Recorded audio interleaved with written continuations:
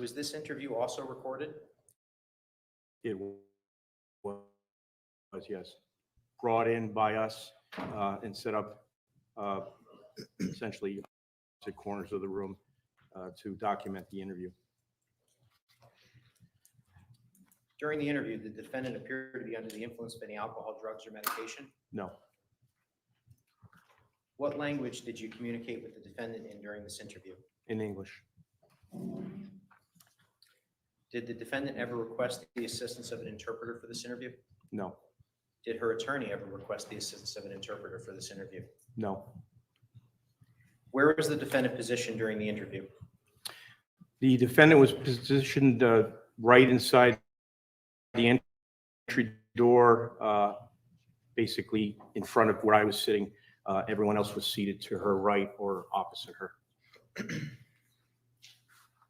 And specifically with respect to you, where were you positioned? I was positioned at the end of the table, adjacent to where she was sitting on catty corner to her. You testified that Attorney Bowman was present. Where was he positioned? He was positioned directly to Michelle Troconis' right side. And have you watched this recording in preparation for your testimony today? Yes.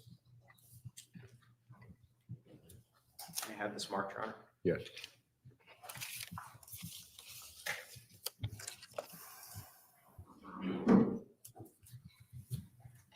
This is 78 for ID. Mr. Shulman, do you have an objection? No, I have no objection. Move 78 in. State 78, admitted as a full exhibit.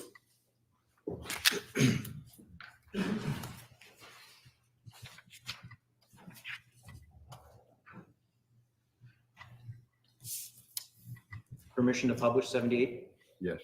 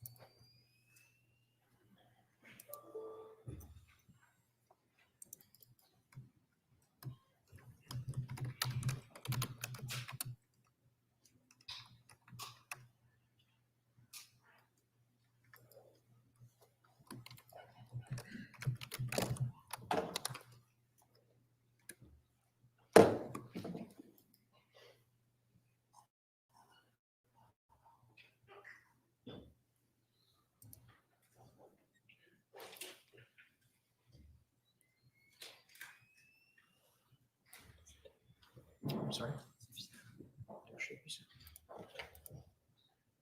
I'm sorry, we're just trying to figure out the sound situation.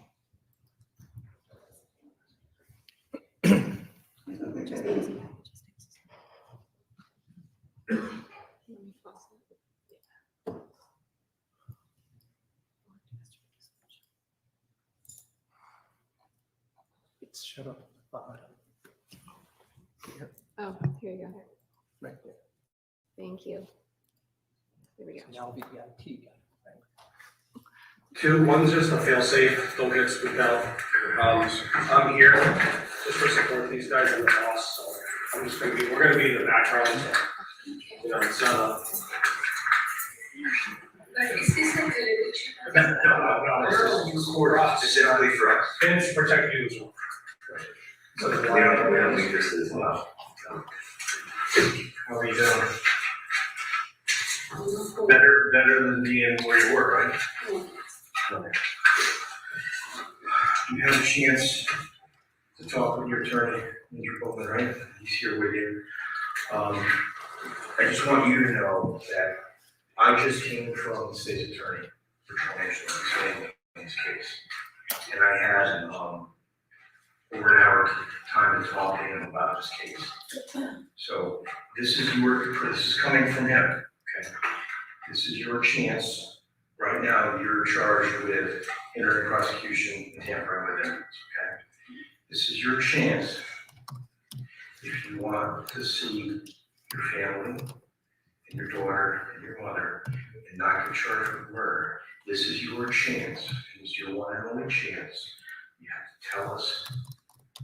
We know you weren't there. We know you were lying to us last time. We want to know who was involved and where Jennifer is. Who was involved in the disappearance of Jennifer Dulos and who and where Jennifer Dulos is right now. We know you know. And we just want you to come clean and tell us everything that you know.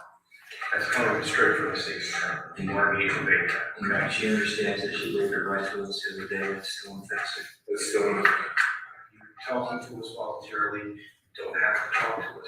You're here, you're not in custody. We're here at your attorney's office in Westport. He's our other way to She understands that she's going to answer your questions truthfully. Okay. We may all have differing views of what she knows, but she's going to answer your questions truthfully. Okay. So you wanted to talk to us today, right? Well, you guys wanted to All talk. right. and I Okay. said So yes. tell us everything you know about the night of May 23rd, going into the morning of May 24th, in the disappearance of Jennifer Dulos from her home in New Canaan. Okay, okay, Just- time, Yeah, just tell them from Thursday night, they're asking you through Friday. I might not be accurate with the times As best you can. but, As best you can. when my daughter called me, the room of my daughter is, you guys been in the house and We personally have not, but we the, understand. the room, it's once you get off the stairs, and then, I don't know, you walk 3 meters and All it's, right, Jennifer, I'm just gonna stop you just for a second. Heartbeat machine, push up. I mean, it's okay, I can go faster. No.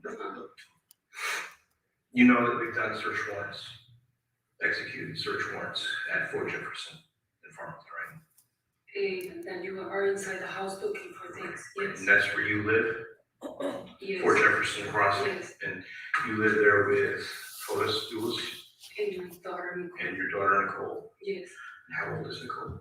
12. You have to understand that we have more information than we had last time we spoke. Okay. So do you remember when we talked about how we felt that you were going through a list or a script? Yes, Okay, we found that piece of paper, those papers. yes. Okay, we don't need to go through those. We need to know, what do you know about what happened to Jennifer Dulos Okay. on the 24th of May and where her body is? You have enough information right now for Photus, for murder. Okay. Right now, you were not arrested for murder, he's not arrested for murder. You both are arrested for tampering with evidence and hindering prosecution. Yes. In all likelihood, he will be arrested for murder. You need to tell us what you know. This is coming from the state's attorney. Just listen. You need to tell us what you know about Jennifer's murder and Photus Dulos. We know that you weren't there at the murder scene at the time. We know you have information. And we need to know that. We do not want to go through, listen to me, we don't want to go through the script because we found the script.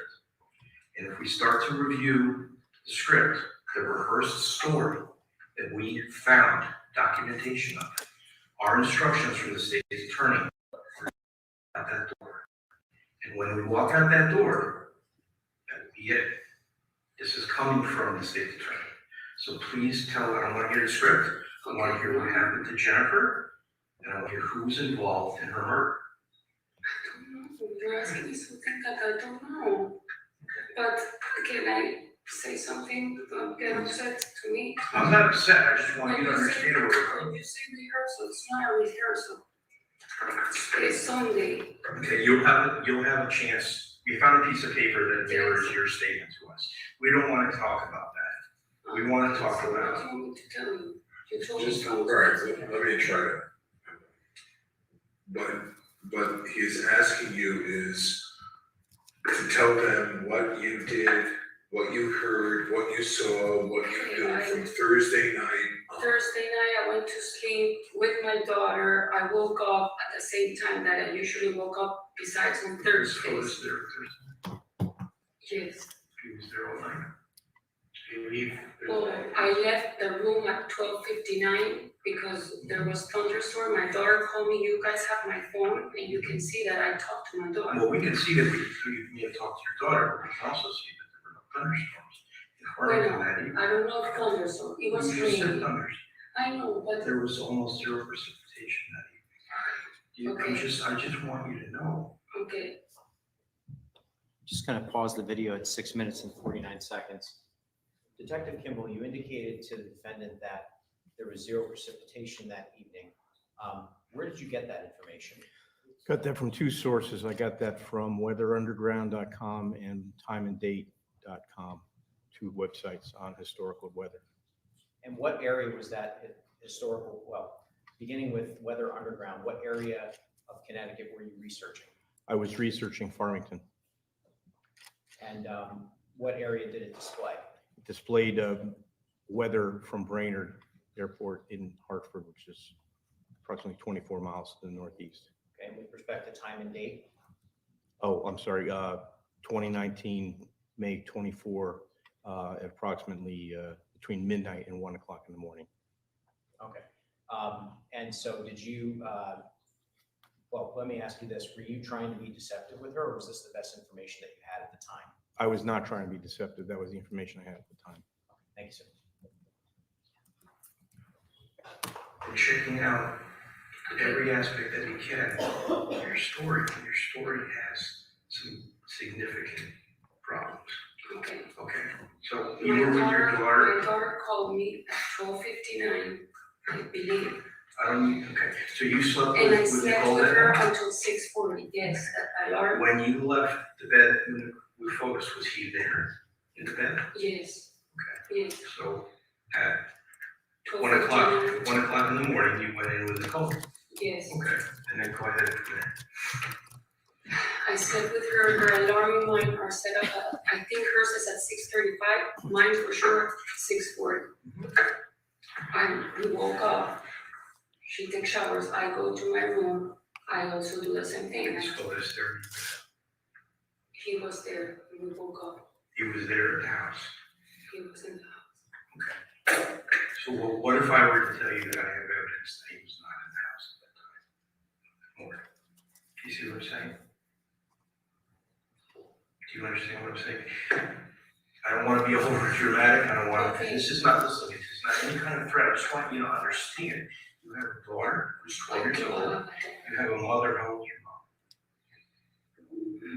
60. Okay, all right. You want to see that, right? You don't want to go to prison. You don't want to get arrested for Mary's trying to, I'm sure you have at least from court, right? Lines out. Have you looked at the news at all? Have you seen your face plastered? I mean, I'll be honest with you, you're probably one of the most hated women in America right now. And I'm not being mean. So this is like the golden ticket. If you know where he could have done something and could have, where he frequents, if you could tip us off, maybe he said something in jest, something in passing that you can say, you know what, that rings a bell. Maybe. All right, let me try to, Okay. if you wanna know, where he, frequents, where the possibilities are that he could have done something, we have spent time in doing that. But, you know, I wanna, you're asking her about that morning. And I think she understands, you know, what she's facing. Are you sure that Photus was there that morning? When you woke up? Well, I slept with Nicole, so I believe he was, but now that you tell me he wasn't, he wasn't. Did you see him in the morning? No, I did not see him, like, So I think Michelle, that helps us. It does, that's huge. okay. So stuff like that. That's the honesty we're looking for. Yeah. Our memory that was for certain. He was there the other day, and then we. Well, because we take We're not photos gonna- almost every day Okay, together, right. so like, I get Alright. paranoid because it's not like, Okay, well, if you first tell thing. me what I do, like even on Monday, I was trying to do the timeline and I couldn't think like what happened on Monday. So we're not. Let's take a breath here, okay? You're in my office, all right? I want you to just tell the truth and relax, all right? Can I just cut to the chase here? Do you know where she is, and can you please tell us, or at least lead us in the right direction? I don't know, but And then we can worry about the other stuff later, because right now we need to find Jennifer. okay, I don't know, but. Can we see what you have? Yes. Yeah, perfect. Just get away from all that. Okay. All right, this is, she's done 2 drawings here, okay? And the first, the one on the left side, is a drawing of where they used to go motorcycling. In the back of In the the house. back of the One house. property. Oh, for Jefferson Crossing. Okay. Okay, so, Can I explain? absolutely. We discovered this road last year. These are like the tower electricity, and this is you told me the D one. Different, environmental protection, probably. And that D Go is ahead, there. just tell them what you know. So we go with the motos, we go into this route, Where's Fort Jefferson? this is house. Okay, so this is Jefferson Crossing. Yes, oh, I'm missing one now. This is the trampoline, the playground. Okay, so you ride out of Fort Jefferson. In the back, we go through the back of these 2 houses. This guy's upset because we're not supposed to ride We there. know that. Huh? We know which one here. Okay, Gerard, huh? So we get to the gravel, we go, at some point, we get out, because there's like another road for vehicles that are supposed to be around this. And then we go, like, there's like a trail that's made by people doing mountain bike, walking, the dogs or whatever. Motos are not allowed here. And we go, and this is like more trees and more off-road. Then we go, there's a little stream, we pass that, then this becomes like an open field. Then here, there's a reservoir, because one time we kept going, and we saw it, and we turned back, because the police saw us, no? And then we go back, and we go here, and we go back to the gravel, and into the house. Okay. That we started doing last year. Around September, we discovered, I'm not 100%, but more or less. And the last time we went, for 2 times, we've done a different road. Once we get here, this is an open field. Again, this becomes trees. There's a row of houses here.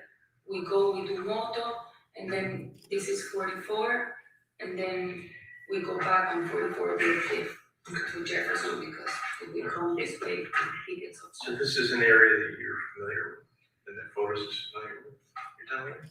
Yes, but familiar at the most 15 Yeah. times. All right, because I see it says 15 times, Yes, this is 2 times. the one that is longer, and in these 2 times, there's one that was another big. Because you cross 44, there's like a plant. These are 2 different things, right? Yes. Right. Just ask you, as far as this piece of paper, Michelle, why are you showing us this? When we're asking you about Jennifer Dulos, why are you showing us this? Because Andy said, is there anything else where you usually go with Photos or you do things? And I said, well, we go more.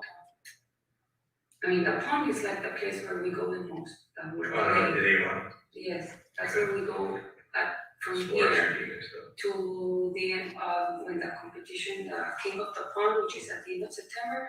We pretty much, if the days are pretty, we go almost every day. Do you know if you or Photus went to this area around the 24th of May? I mean, no. You didn't. Do you know if Photus did? You don't know? Okay. The last time I went with Photos, it was like about 3 weeks ago in Babel, Mhm, like 3 weeks ago, mhm. And you all went riding your motorcycles? each, yes. Okay, through that property? Yes. Okay. Just out of curiosity, do you guys normally have your cell phones with you?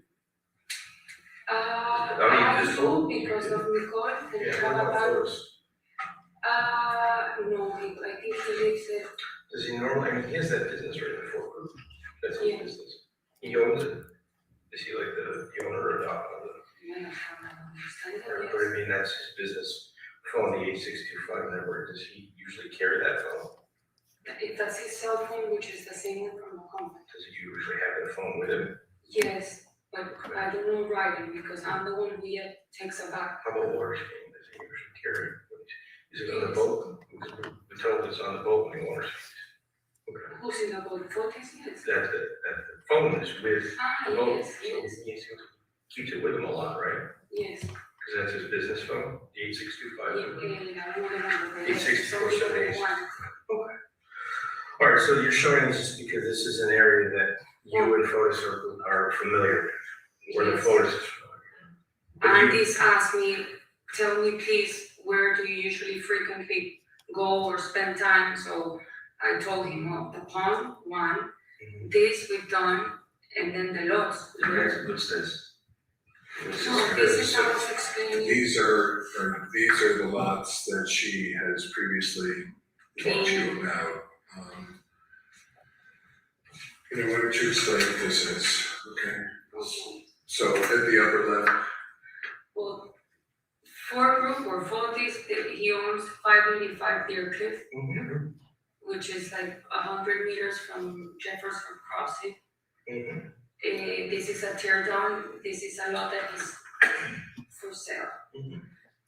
Then Deer Cliff, I was explaining earlier, it becomes like Eli Road. He with Stefan, that is from Coldwell Bank, is a realtor and a friend. Stefan is a realtor? Stefan Rage. Okay.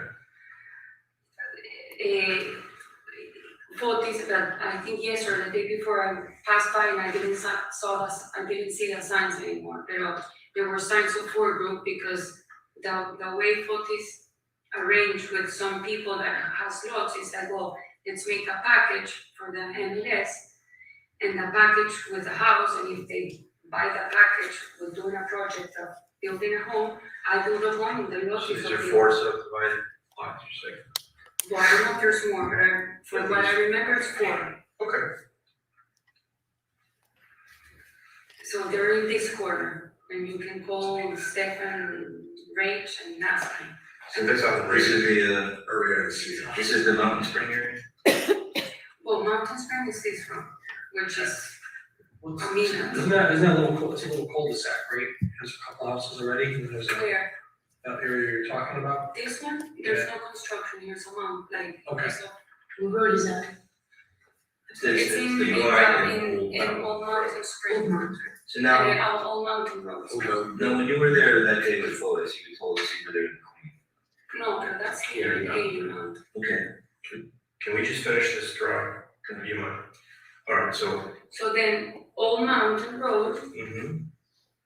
there's other 3 lots of, the owner is called Mr. Godfrey. He lives here with his wife. And at some point with T-Leaf, which is another realtor, broker, whatever, real estate, they arrange the same thing, that if they sell a project with 4 group deals and the lot is of the owner, and there's 3 lots here.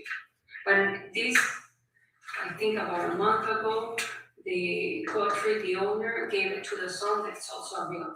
So 4 group has nothing to do anymore with these 3. So it's Mr. Godfrey, 3 lots, it's on Old Mountain Road. Yes, Okay. And it's, how far away is it from these? in car. Is there a crossroad? This isn't there a crossroad, is there, what is this near, do you know, or do you know the address, Mr. Godfrey? Okay, You can call Procedural, which is from T-Leaf. what's tea leaf? It's a. It's a realtor. Yeah, like Coldwell Bank Okay, or What's the trend Here's some other, So then, this is Mountain Spring Road, but you have Typhoid Road. Well, this is longer, but I don't remember that. So Mr. One, he's a doctor, also had these 3 lots and did the same with Photus, but this sold like 3 weeks ago. A guy came and bought the whole 3 lots, supposedly. he was frequenting those lots, Photos, so that's just some lots that you know, they. Well, I've walked this, like I walked this lot maybe like 3 or 2 weeks ago with the people that bought them. The couple came, the husband and the wife. And we walked all the way up because he wanted to see the highest point to build a home and not be around like other homes. So yes, the 4 of us, we walked this, but that was my only time that I walked this particular lot. This one I've never walked, this one I've walked them like probably like 5 times with different clients.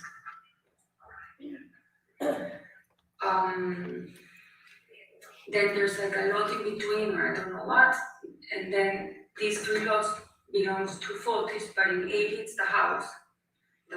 That's 80, 84, 88. Yes. This one, he just sold it to the Troconis, the 88.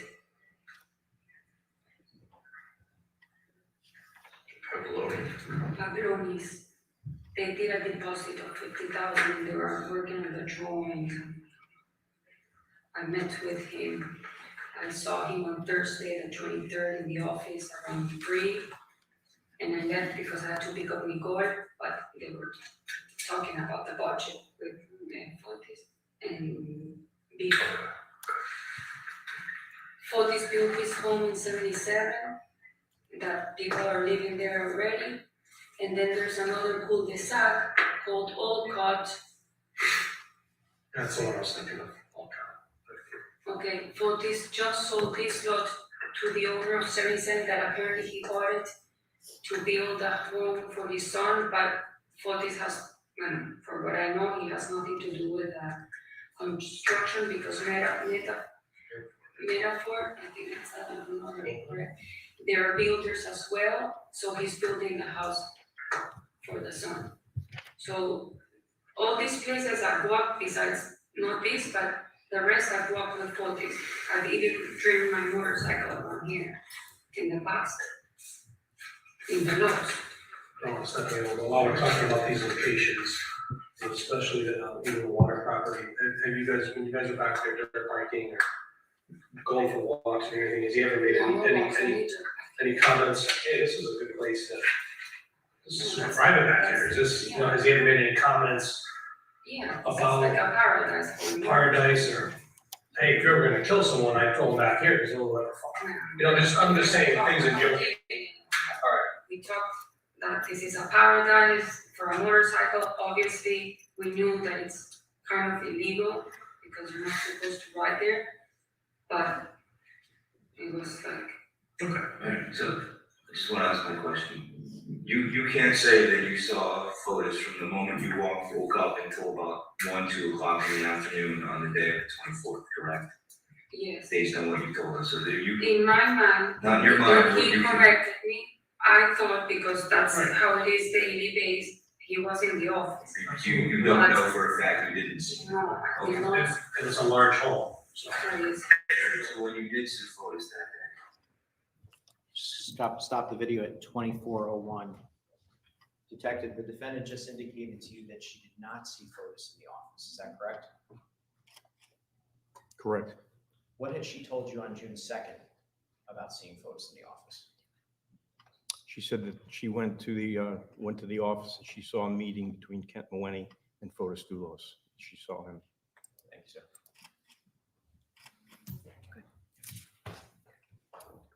day? One, No, a little bit before because we had lunch. lunch, but I remember from the other day when you and I spoke, that you had said it was sometime between 1 and 2. Yes, but then again, I don't have my phone, so I did receive a call from him at 1:50, what was it? It's somewhere in the paper, 53 or 57, so obviously we But when you gave this time to your attorney, you didn't have your phone.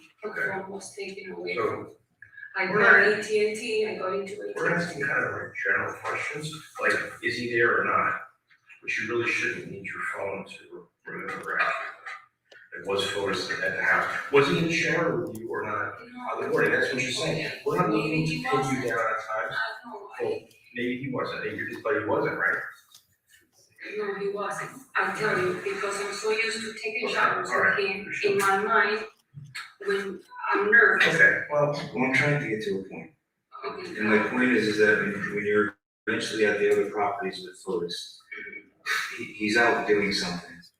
How would, just explain to us honestly how much you really did or didn't see, what he was doing or where he was. Because we've already determined that initially, whether you meant to be or not, you were untruthful with us about where Photus was and what you knew. Okay? I'm not saying you were lying, I'm just saying that the information you now come forward that you didn't really know what you were saying you did now.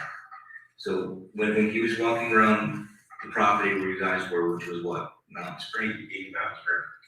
You mean here? Yes. Yes. Did you really see what he was doing or no? I saw him fixing the ribbons, they were like pink ribbons that he covers so people don't step, because when they do the open houses, people park in the grass and he gets upset.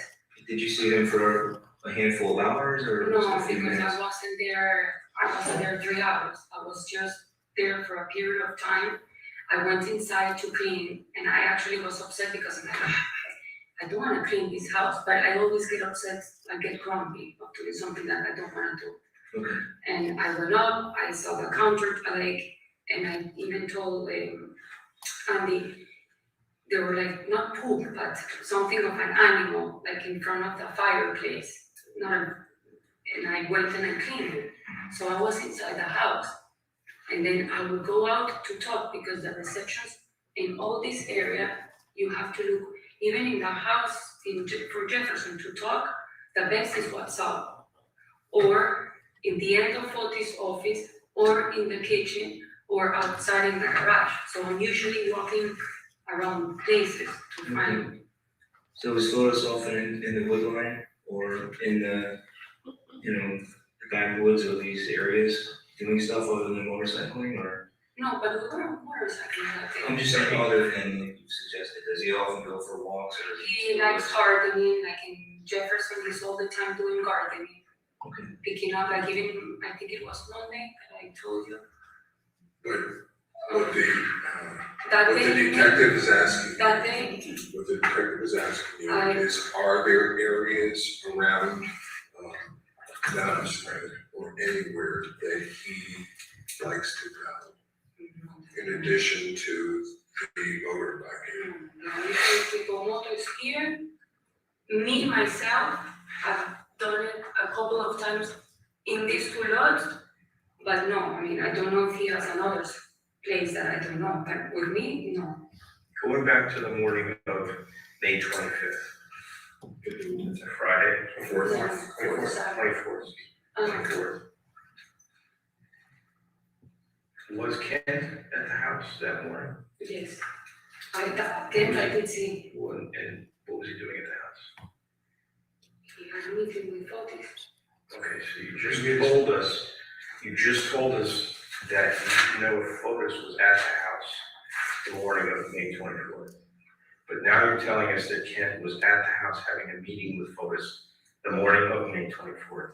So you need to decide which it is. Bueno, he said he was in a meeting, Either. Kent, that he was having a meeting, no, sorry. Photis told me that he has a meeting with Kent. I saw Kent because I went up to pick up my computer. So Kent was at the end of the office where there's a glass table, and I saw Kent. I'm not crazy. When did Photus tell you that he was having a meeting with Ken? As if you didn't see him that morning? I think he told me the day before. That he had a meeting scheduled with Ken the next day. Yes, even as when he called me in the afternoon in one of the calls, and I wrote it. Yep, Go ahead. He said, remember that Rania is bringing some clients on Saturday at 9 in the morning, we have to clean the house. That's why we had to kind So the of, morning of May 24th, Friday, yes, you saw Kent at the Fort Jefferson yes, crossing yes. at about what time?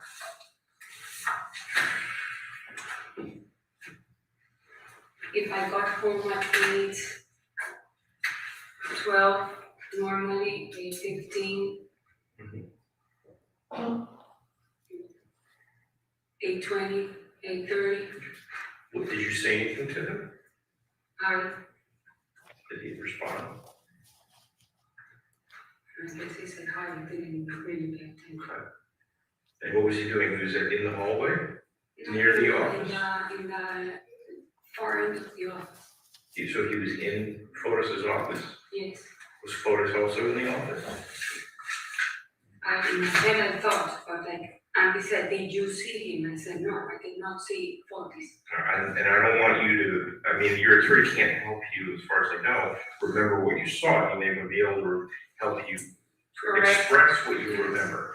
I'm not trying to trick you, I'm just trying to ask. I'm telling you, Did you, the morning when you saw Kent in Photus's office, Friday morning, yes, you remember seeing Photus in the office with him? no, Okay. I did see him. He was wearing a light jacket, I don't know, blue. Mhm. I remember it was light, but I cannot tell you exactly. Then I went down and I opened my computer like I do, I made an omelette.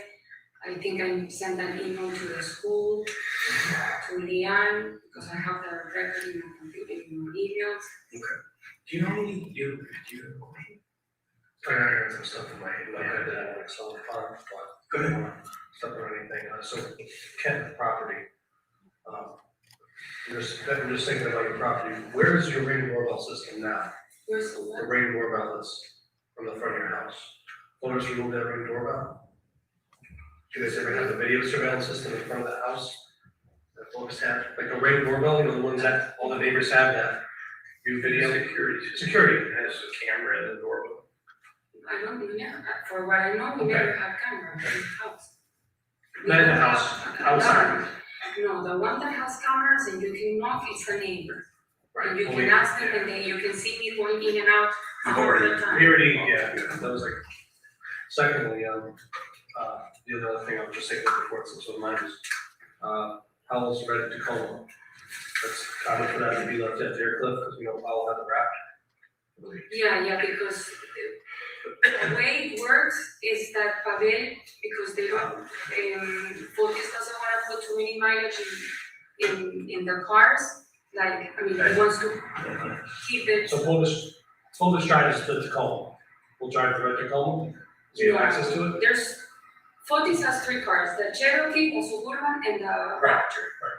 And Pavel has the Toyota, the pickup Toyota.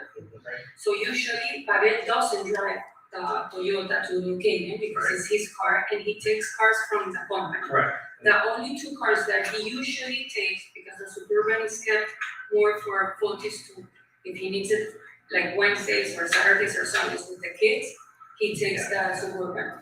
And Pavel uses either the pickup truck or the Cherokee. And me, I use whatever of those 3 cars are left in the house.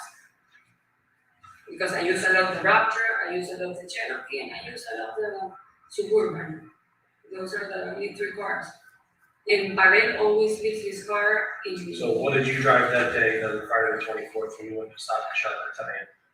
You drove the white Jeep, right? Yes. So we can rule that one, right? You what? The white Jeep you drove on Friday morning, or something, Yes. so to Stop and Shop at 10 o'clock, well, I think that cheese and a couple of things. Yes, I can prosciutto, Yeah. for sure, monster It's cheese. very good. The what? Prosciutto is good. And you can look, I mean, the date of the prosciutto must be in the package inside the refrigerator. Yeah. So you have white Jeep that day, right? It's not my car, it's. But you're driving, Yes, Okay. yes. Pavel has the black Raptor. In my head, yes, In I your head. didn't see Pavel, I didn't see the Raptor. But usually, if the white car is there, it's because I took the, So you took the white Cherokee that day to Stop and Shop because that was the only car left, right? Your Photus was not home. no, but I don't know why I think the Suburban was there. The black car, the black Suburban, Was there? I think it was. Okay, that's good. I'm doubting, but, okay. because you guys No, obviously. just anything you can, I just think think of in your it mind. already was, but maybe I'm wrong, and I'm wrong. If I wanna say No, something, then you tell me, you told me this. You know you had your white Jeep Grand Cherokee that morning, we know you went shopping. We know you weren't out. Yes, I didn't took a We picture know of the that. stupid. Yeah, so all that little nitty gritty stuff, but I just wanna let you know, we know where you were, went to school, you went to Stop and Shop. Safe to say. No, I went to school, I came back to the house. Well, I'm just saying, you know you're up in the area running errands and doing your motherly things and stuff. And I left up the purse, Right, I also saw Hodge and the secretary yes, at the warehouse Yeah. at like around, I don't know, 9:10, 9:15. I mean, you can call him, I saw him with my eyes. so just to be clear, I know we're all on the same page, but we know you didn't come down to the can, we know you didn't go in that garage, kill Jennifer, I this isn't, didn't know if she so we're not- was to start with, Right, like so- I've never been down there. I understand. we understand that. So we're just trying to account for some vehicles and possibly, you obviously know where Photus the best. I mean, you guys are a couple, right, you live together. So we were just hoping you could help lead investigators to Jennifer, Okay. and maybe that would be a I good was fit. sitting down there. In my head, a lot of times, he's in the office, in my head. Right. Now, Right. I mean, I always, and even my mom will call me, what are you doing? No, I'm here in the kitchen, sending whatever. And for this man, he's in the office, in my head. Now, if everything is a doubt, because I don't know 100% if he's in the And office. you look at his track record with relationships, I mean, not too good. He left his wife, you guys hit it off, I'm not saying you're in the wrong No, he left the first one. wife for the second. Yes. Yeah. He killed the last one, For Jennifer. I'm He was just, dating the second wife while he was married to the first. so he doesn't have a good track record And with then women, he's dating you while he's married to the second. Yes. It's just what he does. so that's what he That's does. what he does. So if he's gonna lie, I mean, But the first one, I don't think he's dead, she's dead. Doesn't matter. no, I'm saying his track record with relationships, and lying and deception. Okay, yes, I guess, yes. Okay. Do you, I don't know. okay, so I think, no question. Sean, do you make it a habit of keeping receipts? Yes, You do, you have a lot of receipts. yes. I keep them, if you, Where do you keep them? what? Where, when you keep a receipt, where do you put it? I put them in my purse and they're like all messy. And then after a certain time, if you check my computer, I have a folder that says in Spanish gastos, which is expenses. And I put them monthly, and then I go in my computer and check with the credit cards with my receipts, because sometimes what you see the bank, it gives you numbers, and I'm like, okay, I don't remember, but I go with my receipts. How You often can- do you do that for monthly? Like every 3 months. Okay. Now, So you, you can also go, and I must have another folder that says Dale, this is what, Dale, Vail, Colorado. right? And I keep all the receipts too, because at the end of our stay in Colorado, I have to, with the father of Nicole, I have to make expenses because he gives me part of that money, we go half and half with everything that is with food, hotels, races, well, if it's an equipment or something, he You gotta pays keep a lot of fully. business expense. Records, is it a business expense? Or you wanna keep receipts for business expenses? Or you just wanna keep No, for receipts? him, because he's never asked me, let me see the receipts to see if it's true that we're spending, but I keep them, and it's all in my computer. If you go and it says gastos, and it says 2018, 2017, 2019, you will find, So if today you went to Starbucks and you got a receipt from Starbucks, what would you do with that receipt? I put it in, I throw it in my purse, And then what? and it stays there for probably 2 months. Okay. So are there, do you only have? And I keep mostly, the ones that I carry is the ones from my credit card, but I also use Photus credit card for, mostly for supermarket, for gas, Mhm. because he puts the gas for the company, supermarket he used, but I think it changed the law or something, and he said, I don't need any more the receipts, but I leave them there on the kitchen. You only have your purse with you? Sorry? You keep your purse with you generally? Usually I keep 2 purses, and actually one stayed in the kitchen, the brown one, Mm-hmm. and this one. But then I have all. If you have a receipt today, you put it in that purse. If this is the one I'm using, yes, if it's the other one, it Do goes. you leave it in the purse that you put it in, or you transfer No. the purse? Okay. Okay. So would you say that there should be a lot of receipts in your house, in your purse? 2 months worth of receipts? Yes and no, because I'm being bad with it in terms of like when it's with Photus credit card, I try not When to. did you last, look at your credit card bill? Yesterday. Okay, so, yeah, but around the 24th. Like, when did you last go through your credit card bill? Early in May or I earlier? think on the 20th, when Foti said that his lawyer said that we have to do a timeline to remember where we were or whatever, I think that day I went through my purse. That's Jacob. Jacob. Yes, I think it was Jacob or Elaine. Okay.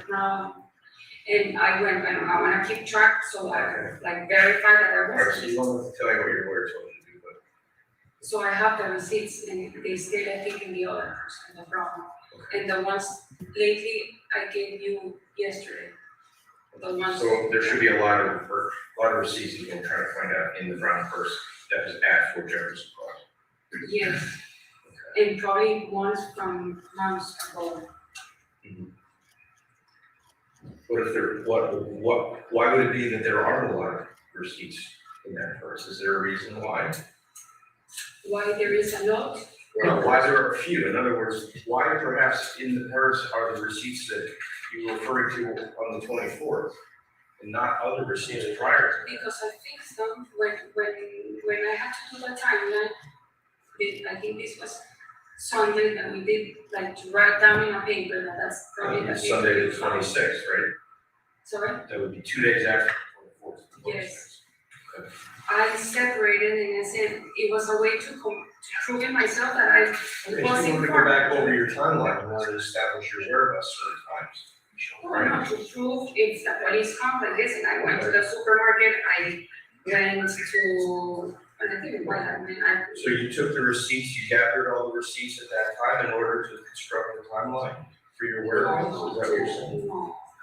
To have it as a proof in case you guys ask me, what were you, and I can go and say, listen, yes, it's true, I was in Stop and Shop at 9. Sean, I have a question. So all those receipts that you discarded, I don't discard it, I keep them they're in my purses.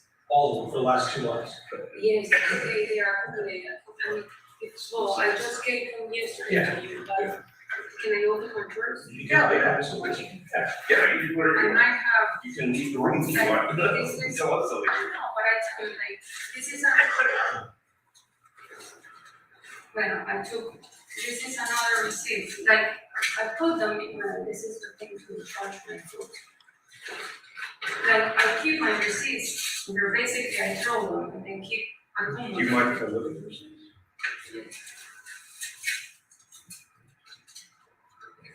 How long you had that purse?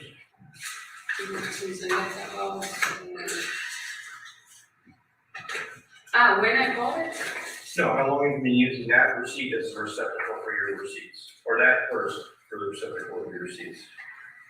How long have you been putting receipts in that purse? Since you had to leave before Jefferson? yes, my Okay, purse. I have 2 receipts here, one from the 5th and one from the 5th, so 2 from yesterday. Any other receipts in there?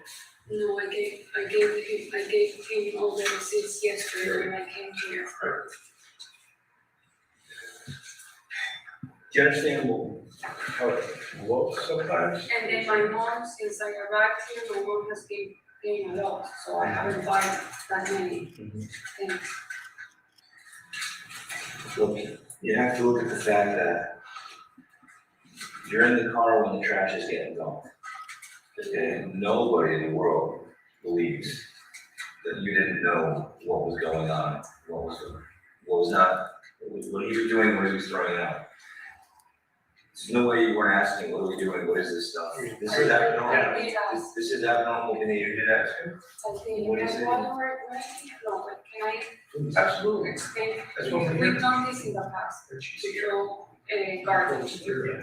We've done it for in Avon Pond, I've done it in your clinic with. So when you asked them, But what are you my doing, why are you doing this? No, Do you my- say? It's gonna go get the state's. Okay. Do you want to, well, if you're leaving the room, we're gonna. Oh, You're here, we're gonna see tonight. Rachel, I thought. yeah. Mr. Bowman, nice to see you, sir. Trying to record this all. No, we're here for you. We want to get. Everything I say, I'm saying it wrong, so. No, we're not expecting you to say like spot on, the things that we're asking, the information we're asking you Can for. I go just back? listen. The information that we're asking you for is not required, should not require you to have your phone to be precise with times. We're asking in the morning of kind of questions.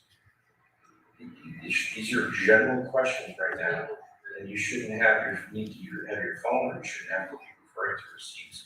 We're trying to get information on where Jennifer is and what happened to her and who was responsible for what happened to her. Because we have a pretty good idea what happened to her. We need to find her for the family. And I said, and when the state's attorney Langelo walks back in here in a minute or two, he may have a few things just to explain, because I feel like they're not telling us everything. Okay, what I was explaining, that throwing out the garbage, for me, it's not it's something new that we've done. Okay.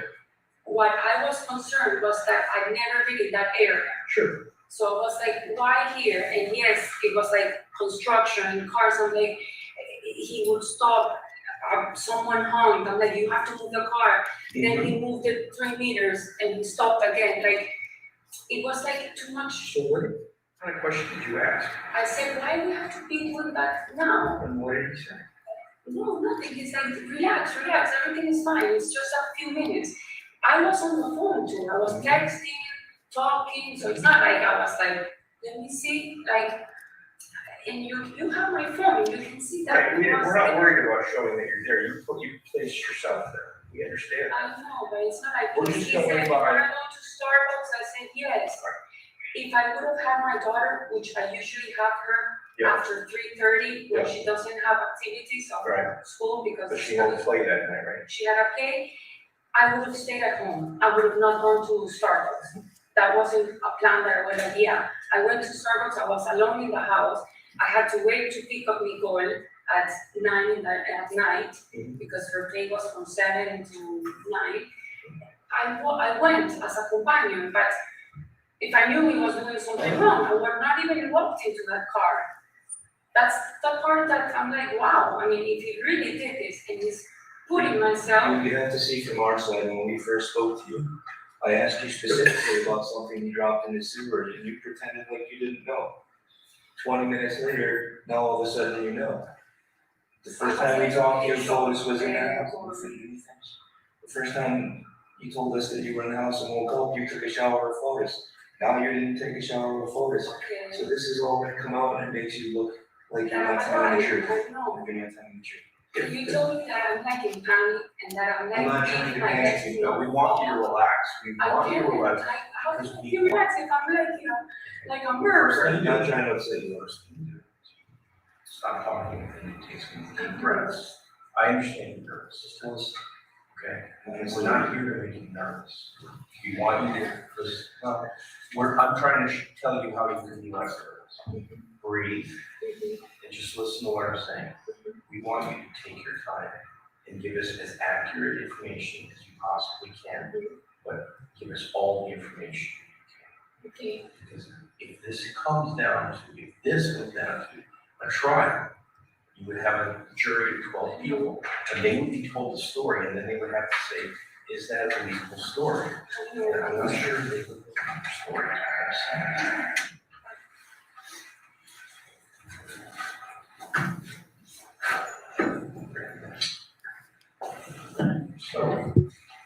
So I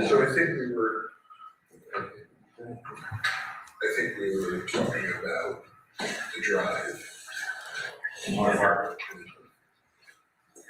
And I think you asked her, John asked, what did you say to, what did he say to you? Trip. Yes. It's your It's basically, what I'm saying is that nobody is believing that you didn't know as you're going from can, throwing stuff out, dropping stuff in the sewer. No one's gonna believe that you didn't know what was going on, and then we retrieve these items, and we've already told you what we retrieved. So, The license plate. more than that, more than a lot. more than that. We're not gonna go over what we retrieved, just suffice I to say. remember the license plate in a Can you tell us anything about that license plate? kilo with blood. Okay, And Michelle, chocolate can cake. you tell us anything about that I license? don't, I didn't even know. Did you ever see it? No, Alright, but you saw the mailer the FedEx,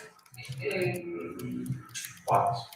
well, what I saw was in a box, it was like an envelope. Like a soft sided envelope? Yes, it wasn't a box, Okay. it was an envelope, what Did I you saw. see photos putting it into the store? I saw it that I did see in the car, I don't remember if it was in the back or in my That's fine. feet. That's fine. That I do remember seeing. Now that they had license plates inside, I did not know. I did not know those license plates belong, and I didn't know Mhm. that they existed. Okay. And that's possible, that's feasible. But given all of the information that you're driving. And sorry, Absolutely. I don't remember if it was you or you told me that I handed it to him. That was, And I said Don't worry about yes, but don't worry about because I that. was nervous, I don't know if I handled it Don't or worry not. about that. That's not, you saw it in the car. But It's on video being, okay. both of Don't you or someone of you don't that night worry about asked that. me if I disregard that, did. ignore that. And we have that, that's not an issue. It's not an issue. Well, but I said that yes, and I passed it. Okay, we're starting over with that. Point is, it's in the car, it's on video going into the drain, we pulled it out of the drain, and we found what was inside. That's all we need to know. As far, and you're telling us you never saw him doing anything with license? No, I've seen those envelopes before in the office, Okay, underneath his printer, okay. because he sends a lot of, supposedly, he sends a lot of But given what's going on, where he's driving the Raptor, you're riding, he's stopping at multiple locations, people are beeping, you're saying, hey, let's get out of here. I remember a fire truck. When a fire truck goes by, and you ask him, why are we doing this? No, why we're here, this Why we're area. here? He says what? He said, relax, it's okay, it's just a few And minutes, and are you right? saying that there was no other conversation about what was going on there? I was on my phone I understand texting, that. you can even verify I it. don't need to do that. I'm asking you the conversations that are on the There's phone, no that were calls. going on between you and Oh, I Photus. was a little bit upset because I didn't wanna be there. I didn't wanna be in that area, I've never been in that Because you said area. what, creepy, you called it creepy. It's not a nice area, I right? told it creepy to you guys, I don't think I said creepy to him. Okay. But you knew you were somewhere you don't normally go, right? No. Actually, when I went to the guy to see the GPS, I was driving with my mom and the GPS almost got me there and I'm like, I remember this, like this area, I think, and I told my mom, this is where I think we drove, because again, I think some of you said, or you told me that there was no construction. And I remember seeing. We're talking about today, we're having this conversation now, don't worry about what you said. Well, because I said things. Just listen, please. Well, this is a good time to take a break. So after you guys were driving down, he was. Ladies and gentlemen, we'll take our break until 11:20. Please do not discuss the case.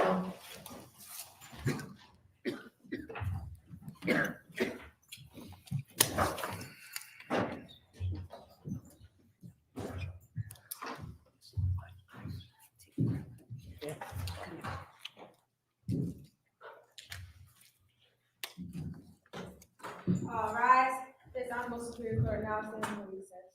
You can exit.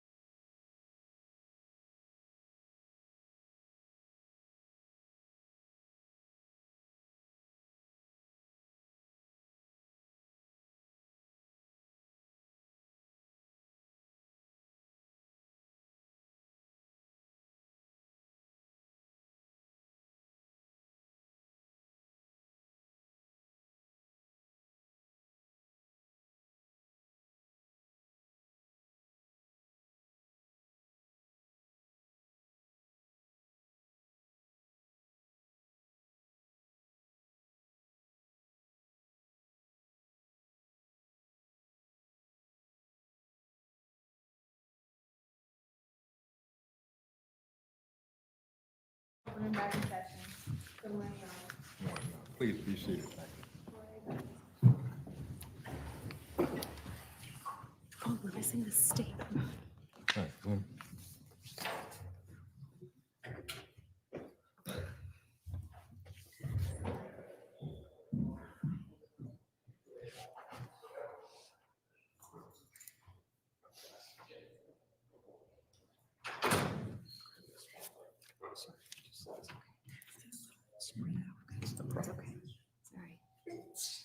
Let's see.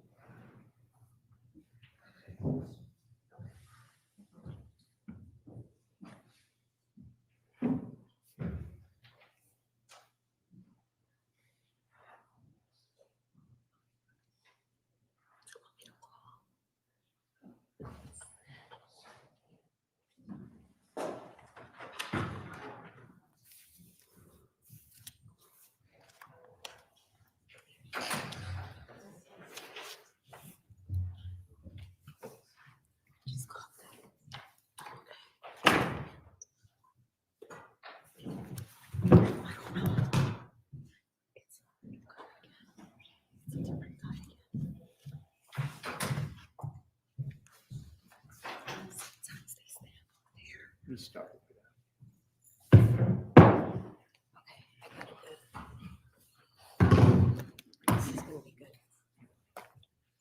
We can bring Detective Kimball back in.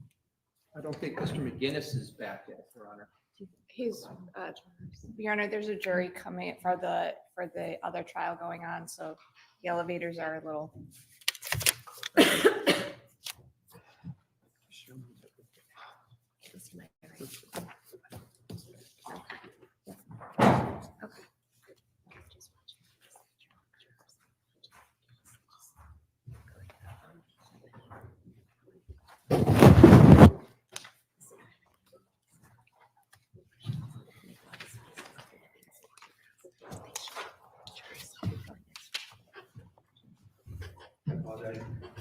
Thank you.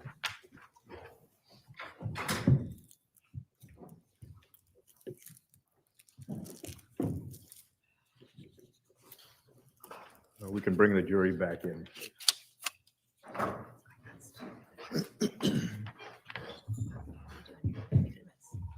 It's all yours. Oh, okay.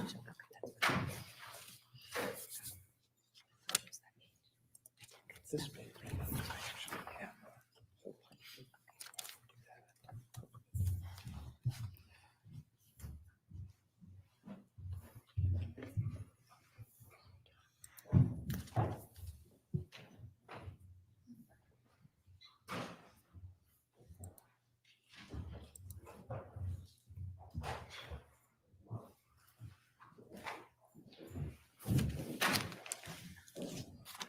Would counsel stipulate, please? Yes, Judge. Thank you. Your Honor, we're going to resume playing the video at 53:49. Thank you.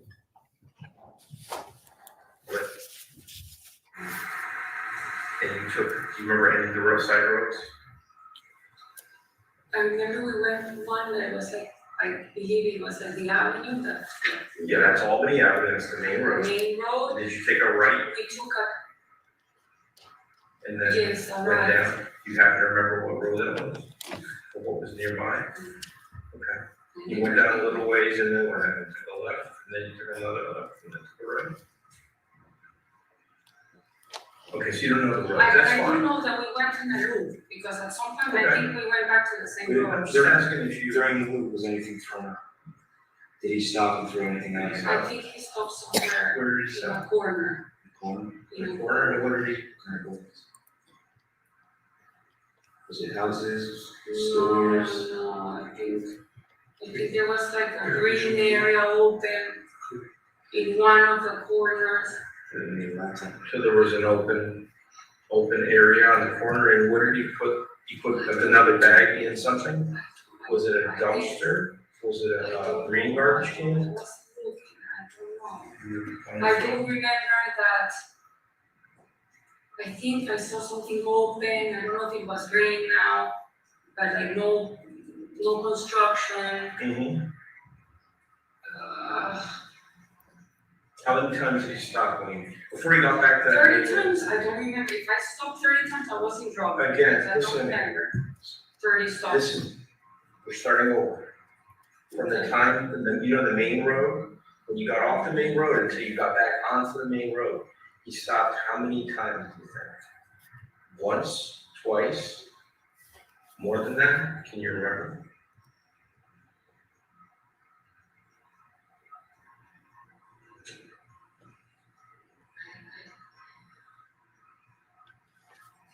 We're just asking if you I can't know, remember. I'm trying to think, I mean, Okay, I'll let you. one for sure, otherwise I would not remember.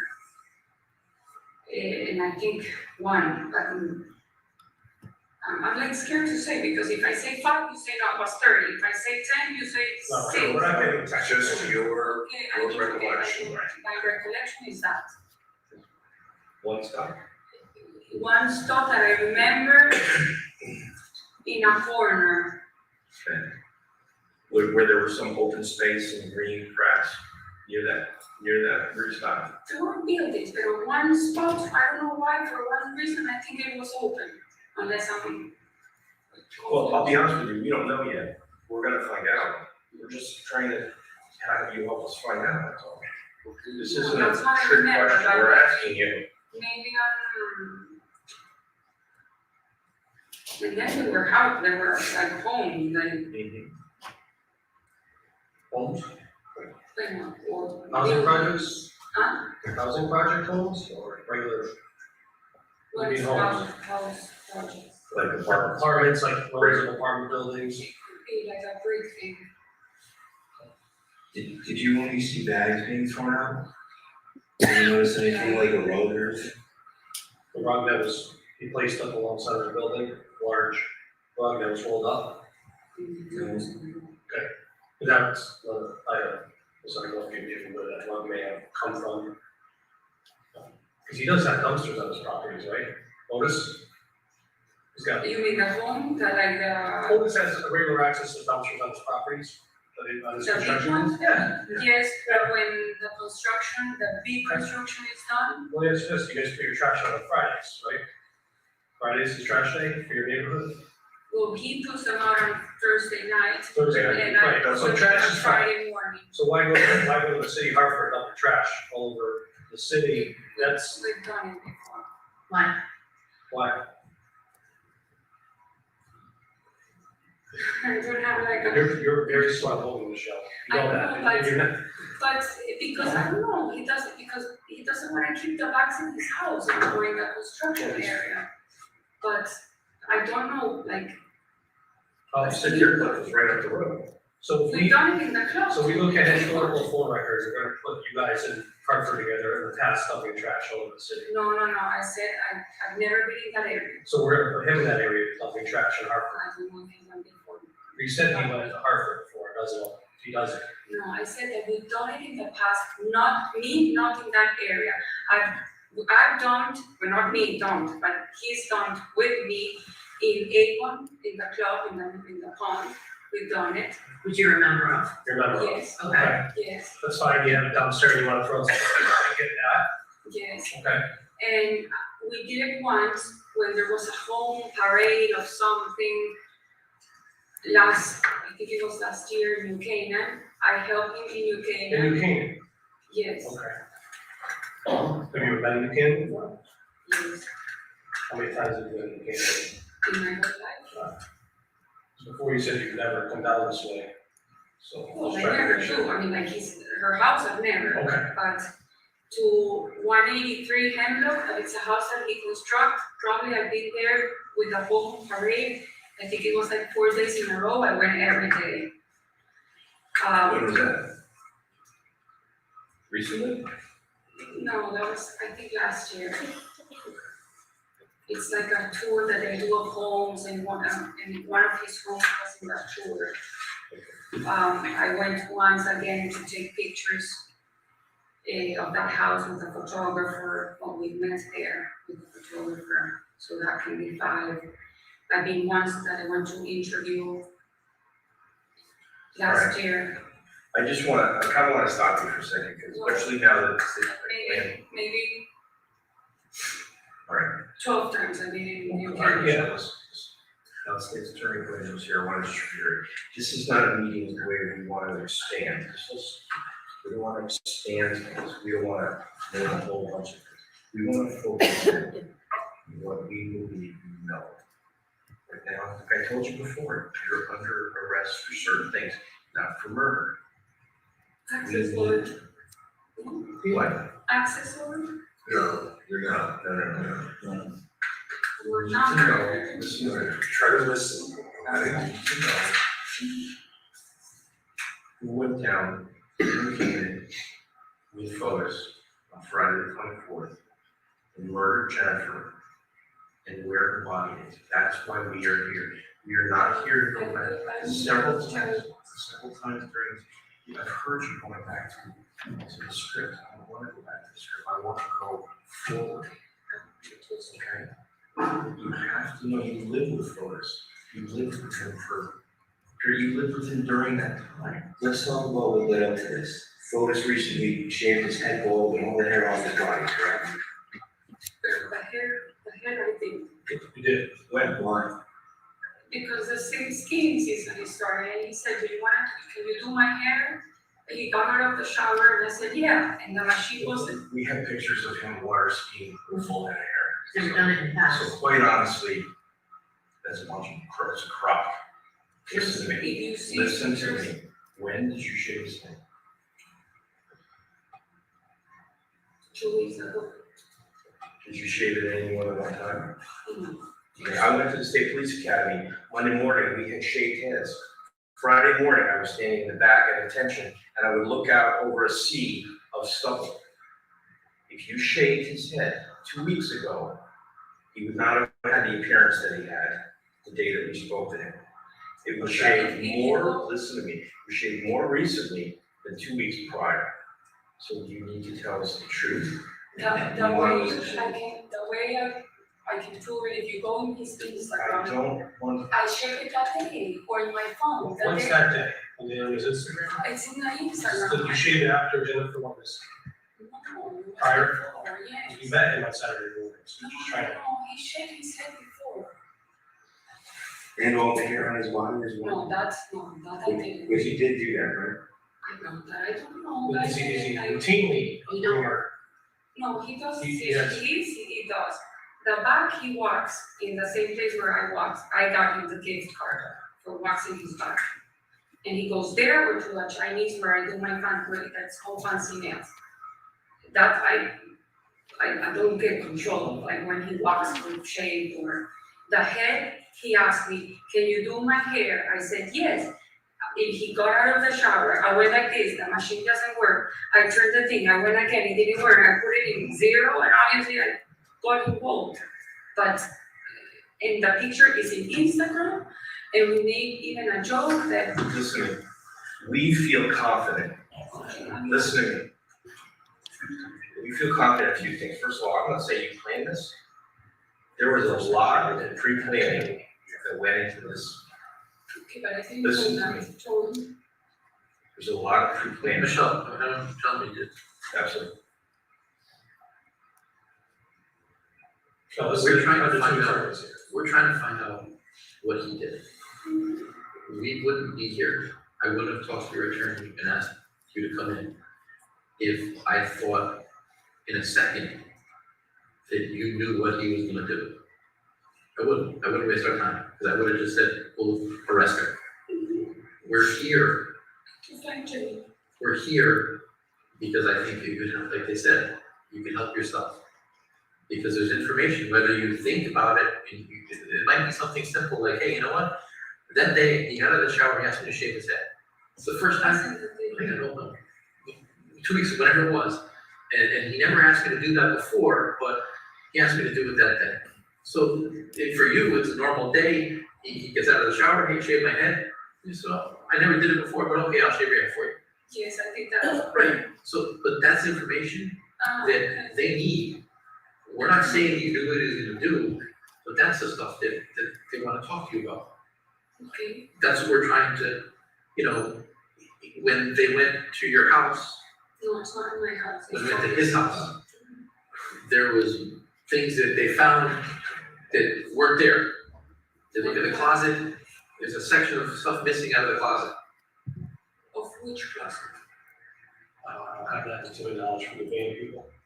I'll find out. In the shoes, your shoes in the closet, there's a section of them missing. My shoes missing? Shoes there. I only took this No, and one. no, that's what I'm saying. So maybe you don't know what he did with them, With my shoes? but maybe you could say, hey, my closet, all the shelves have shoes on them. No, That's something, like, I don't have that many shoes. okay, So. But this is what they're the asking. only two shoes I took is this and a New Balance okay. from my shoes, and I think a lot stayed like in the floor. Do you have any flats that you wear? Yes, I just bought 2 pairs on Saturday, a red one. Right, but we're talking about before Friday. If I had flats, my flats, I do have flats, I You have- have a red, Would they be in the closet if you had them? they can be, Should usually. they be in the house somewhere? Yes, they can be in the mud room, in the TV room, in the family room, in Nicole's room. So would it be weird to you if the police went in there and they searched the house and they didn't find any of your flats? They weren't? I'm asking you, would that be, I know, yes, of course, but okay, I didn't know they to choose. well, we don't know, we searched, we didn't find any flats. We can't No, things that aren't there. I have flats, I have 2 that are exactly the same, black and gold, that they have like a gold and like this. Attorney McGinnis, can you stop the Dressy video, shoes, please? flats. Yes, sir. Court would like to see the photographer, please. Mr. Photographer, would you approach, please?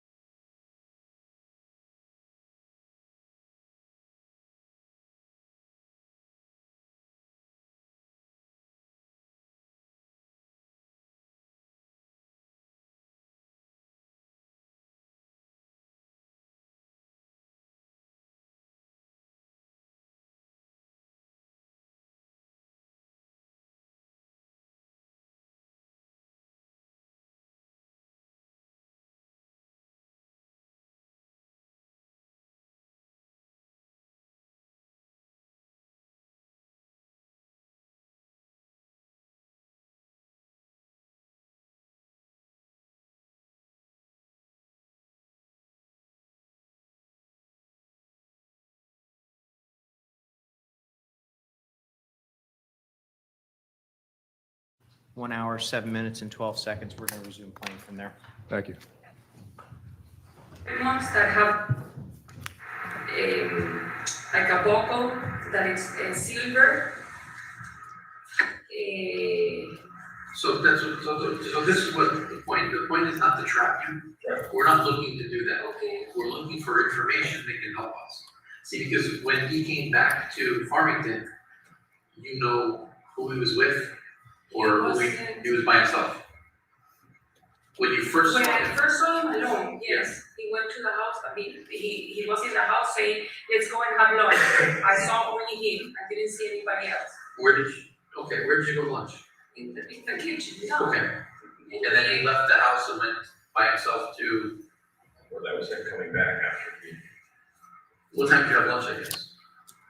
My guess was around 12 and 1. I told them the other day from 1 to 2, but again, usually my lunch are from 12 to 2 at the most. In those periods, I eat. Just don't, we don't, You can't can't- keep them all just based on his. Right, but that was That one night. first, okay, but he first went to that house, not 80. The house, Okay. first thing we have up the house is 119, yeah. Okay, so that makes sense. And when you first saw him, he was by himself, what car was he in? When we're talking about I didn't cars, see because I saw him, I was You saw up him? and he was Okay. down in the stairs. I said, can we go and eat? And I said, yes, I went down, I took the pastel de papa, I, here we. Sorry, how was he dressed? Jeans, it doesn't, from my knowledge, he only has, for what I remember, two blue jeans and I one only black. wanna know what, And how a he was light dressed. shirt, a light shirt, Like a t-shirt? Or yes. like, Sleeves or no sleeves? Short sleeve, not long sleeve. No, Like like, this or like what I'm wearing, Hold on, a collar? Did he have a collar? like it's like what I'm wearing. like a polo shirt? That's what I remember. How did you know he was back in the house? Well, that afternoon. Because he said, he calls me Oni, he says Oni, and I wasn't equal to him, so I'm like, yes, we go and have lunch? And I went down and he was looking up and I was looking down, I said, yes, we went and I went down the stairs. Noon or 1 to 2, you're not sure. It's around that. No, I said 12 to 1. It's around. Did he appear normal to you? He was his normal self? Was there anything wrong with his hands, his arms, his body, anything? No, Not that I, nothing that you noticed? zero. No. But just for history, those effects are that, you're not sure how long, when he left in the morning, right? You didn't see him. Once Nicole called you at 12:59 in the morning, I went to. you went to hers, and he may not have been there in the morning when you woke up. Is that what you're saying? Yes. Do you know if Photus had a rash on his body in the days prior to this? Do you have anything wrong with his skin? He said that he was getting poisonado, When did he say but that? I don't know if it was like, not that day, but I don't know if it was Saturday or Sunday. It was after the 24th that he said that. About the poison I ivy. believe so. And all this was going on for you guys, he said he's starting to get poison ivy. I believe so, but Okay. again, So- I don't, That's fine, don't worry about me trying to lock them now. Is there any place on these properties where you've gotten poison ivy before? yes, Where? in the water, we got So in the trails of your little motorcycle, in this part in this part of the trail, that I fell with the water, and this is by the power homes. yes, but before, this is like, I think it's called plant. Yeah. If I'm not Okay. wrong. Good. We're gonna try to get you a better picture. I've fallen there before, and when I don't have the jacket and all the motor equipment, I've gotten poison ivy there. Okay. It's very simple that you got it, it was very easy that you got it, right? You just, Yeah, because you weren't covered. Yeah. Okay. Did he tell you where he was getting the poison ivy? No, he just told you. and also, sorry, and in the pond, when I gotten out of the water, I got in poison ivy too. Which pond, the one beyond the salt Where storage? we You see, ski over. I got in poison ivy in those two places, me. Okay. Corey, we're gonna get the laptop, so we can. You can show where it actually was. Yeah. Yeah. Take a look. These run to the video, we're trying to go back.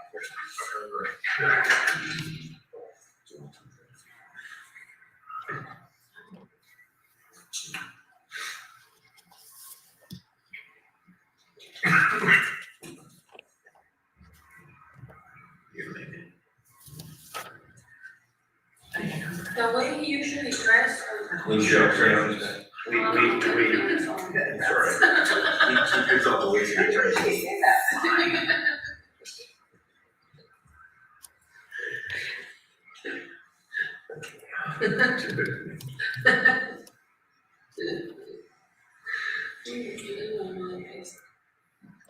And just make sure you're clean your crayons.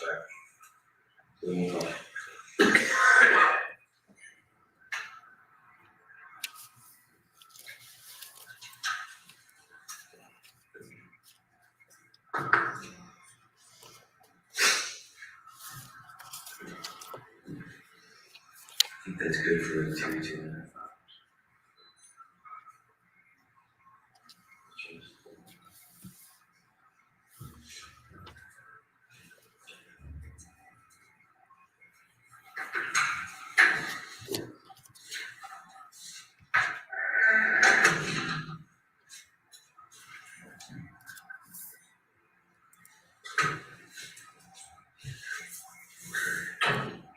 Can you tell about the poison ivy? Yes, please, yeah.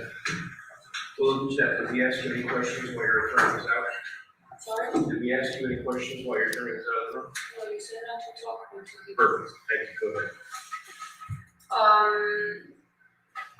About like 3 weeks ago, we went to visit this, there was this guy that he called Photus, his name Nick. And he called, Is Nick somebody new to you that you know? oh yes, I saw him once that day and I said, that guy's creepy to Photus. And he has, I don't know how many acres, like 20, 30 acres, close to the ski resort in Sundown. And so that area is called New Hartford. And we went with the pickup truck to look at that land around 5 o'clock in the afternoon. And the place is like very scary. And the guy was American, small, with mustache. He had like what you use to carry your pants, suspenders. He had an old pickup and he showed us that piece of land for Photos to see if he knew someone to sell it, but he was always talking, I have a helicopter and this is to sell it for celebrities. And Giselle Bundchen has a helicopter and he was talking about Bill Gates. I mean, I'm like, okay. We got, Photos got there, I got ticks, Photos got ticks, and he got poison ivy there too. And this guy started calling Photos like at 4:30 in the morning, like for 4 days in a row. I said, please block this guy because this guy is like a. Do you know what Nick was calling for us about? Because he wanted Photos to sell, to help him sell this property. Yeah. If you go to that place, like he's in construction, he has machines very old, and they were like all parked around the place. And we passed by a place and he had like chainsaw, but like the size of this table, like a ghost with like a scary face, like everything he had, it was like a meat thing with a hook, like very creepy. And I remember I said, Photos, call Pavel because we're gonna get killed here. And he called Pavel and Pavel was checking on us all the time, like calling us. And then I don't know what happened to this guy. All right, so we have a laptop here. It's a satellite view from Google. So here's Jefferson Crossing, here's 4 Jefferson Crossing, and here's Eli and Deercliff. So you guys would ride out. So wait, this is Photos' house. Okay, all right, so that's fine. Yeah, we So- go up here, all this is the line, All right, so you're yes. traveling east through the woods, to behind the We property. go behind here, that this guy gets upset, we go up here, because this looks like a power, can you open it I'm more? doing it. All right, so you're traveling along the southbound side of Jefferson. Yep, We and, go up here, yeah, go ahead. how do I go? You gotta push down and then drag it. We'll zoom Yes. out there. So, see, we go this, It's a trail, this is where the power lines are, all this is power yeah, line, because they gotta cut there. Okay. and is this the restaurant or That there's looks like, more? that looks like, I don't know if that's all of it. There's a body of water here, there's a body of water here, I'm not familiar with it. Bueno, okay, I don't know, I just know that we go out here, we do this, and then at some point we go in between here. Yeah, Here we turn around and then we go back, so all this is like trails. let me zoom in. Are you you guys motoring on the cleared portion or in the In both. woods? In both, All right, in so the let clear me- and then it becomes like wood. I mean, I can take you right there, just me. Well, we'll see what happens. I'm getting problems.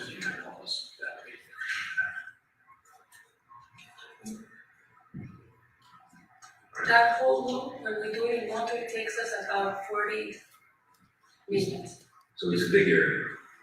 Any idea, all right, is there any, like, landmark where you guys turn right, you're going up here? I mean, okay, if you put it here and it shows, I can, Well, I mean, the thing is, if it's bigger, then it's harder for you to see. I was trying to zoom in for you, so you can. But anyway, we can go all the way up to Route 44, so look, Route 44.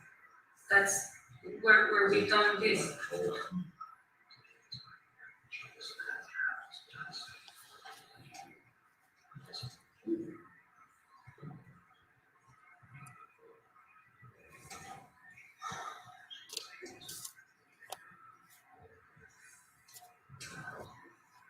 And Where's You wanna Route take a ride with them? 44? yeah, you need a life. This- 44 is here. So all this, we do that. She's a way to do that. We do that all in Norton. Okay. And 2 times we crossed even 44 and we kept going to the power line. Well, this is all power. Yeah, that's where we were. But this was for me, for me, I only do it 2 times. 1 time with Pavel and 1 time for you. You know, she's got So this is property that you and Clovis have been on. Yeah. But are you saying that you have no specific knowledge that Jennifer Dulos' body is in here? You don't know. I mean, I can tell you where we drive motor, but I I mean, never is saw 44. there anything else about this area that you can tell us? Because this is quite an expansive tract. And It takes us 40 minutes. so 40 minutes round trip. Yes, and we're back in the house cleaning the motor. Okay, and how fast you guys going on motorcycles? Are you on you go through the woods? So I don't know. So I don't know. 30, 40? No, yeah, 30, 35 at the most. So 20 minutes out is, it's approximately 30 miles an hour is basically. In the gravel, when we go in between the woods, a little bit less because I Right, fall, yeah, he sure. falls. There's rocks, we sometimes stop, move a log. Is there anywhere if you were to hide something, like a body, That's like a paradise. is there, it's like, how, when you say a paradise? So it's big, anywhere you can put someone. It like, In what, like a cave, in a hole, in the water? Any idea? Let me ask you a very simple question. What do you think happened to Jennifer Dulos? where you said, you No, guys, no, no. okay, what I don't know, and I've seen in the newspaper that she got No, in the garage. no, they're asking you for only your knowledge. Not what you read in the newspaper, not what you think And I think that she's still somewhere, hiding. But when you guys said that you find blood, so obviously she's not hiding from who? What Photus have told me that in the past, before they were married, I don't know when, how many years, she fought with her parents and she disappeared and she moved to Aspen. And she got an inherit of an aunt of $3 million. And she lived for 3 years in Aspen and she changed her name to Jennifer Bay, which I still receive in the house, magazines, with Let me ask you a question. then Let me ask you a question. You have 20 children, one of mine, and Nicole, she's 12. yes. Would you ever leave your 12-year-old daughter, listen, would you ever leave and go hide and not tell your 12-year-old daughter where you are? Why not? Because I'm a healthy person, I won't do that. Okay. Because she would be very upset, right? Something that doesn't even cross my mind. It wouldn't even occur to you to do that. No, Because Jennifer has 5 children yes. and other family members. Do you think, why would she go hide and not tell them for a period of time where she is and she's sick? Can I talk about the report? No, No, no, listen, the question was. My question is, The my question only was- answer that I can give is because from my understanding, she has a borderline personality She disorder. got that information from Photos. This is a man who killed this one, From so. Photis, She told me it was yes, I got it. And it happened. our impression of Photos. Yes, I got it Listen from to Photis, Jerry. and there's a. Listen to Jerry. Michelle. I'm I sorry. know, I keep calling me Jennifer, it's Well, I'll be honest with you, Jennifer's on my mind, I know. okay, because I worry every day and every night about Jennifer. So I apologize for calling you the name of the person missing now. Boy, that's please. So Michelle, here's the thing. We're here to find out where she is. Okay, we don't think that and you're not the one who orchestrated this. Our impression of Photus is that he is a manipulative, controlling person. That's And wanted to get rid of, right, based on the information. So Everybody's in. everybody, and so he wanted to get rid of his wife. And he did that. And we're looking to find her for her family's sake. Kill the mother of his 5 children. And we want help from you. I mean, Who's to say he turned on to you? yeah, if he can kill the mother of his 5 children, Could have killed me, I know. somebody who appears to have been wanting to get back with that mom, according to his phone, Sorry, I didn't get it. said, here he kills the mother of his 5 children. And according to his, from what we hear from other people and his phone, he appeared to have been wanting to get back with Sure. that woman. Who wanted to get back to The her? photos went Photos, back the to one Jennifer. you're like, the man, man. yeah, the man you sleep with every night. Text message to her. Yeah. So you think, for 1 second, So imagine what he would do to you.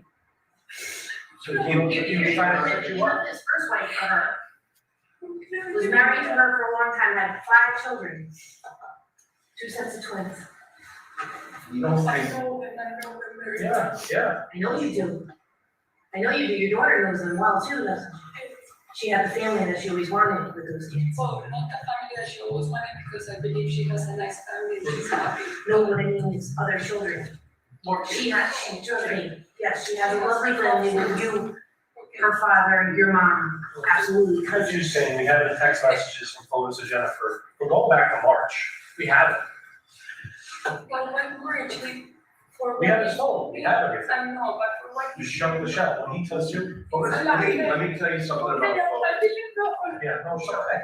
Show her friends. We want to tell you something that everyone in this room is like. Photos lies to everyone. And the reason he lies to everyone is he cares about one person in the world, and that's himself. He didn't care about his first wife, he didn't care about his second wife, he doesn't care about you. He says all kinds of things to all kinds of people to get what he wants. Okay? He manipulates, he controls. We have no doubt he did that to you. He lies to you. So I know you, I'm trying to. So he owes you, he feels he owes you nothing. If he could put this murder on you, he would do it in a second. Okay? We don't think that's true. And we want what is fair. Yeah, we will. Return to the It's not, we're talking. I can't hear you. When your church comes back.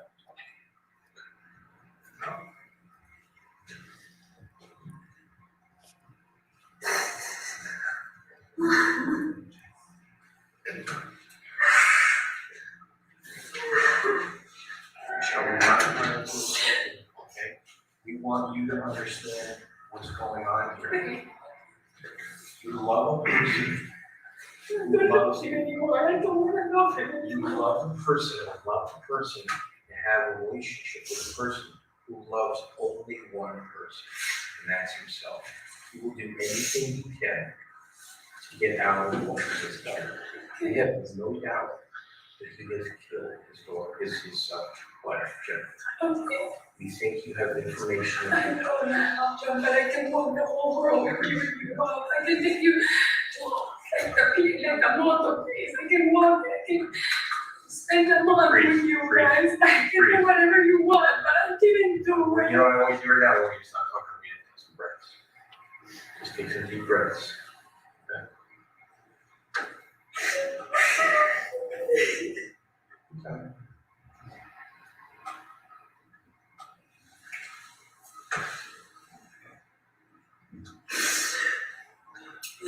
Take it's hard to come to the realization of somebody that you care about, what they're really all about. That's what he's about. And he's always been that way, and he will never change. Michelle, was the shave in his head, was that his idea? He asked you to do it? You never did that before?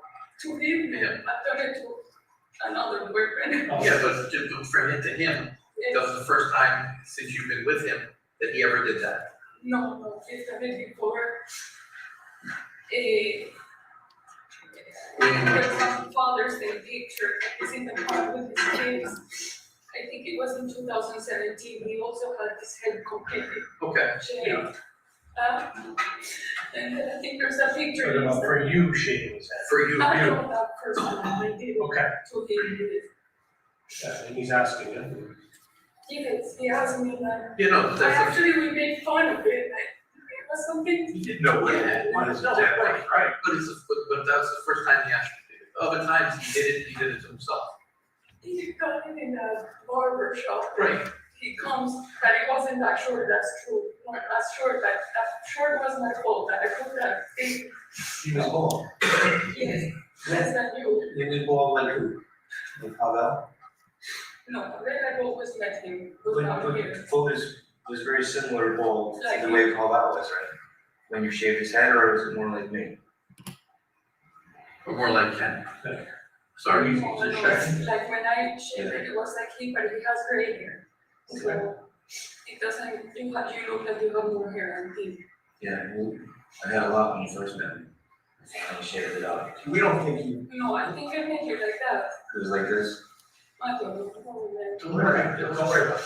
We're not saying you knew why he was asking you to shave his head, but it's important for us to know that was the first time he asked Yes, you, it was. okay? So these are the kinds of things that can help us.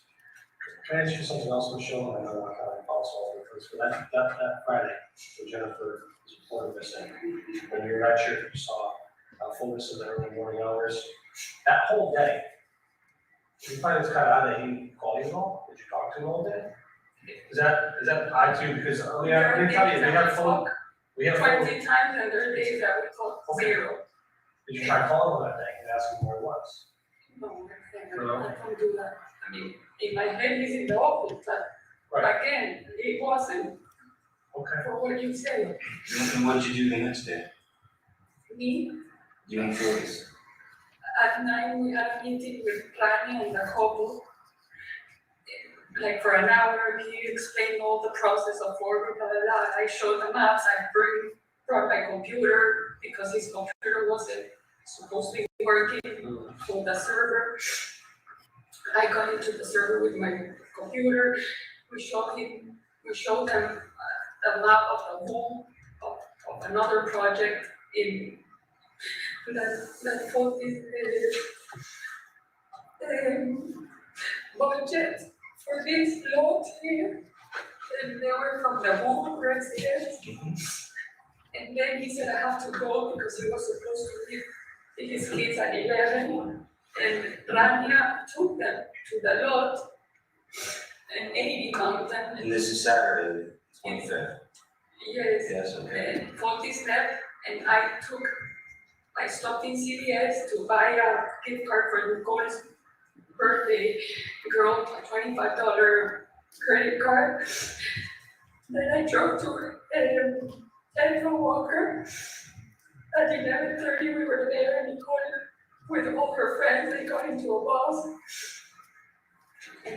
So let's stop here. What did Photus do for the rest of the day on Saturday? Well, he supposedly was with the police, with his lawyer. You figured if your mother and your 5 kids were missing, you would want to help your children out and give them everything, anything, maybe you can help out where she is. Photus did not do that.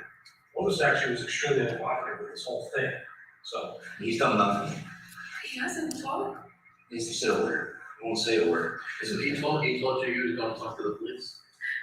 No. No, okay. He just. Might get a lawyer. He thought He he told was. me, no, he told me, because the night before he talked to Lauren and he said, we have to meet at 11 I don't know where, they were meeting with the kids and Puebla, which is the supervisor. So of course we drove. At some point he called me. I don't know if he was already with Jacob. And Who's Jacob? Jacob, it was his lawyer.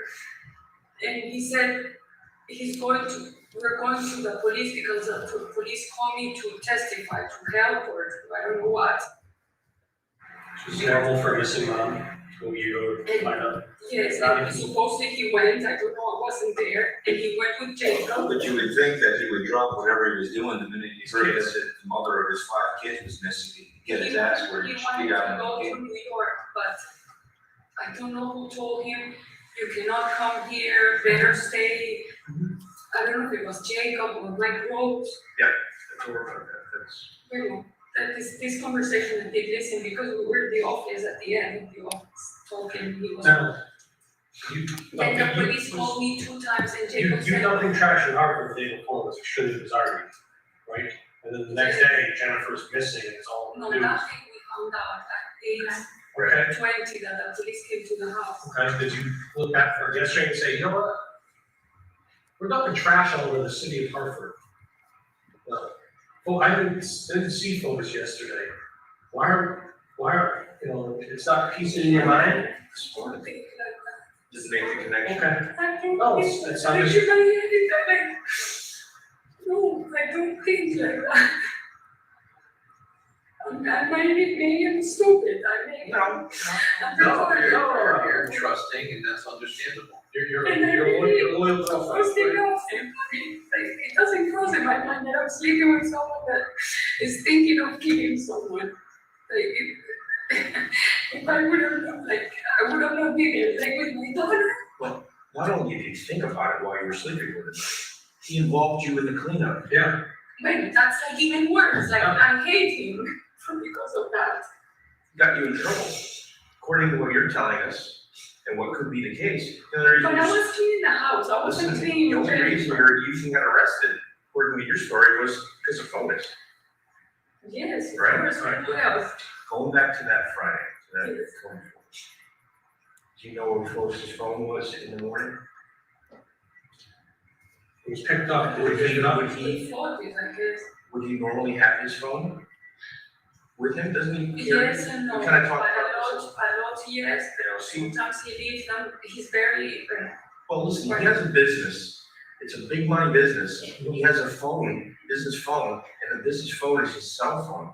Doesn't he normally carry that cell phone with him to accept business calls? Because his wife is missing doesn't mean his business is out. It's ended, right? Right? yes. All right, so Saturday, wouldn't he have his phone with him? He didn't have it. I'm asking On you. Saturday. On Friday, on Friday, wouldn't you expect him to have his phone with him? Because it's But just, he didn't have it? first things first, So listen to the question. wouldn't, on Friday, when Yes, you didn't know where he was, yes, wouldn't you expect to have his phone? He had his phone be with him, yes. okay? What if we said it wasn't with him? What if we said it was at the house? In the house? Right. What if we said that? Would that be unusual? That he left his phone behind? All day.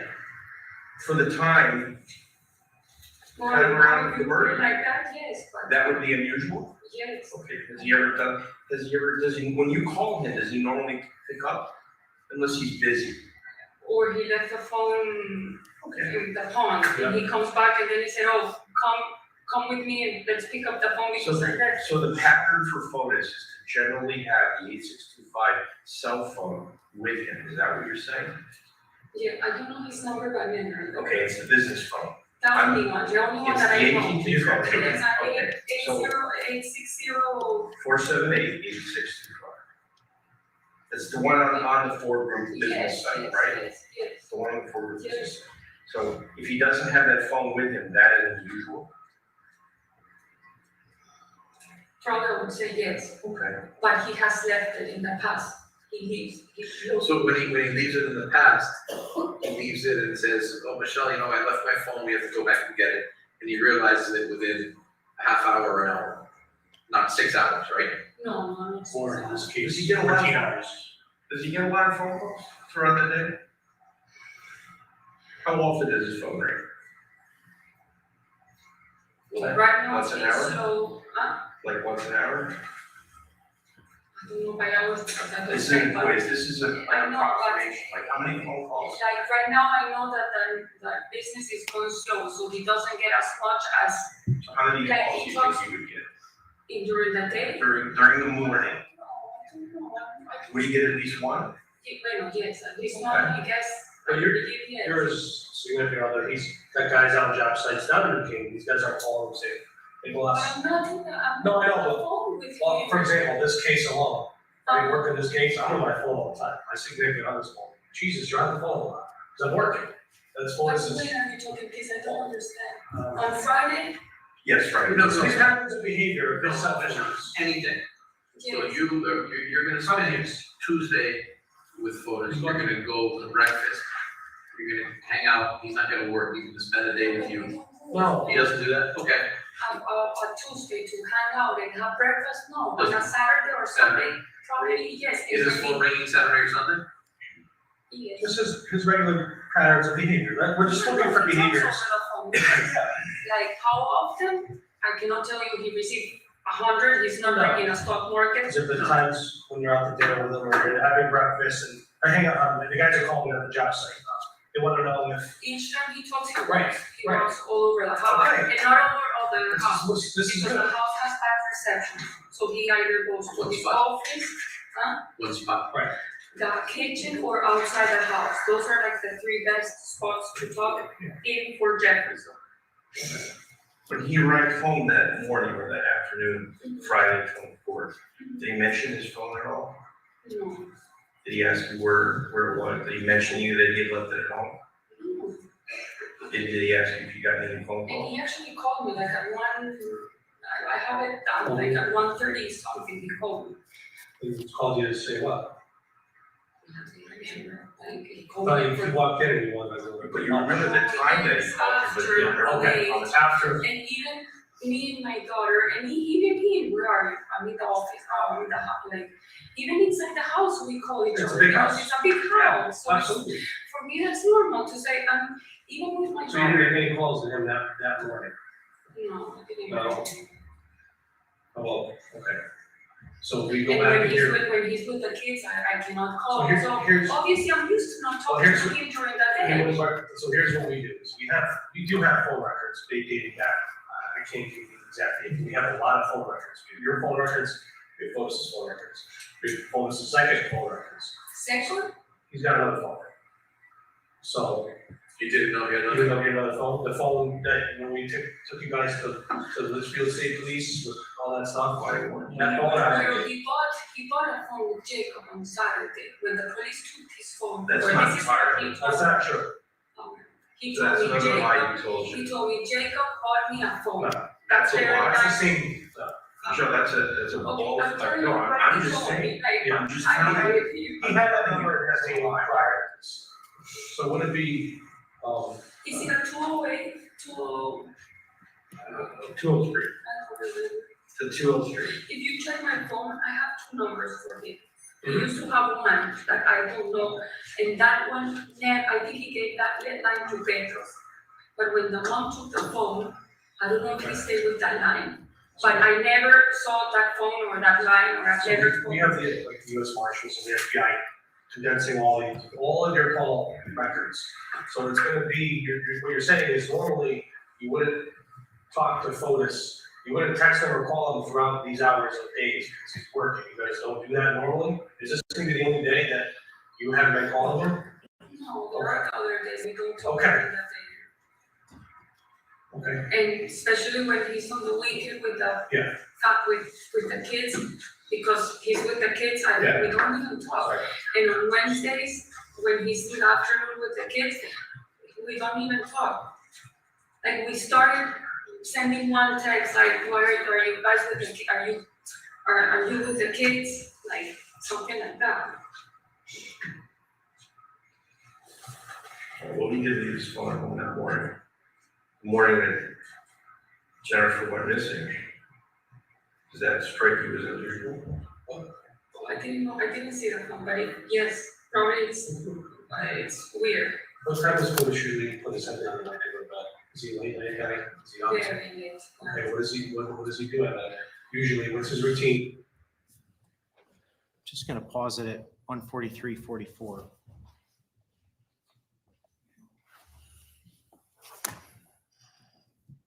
The defendant indicated to you that she did not see Mr. Dulos' cell phone. Is that correct? That is correct.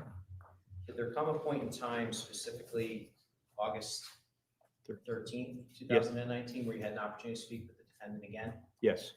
What did she tell you about Mr. Dulos' cell phone on August 13th? She indicated to us that on Friday, May 24th, Photus Dulos' phone was in the office of the court group. And did she speak with you about anything she did with the phone? Yes. What did she say about that? The phone rang and she answered it. So keep playing at this. It probably is a good idea to just take a 10-minute break at this time and come back at 12:25, and then we will go all the way until 1 o'clock. Please do not discuss the case. Yes, Judge.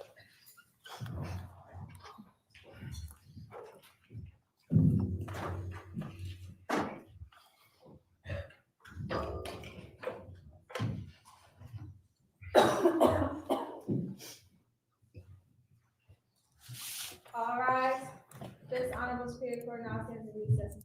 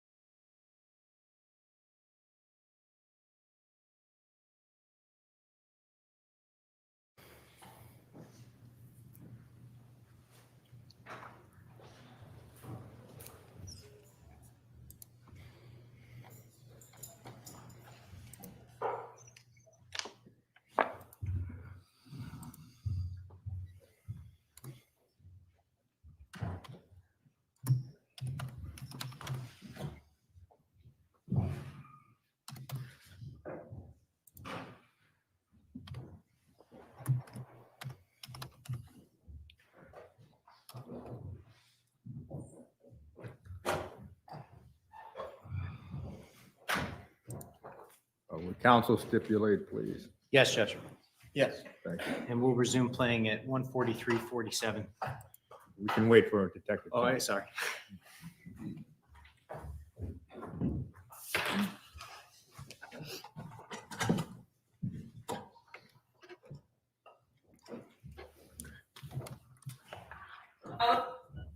I'm watching something. What time usually would you guys fall asleep?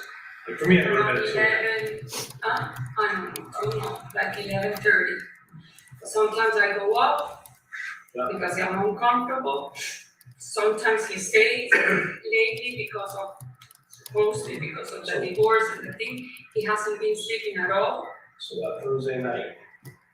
I went to sleep with my daughter. Right, but you said that was at 12:30 a.m., right? 12:30? 12:59. 12:59 a.m. Yes, So- and he was sleeping with me. He was sleeping next to you in bed. What time did you guys go to bed that night? Approximately. You don't have to give us exact time. 8:30, 11:30 11:30? to 12, let's And say. he's in bed and you're in bed. You guys have your nightstands, I'm assuming, tablets, whatever people lay in bed, are you guys phone scrollers at night? You know, like on Facebook or reading the news? Does he do that at night? He's a lot in his Facebook and Instagram. On his phone or on his tablet? So you guys are laying in bed, right? And you're next to him. No, he uses, lately, he's been bringing his computer, watching us movies, Okay. because You know what he did that Thursday night? Was he have his phone in the bedroom? Was he? usually hang out? the phone, he puts it in the window that is next. In the bed, I sleep in the side coming in, and he sleeps in the one close to the bathroom. Yeah. And he puts his phone on that window that is going towards the back, that's where he charge his phone. Me, I charge it next to that. Do you remember what he did on that Thursday night? Was he laying in bed on his phone next to you?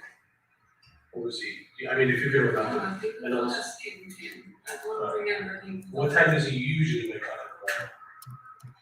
'Cause- He a lot Usually. at 6:40, but he wakes up, and a lot lately, he's been waking up around 4:35 In the morning. in the morning, and I don't know, What are you doing while he's up? You stay in bed? I get upset and I Is say, he getting, "Oh, is he wait." loud, changing? He's very loud. The couple say, you know, someone's loud in the morning. Yes, and when I cannot stand it, I go to the bathroom.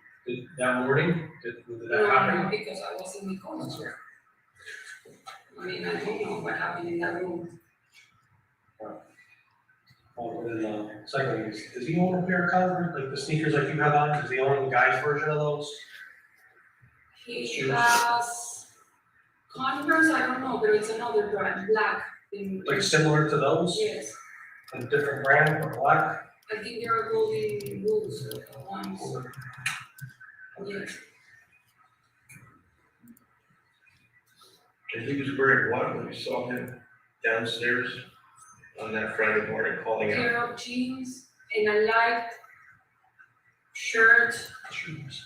He has a lot of like similar to the ones that you're wearing, so could be that one, it could be one like this, or like with, it was light. And as far as you can remember, Michelle, that was the first time you saw him, so you don't know if he was wearing something different. When you were, during that morning, that Friday morning, do you know what car, was there a car missing? From, he has 3 cars? Well, usually they slip all the cars inside the garage. Okay, So the way we usually park, but Friday morning, do you know if one of the, you have the Suburban, the Raptor? Cherokee that I Sure. took, that I parked next to the Was garbage can. there, Yeah, that's the but one you I drove. did, when you took the And call I to the don't- school. Yes, and I don't know why I think in my head that the Suburban was there, but maybe I'm making it up. Okay, so you're not sure if the Suburban was there when you were taking Nicole to school, right? No, I thought in my head, and I think I told them, yes, that I saw a car, but now I'm doubting. Right. Okay, was the Raptor there? Well, the Raptor sleeps on the other, there's another 2 other garage, and I don't go there if I don't have to, Okay. where the motors are. But you said before that you'll take whatever vehicles are left over, right? Yeah, but in this case, I took the Cherokee. Yeah, and the Suburban could have been there. It could have. I mean, obviously, for me, the best car to use is the Cherokee. because it's a more like little. Yeah. The Raptor I hate, but I have to use it a lot. And the Suburban, I don't like it, but man, if there's When nothing, did the damage happen on the Suburban? that was me. I crashed it. Would you remember when? Yes, Friday before the 24th, I went with Petu. We went down to Massachusetts for a flea market. There was a big flea market. It was raining and in Bridgeville. Brimfield? In Brimfield, Mass? It was like an hour away from Farmington. Yes, it's a big one. It's Couple miles long, sorry. couple miles long. Yes, you just walk like a road and there were like tents, and it was raining, disgusting. My friend, she has a store, so she buys things and they do restorations of furniture. She and her partner, they do. And so on the way back, like around 2, I was on the right line to get exit 67, and a girl with a Toyota, a blue Toyota, obviously didn't look, and she turned, and I put the brakes and I didn't stop. So after the accident, you came home, and when did you plan to get it fixed? That was Friday, the crash. Saturday, Sunday closed. Monday morning, Manfred, the girl's insurance calls me, and we arranged. They said we're gonna send you an email so you can take the pictures of the car to do a quote. So I did that, and they say it takes 24 hours for the quote to arrive. Then they said you didn't put I think it was the registration, so I sent the registration. So anyway, I think on Wednesday or Thursday, I spoke with insurance. They say that yes, and they sent me the quote, 600 and something. Then I called, because they say we can give you the body shop, or if you have someone in mind. Photus said use Davidson. So I called Chevrolet Davidson in Tampa. They said I can give you a time for after Memorial on Tuesday morning. So you dropped it off on Tuesday? Yes, in the morning, like around 8:45. I called Enterprise. We arranged the cars, and then, Tuesday I dropped off Nicole. I came back home, and then I went to take the car, and they gave me another car. Like Photus said, please ask for an 8-seat car because you were supposed to see the kids. His intention was to go see his children. Yes, so that's. His wife, is that soon to be ex-wife? Yes, because that was Tuesday that I took. After. Yes, and then the girl gave me another car, I don't know the brand, but you guys can call them. And so I drove to the house, and she came like around 1, and we exchanged cars. She got me a Yukon, similar to the Suburban. Well, that's the car that I was driving. Yeah. Okay. Now you have to do it. Well, I rented because Andy said to get rid of the car, don't have anything to do with Photus. We were staying in the hotel where you guys arrested us. I'm in the same hotel. I changed rooms, and I got out of the Photus account or points, and I changed them, and I'm staying there for a moment until the 12th, until I know, because I have no house, no car, no. So you're upset with Photus Yes, of course. because he implicated you in this whole mess? Because of that, because of what you told, I don't know. What's upsetting what's the biggest thing that's upsetting you? The problem, no. Is it your house? What's upsetting you? No, Okay, is it your relationships over with Photus? Is that what's No, happening? it's Is it like the whole thing that I can be in prison because of him. What's the thing that's getting to you most right now? That Which part? I can be like accessory. I don't remember what's the title because of him. That you could be in jail because of him? Yes. Does it upset you that Bueno, of Jennifer, course him. does Bueno, and yes, everything, but it's like obviously I have to see myself right now, and I'm Absolutely. worried that I have a daughter and I'm gonna be in a jail for I don't know. we don't want that to happen? Me either. No. Me either. We're actually trying to keep that. Right. to minimize whatever kind of jail time you're facing. You have to break away fully though from the idea that you and Photus are No, together. I don't. Yeah, That's how you rack your brain. No, but you have to understand, you know, it's hard for me to see this person that supposedly was, because with me, well, at least I never felt that he did, he never hit me, he never like talked aggressively to me. Yes, we have fights as couples, but I'm also very dominant when it comes to a fight. I don't let myself down because I don't want that. I don't know, I was in Colorado, and one night I didn't call him because Nicole's dad and I, we were having a conversation. The next day, the text is like, "You're a liar, tell me where to take your things, or where to send your things," and sending my 2 pairs of skis. And I said, "What are you talking about?" Like, and I got so upset, I said, "Yes, put them in a container and send them here to Colorado." And then like 3 hours after, he was calling, "Oh, I'm sorry, I know I was upset." And that's all in the texts, like if you can see them in my WhatsApp. We have no doubt that's that's who he is, that's what he's about. Okay, but I didn't know that at this How about the conversations after Friday, after Jennifer's disappearance? How was his demeanor towards you? Was there any headbutting going on? This stuff is starting to break the news. Like you said in your last meeting, there's cops on your road. So what is your conversations with him during this? I mean, honestly, excuse my husband. Yes, I said, "This is enough, this is too much, this work has really gone completely out of control. I'm fed up. After this is finished and she appears, I'm leaving. I'm going to Colorado. I really don't want to be involved anymore. It's been 2 years of torture, of courts, and upset, and I'm not used to this. And my life has never been in conflict. And since I met you and I moved to Colorado, to Connecticut, it's been like a nightmare." And how do you respond to that? And he's like, "Everything's gonna be okay. Don't worry. I'm sorry. Please don't leave me. This is gonna get better. Don't worry. We're gonna go through this." Like, So he keeps talking about we, and he's asking you not to leave him, right? Right? yes. Why do you think he's doing that? I'll tell you why I think he's doing that. Because he knows that you have information that if you're away from him, separated from him, that's gonna get you. That's what we're here to find out. He is keeping you with him to control you and to make sure that you don't give up some information accidentally. He said, That shows you. It could be information that you don't even know. Yeah, you don't know about, so we're trying to extract it out of you. So in his mind, he said what to you?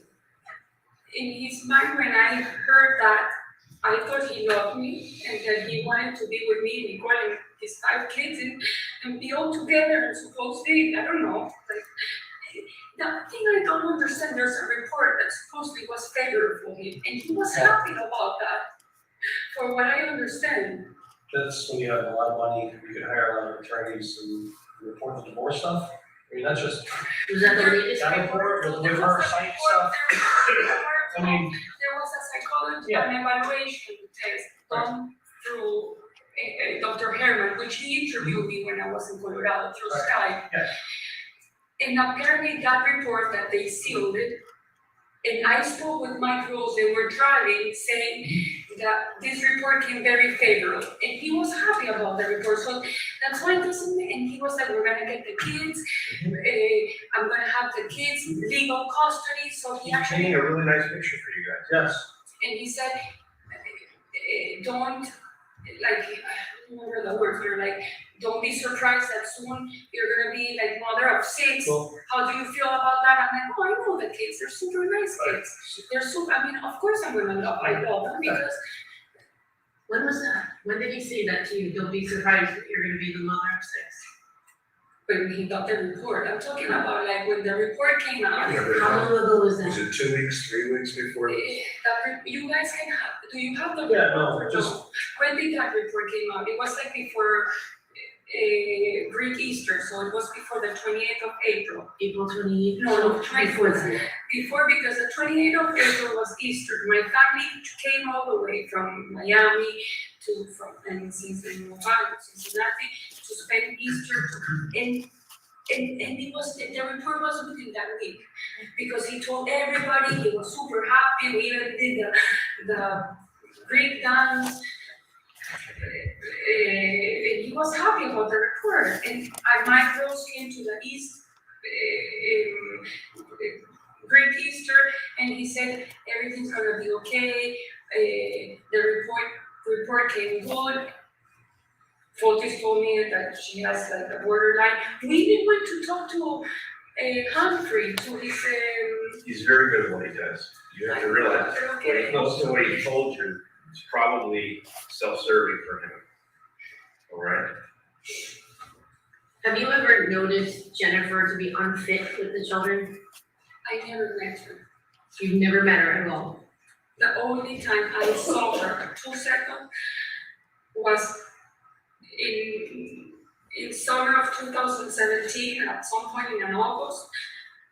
He had to have the kids with supervised, and the judge gave him permission to have the kids in the pond and with the supervised. And they were supposed, let's say, they had to leave at 12. I don't remember what time. It was from 9 to 12, the activity. And I called him because I was driving, and it was already 12. And I called to say, did they leave? And he said, no, wait, don't come in yet, they haven't left. So I parked outside the pond in the road, under a tree. And all of a sudden, a minute later, a Suburban comes. It was dark window, I didn't see, and all of a sudden it gets really close, and I'm like, oh, it's gonna hit my mirror. And when I looked, Jennifer was with the phone like this, trying to take a picture of me. So I saw that, and then I realized that it was her. So I went like this, like around her, and I went inside the pond. And I think there was a motion that I was supposed that I was in the pond there, which is not true. I was never in the pond, I was outside in public road. But she, for what Photus told me, she made a motion that Mrs. Troconis was in the pond and I saw the kids. Anyway, that's what Photus told me. Michelle, I wanted, you have to have a shift in your thinking, okay? Who's the gentleman sitting right here? Okay. Why is he here? He's here, whose interest is he serving? Mine. Right. We actually are trying to kind of serve yours as well. But Jennifer. And Jennifer. Okay. Whose interest does Photus serve? What? Who's Photus interested in? In himself. In himself. So everything that Photus has told you is suspicious. I'm not saying everything's a lie, but everything is suspect. And probably a lot of it is false, and it's to serve himself. So you have to listen first to your attorney, and then you have to listen to us through your attorney. You're trying, right. So when you talk about things that Photus has told you, you have to really suspect what. Okay. So who is Photus good friends? Who are his best friends? His right hand. Mark. Marcielo. Okay. That he lives in We Florida. names. And then Andreas, Okay. that he's a Greek. And he's a Are Greek. these workers? No, friends. They're here in the United States, or are they? Mark, yes, he lives in Providence, and they went to Rome together, but they met way before because of the water ski world. And they, I think, Photus said him up. They're friends from like 18 years old. Andreas, the last name is Greek, it's. But Is he here? Is Andreas? No, he lives in Greece. Andreas was here, like in December. here's what I'm trying to get. And I'm not saying you have any information about specifics of Jennifer's disappearance, but if Photus wanted to first Jennifer, if he wanted help or he needed help, who might he use to help him? Well, his best friend is Mark and Andreas. Andreas lives in Greece. Okay, and I guess he's Mark here. lives in Providence? And Mark lives in Providence. And he's also going through a divorce, and they laugh about it because they say that they're going through the same. And he actually, his trial ended over what they did. I don't know what they want to do. I don't know about the court things, but he said that he was over with his case, with his divorce. And What about Kent? Kent is the lawyer Right, of Fort Hood. okay. So Ken and Photus are kind of business partners, he's a lawyer, it's his business. Well, Photus always said Kent is a nice guy. I worked with him all my life, and he's the. Did you ever meet Kent's wife? No. Do you know if Photos ever communicated with Kent's wife? Yes, they were communicating because supposedly, which I think it's weird, the wife apparently put like a rape case against Kent. Yes. And then Photos, like a week, like or 3 weeks ago, told me that Kent and the wife wanna go back. I'm like, well, how did they wanna Because go back? Photos is a Photos ever talked to Kent's wife, is what we're asking. That you would know. Is there a reason why you would do that? Or Photos would talk to Kent's wife? I don't know if they know each other. Well, they met. Oh, they did? Oh, in public. In public? Yeah, he was even inviting her to your house. When? In the last couple months leading up to when, just before Jennifer went missing. To come over and be intimate. In your house. He even met out with her at a bar. Trying to work back, to get Kent back with his wife. No, that, I remember he saying, Kent wants me to talk to the wife, so for them to get, but they can't because he has a restraining whatever. You can't have They contact. cannot, exactly. So you're aware. No, yes, but I didn't know that he. The intimate had- part, right, you didn't know about He was asking her to come to your home, where you live with Photos, to be intimate with her husband. To be intimate with Ken? Yes, correct, with Ken, to be intimate with Ken. So No. Ken and his wife, no, not with Photos. Ken and Ken's wife would be intimate in your home. Okay, no, I didn't. Yes, I'm sorry for that confusion. So, I mean, that's again, that's another thing about Photos that we just found out that you didn't know about. There's always a little bit of I truth in knew every that lie. Kent was a divorce or a So there's- restraint. So there's always a little bit of truth with the lie. So he told you the little bit of the truth was that he has to call her. The whole truth is that it was a little bit of a different motivation. He was trying to show you that he's not the person that you You thought. guys know more than me. Not always, and not in the important stuff. Like where it's really not. Actually, it should be the opposite, I should be interviewing you. The dumpster on 80 Mountain Spring. There was a dumpster on 80 Mountain Spring, in that property, that was for sale, there was a dumpster there? Now, no, Not now, but there was. yeah, a long time A ago. long time Like ago, when they any finished- dumpsters recently on that property? You know, for clean up and last minute stuff. No, the way we've been always cleaning it for the last years, being between the cleaning ladies and us, and me. There's no dumpster on site for debris? There's no, like the big Yeah, dumpster. like a regular, just, you know, little No, there, 5-yard no. They, after the, because they after cost, the construction, they houses. cost like, I don't know, I think my budget is like $5,000 and That's too much for Photos? I don't know, I'm just Maybe saying you should- that he puts it in a budget and that's what I see, and then when everything, the construction is out, he returns them. I don't know, listen, I don't work for Ford, I was helping him. Yeah. Because I have my rods, I have my daughter, and it's just because I have time to do things, and I cannot be just sitting around. But he doesn't pay me, I wasn't an employee, I did help him with photos, with all that, because I like that. So you guys living arrangements, right? He's got his bank accounts, you guys, No, I it's don't all have. separate? Separate. Give you money regularly? The only thing I have is a credit card that I use for supermarket and gas. Then, if I have to buy something for Nicole, for myself, my insurance, my cell phone, my expenses of my home in Colorado, my Nicole's school, if I do my hair, That's all? that's all my money. What is, okay. Photos doesn't get, when we travel, yes, he pays It for the takes care travel, of it, yeah. for the tickets. Right. But then the rest, like when I'm in Colorado, I pay for everything. We don't have bank accounts together, I only have A credit card, I can give it to you, I don't want it anymore. Now, if you don't, I don't get to private finances, but on any given week, This is how the much, only do you have a card. savings and a checking, or is it, you would be, yeah? Like, how are you financially? You're on your own. I'm on my own with my Very, card. very good, or is it, you No, know, of me, I can course say, there's been times I live paycheck to paycheck, it is what it is. No, when No, are you, I'm complicated, I ask my mom, yeah, absolutely. yes.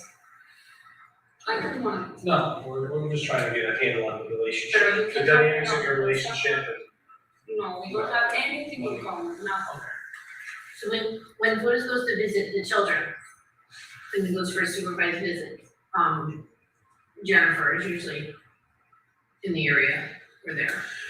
Sorry, again? When Photus goes to visit In his children, Mhm. in New Canaan, and, for the supervised visits and Jennifer is there, how does that make you feel?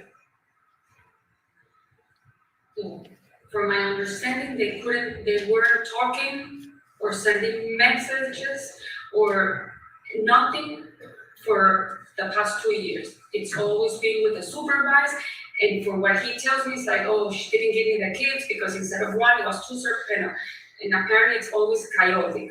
That's what he always told me, and that they only communicate with a family wizard plan, that because it seemed like everybody, and if it's through mail, it's, they copy paste,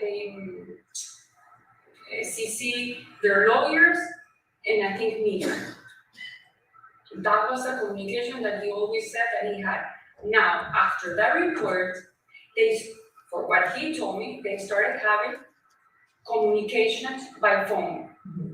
That she called him and she was like, well, I wanna fix this is not working out, this has taken too long.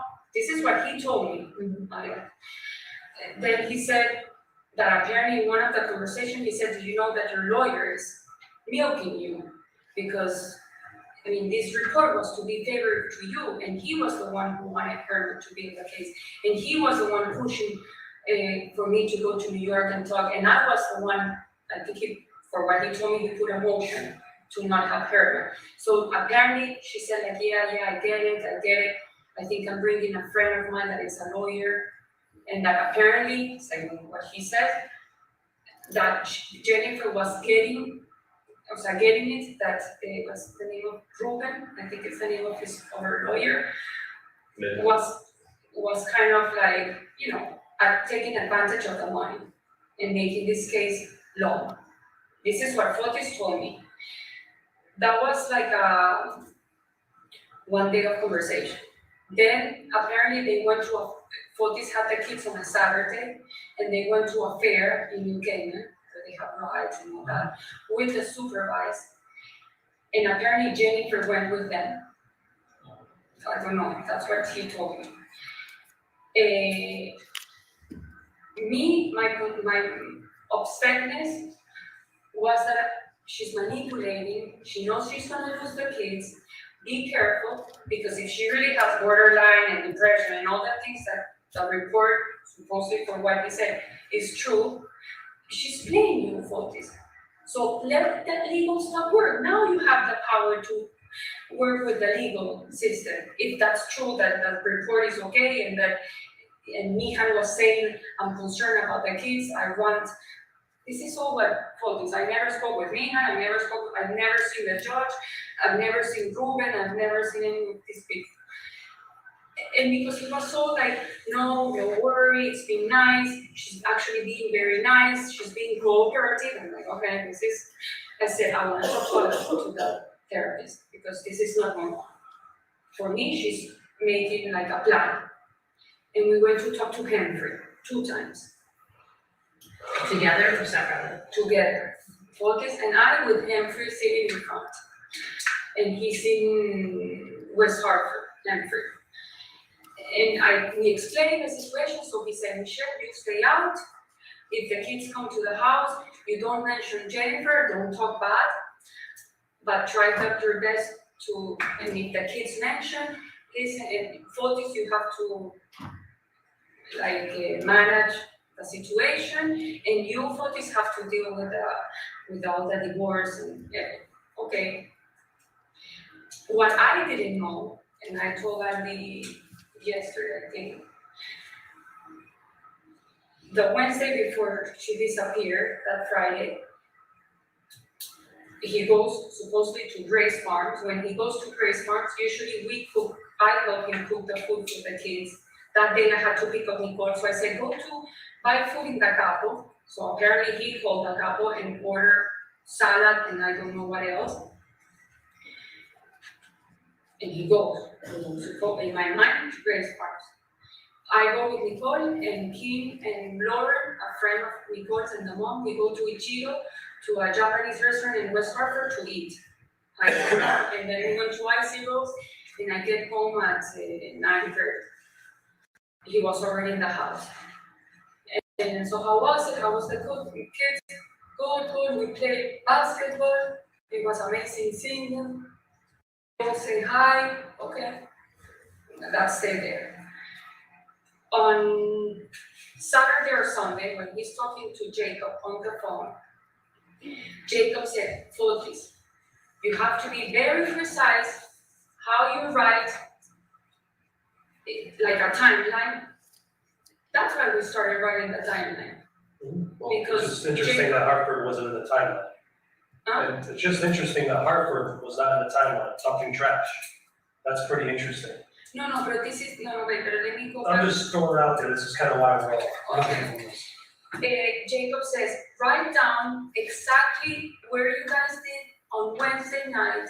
If you went inside Jennifer's house, and you're like, what do you mean? Like in my mind. And Photus goes, no, I did not go in. And he said, make sure, where did you guys eat? And he was like, and it wasn't Puebla, the supervisor. I think it was someone else that day. I don't know. And I'm still listening to him, I'm like, what he's talking about? Like going to Jennifer's house? Like, he didn't tell me that. He told me he was going to Grace Farms. So when all this conversation, and Photus was like, no, I didn't, but yes, I have the kids, we played, I don't have a hair with me. And I'm still like, but why I don't understand the house, Jennifer, Grace. So when they hung up, obviously, in my mind, I started getting very angry. And I'm like, Photus, where were you on Wednesday? Because you told me you went to Grace. Oh, I didn't tell you. I went to Jennifer. She bought a basketball arrow or whatever it's called.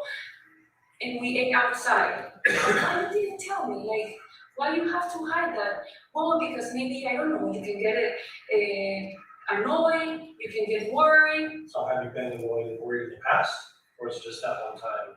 No, that's one time, because supposedly they never had contact. And I got so upset, I grabbed the phone, I threw it on the floor and I said, okay, I mean, you're being very disrespectful for me. And I walked away. He goes, Michi, no, come, let's talk. I don't want to talk, And he goes, please, let's talk. And let me tell you what happened. I don't want to hear it. I don't want to know anything about it. It's enough. And I go to Nicole's room. That was the conversation after Jacob, which I don't know if it was Saturday or Sunday. We can stop it right now. Did not go to the house on Wednesday? Ladies and gentlemen, what we plan to do this afternoon is start at 2:15, and then we'll go to 3:15, take the 15-minute break, and then from 3:30 to 4:30, if there's that much video left. If there isn't, we'll go to 4:45. The court does not know what the order of presentation will be with the state after this video concludes. Nevertheless, again, 2:15 to 3:15 video, 3:30 to 4:30. If there is video, we will watch it at that time. We'll stand in our luncheon recess. Please do not discuss the case.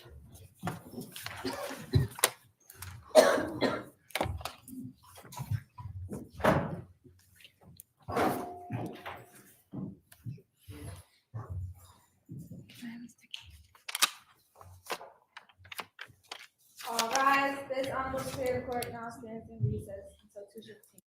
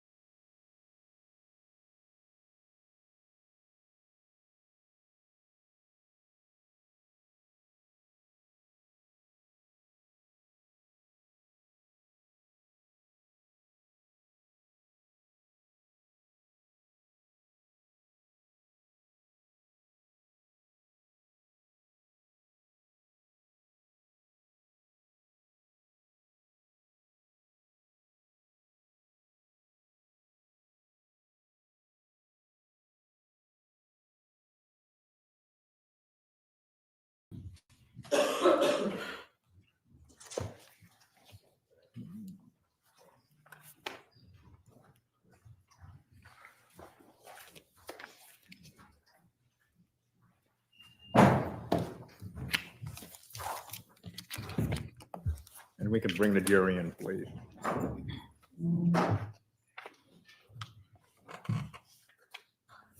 You may be seated, Detective.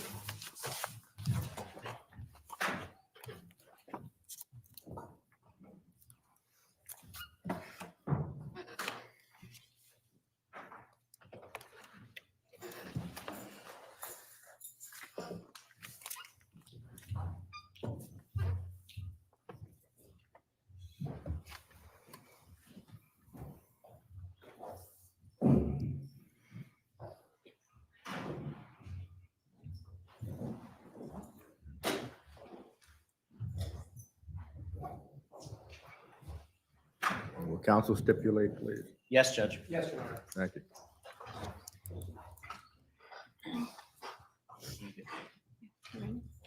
We're going to continue playing it. Which I think is weird. The wife apparently put like a,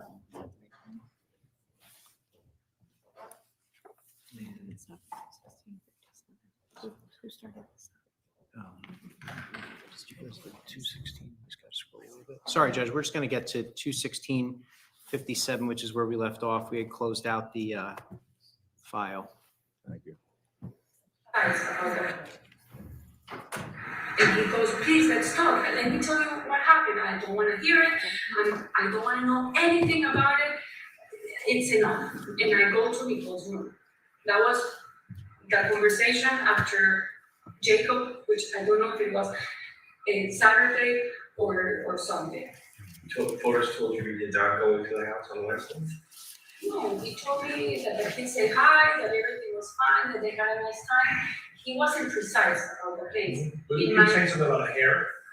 What were you saying about? Jacob was saying, write down everything as you were by the time you spent in Jennifer's house. Where did you eat?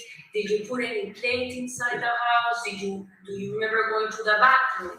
And Photus said, no, I did not. I thought I said that to Jacob. To Jacob. To Jacob, that he had never been in the house. Yes. And then Maybe a heroin? Or you said maybe a heroin. because he said, whoa, Jacob, I don't know if maybe a hair went in because we were playing, we were hugging, and maybe in the kids' clothes. Was he bald at that point? Yes. He shaved his whole body, so not in the hair. Yes.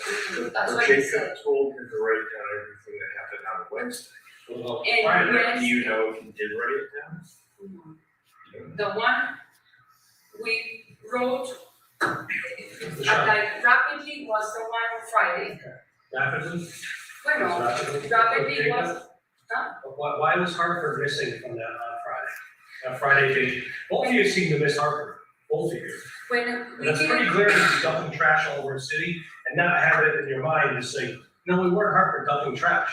That is not there. And that's one thing we pressed you on after your arrest. You actually finally gave it to us. can I show you Yeah. the complete one? Yeah. Can I show the one I did, or is that not supposed to show?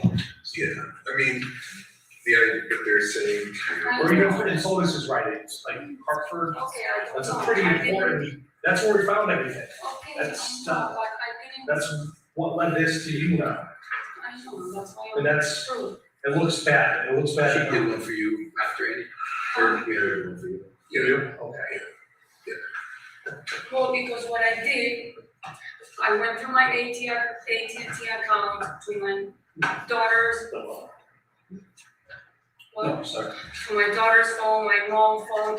So in between information of the people that I know I talked that day, I said, please send me screenshots. I forward them to Andy because my book, I don't have it. And I went and then because I don't remember, like I'm so in shock, I don't remember. So I said, why I spoke with my mom 16 minutes?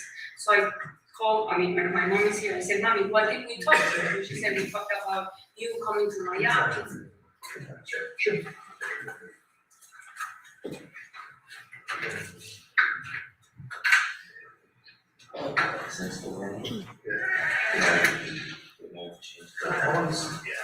This was 3 hours. Yeah. Still red. Still going? Yeah, still red. Red beans. red dot. So we are, looks like we're at 2:20.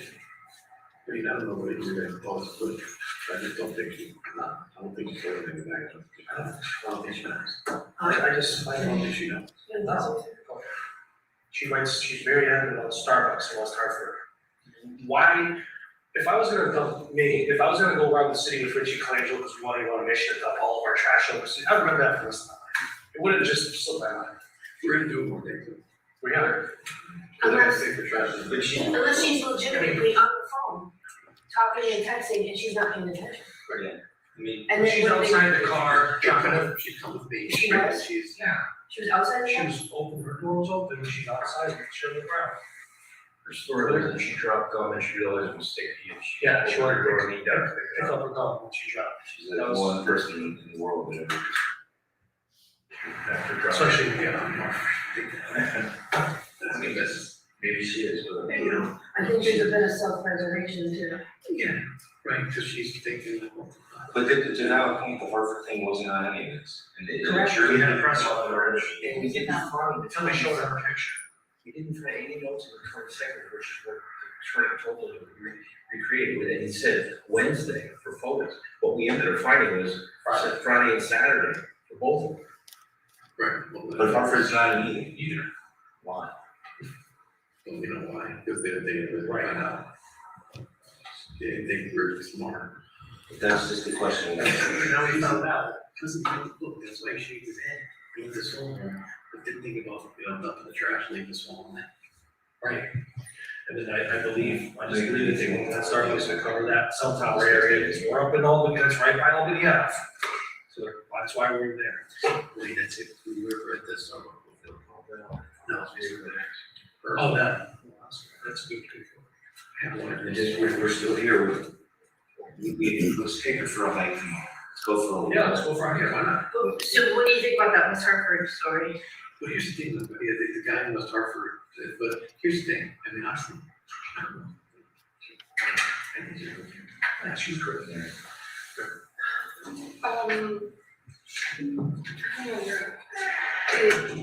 Also, I If think, you were, What? you were talking about. The Harvard thing.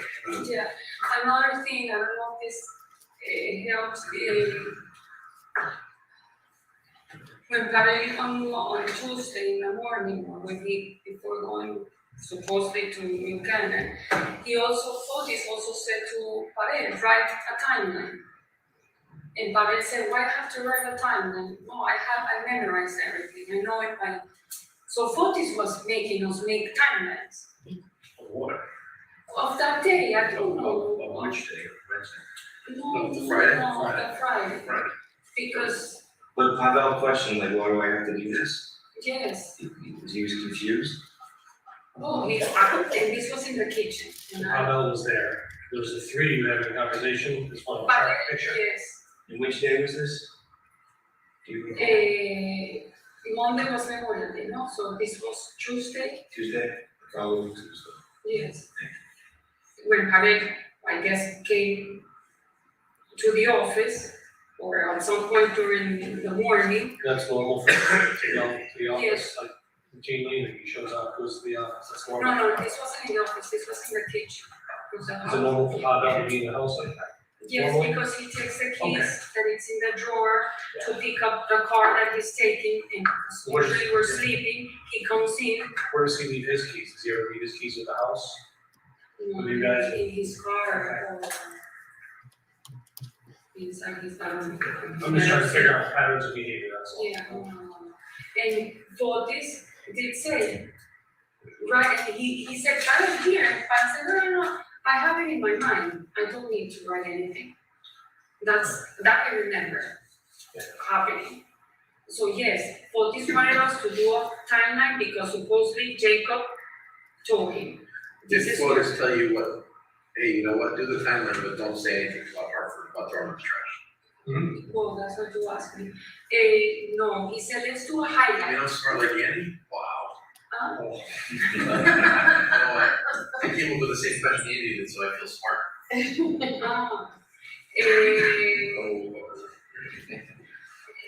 No, he just said, Yeah, like write what you did, so you don't forget. He kept saying that, like write what you did, so you don't forget. Did he go over it with you after you had written? No, Did you guys, did he compare notes with you?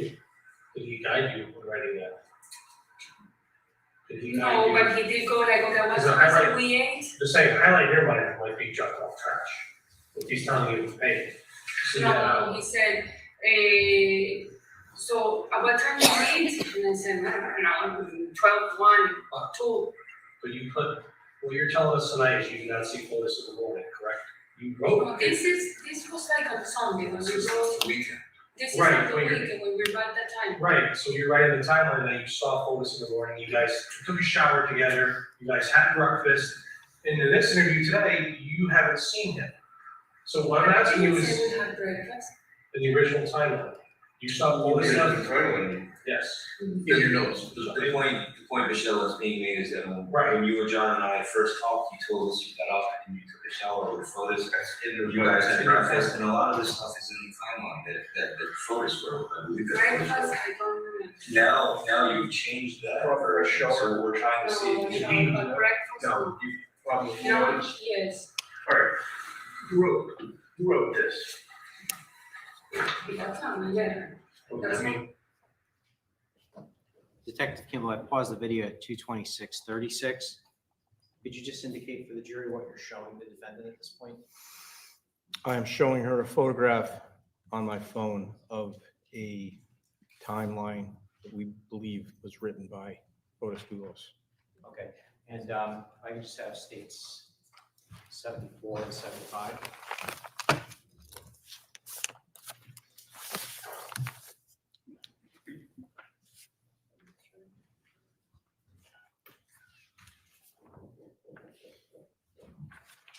Get closer. They're not up close.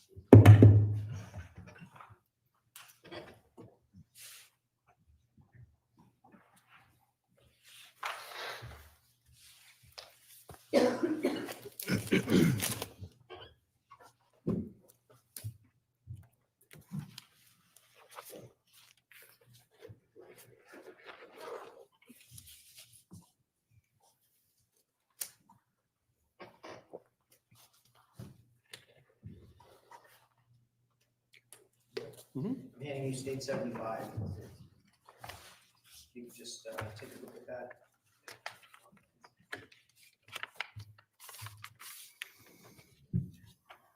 What is state 75? This is a single sheet, double-sided, handwritten timeline for Friday the 24th and for Saturday the 25th, 5/25/2019. Does that appear to be a photocopy or an original? This appears to be original. And is that what you were showing the defendant on your phone? A photograph of this, yes. I'm sorry, a photograph of this exhibit, is that right? That is correct.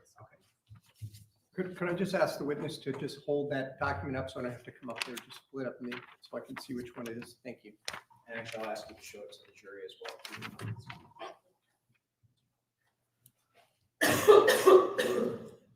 Both sides?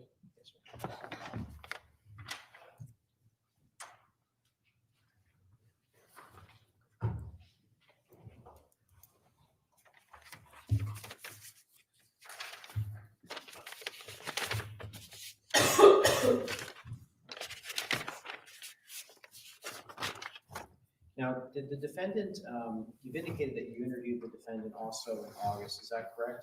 Correct. And did you show the defendant a handwritten or a photocopy of a handwritten timeline in August? Yes. Okay. And hand you state 74. And before you open it, did the defendant identify which timeline she had written to you? Yes. I'm going to ask that you take out that timeline and show that to the jury, Mr. Shulman.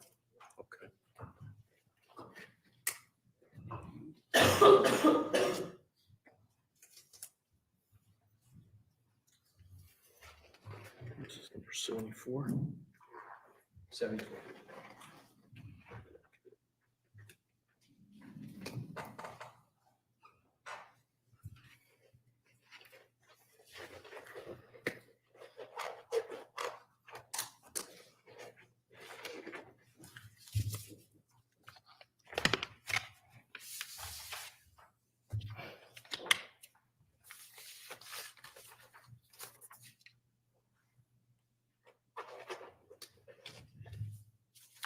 And which of these three documents did the defendant identify as having been written by her? These two. Okay. Directing your attention to the document that's in your right hand, can you just hold that up for the jury?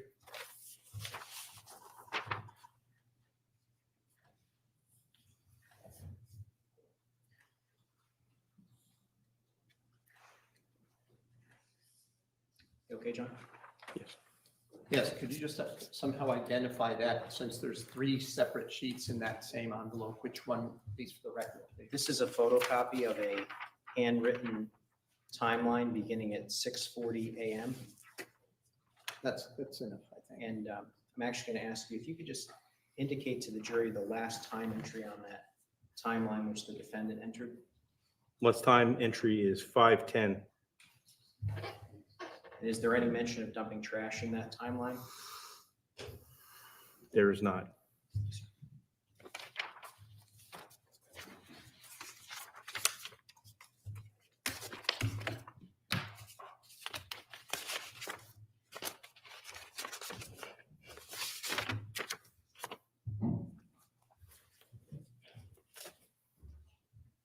Just going to return this to the clerk, Your Honor.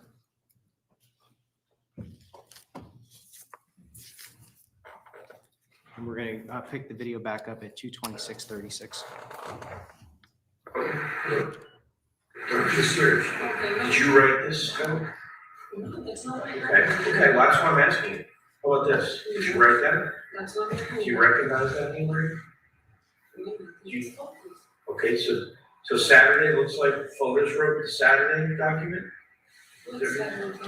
Okay, I'm just labeling it for the video. So Saturday, 5:25, that looks like Photus's handwriting to you? Is that okay? And I'm only showing parts. This also, that's not your writing? No, my writing, that's Photus. Okay, so Photus wrote the Friday and Saturday. Of his timeline, not mine. Well, this is actually, it has elements of both of you. Right. Pero he wrote it, not me. That's not my. That's why I'm Right, you were asking because Photus is Where very it sounds fast. like he's writing it, because it's writing it, because it doesn't say I, it says, Ah, well, it says because Michelle. that's him. Like, Michelle, where would your letter be? Yeah, where'd you? can I show you? No, did you? The one you wrote with John, Jacob. the one that you wrote, in the, with that step, with that Tuesday, did you leave it at the house? He photocopied and he put it in a bag, in In a written? suitcase, yes, in a bag, in a black suitcase, Okay. with a computer of his own. How many computers normally in that suitcase? What was that? That Guillaume was a guy that worked for Photis, but he's stopped working for Photis. So it's a Guillaume last computer, year. it's just a computer. Bueno, it's a computer of Photo, but we call it Guillaume's computer Okay, because because it's it was computer. just, How many computers are normally in that suitcase? That suitcase is Photis and I never opened it. That always That has was in the room for office. 3 suitcases, 3 laptops. But I have my computer, but you guys have it. Photis was his computer, then that was Guillaume's. That bag was Guillaume's, No, the computer. the computers. There's one, well, it's Photo, but we call it Guillaume's. It was the computer that Guillaume used to use while he would work for Photo. So what I'm trying to say is that we found the bag, we found the photograph copies of this letter, by the way. And normally, are there 1 or more computers in that bag? I don't know You because don't know. that That's was fine. mine. I don't know the perfectly reasonable answer, that's why we're asking. And there's another big computer all in the office that I do all the photoshops, the pictures, because it's the only one that has programs. Does Pavel have a computer? Yes, Where did he get that computer and when did he get that? I've been works for Photos before I met him, so I can. So you don't know. Perfect. So you said And Andy, there was another guy working, called Andy, Lewis, and he was there that week. He went for a day, I think Tuesday or Wednesday, to work on Ronnie's budget for what Photos doing. But I did see Andy in the office on Tuesday or Wednesday, I don't remember. So you said you made a photocopy of the letter you wrote. Where the original letter now? Because if you made a copy of it, and you put the copy in the thing, where's the letter? The letter Yeah. is the one that I gave. That's the one you wrote with the other attorney the day after. I didn't write anything with any of No, you wrote it you wrote it at because, Because Photus told me that Photus, right, Jacob yeah. said, right on time, and you have your original, you have it? and I have, I think so. Yeah, she gave it to me. Yeah, no, okay, that's what I was wondering, if you left your original there or what, that's what I was asking. put it No, in thank you, now my we got it. and I took it with me, and there was a copy supposedly, maybe there's not, did you find my copy? In that I bag? don't know, I wasn't there, so we can't really, answer that. Can you talk about Andy Loomis? You brought his name up No, because he was there on Tuesday or Wednesday for a After. day. okay? You had, when was the last time? After. Before. Before Jennifer went missing, or the Tuesday after Memorial Day?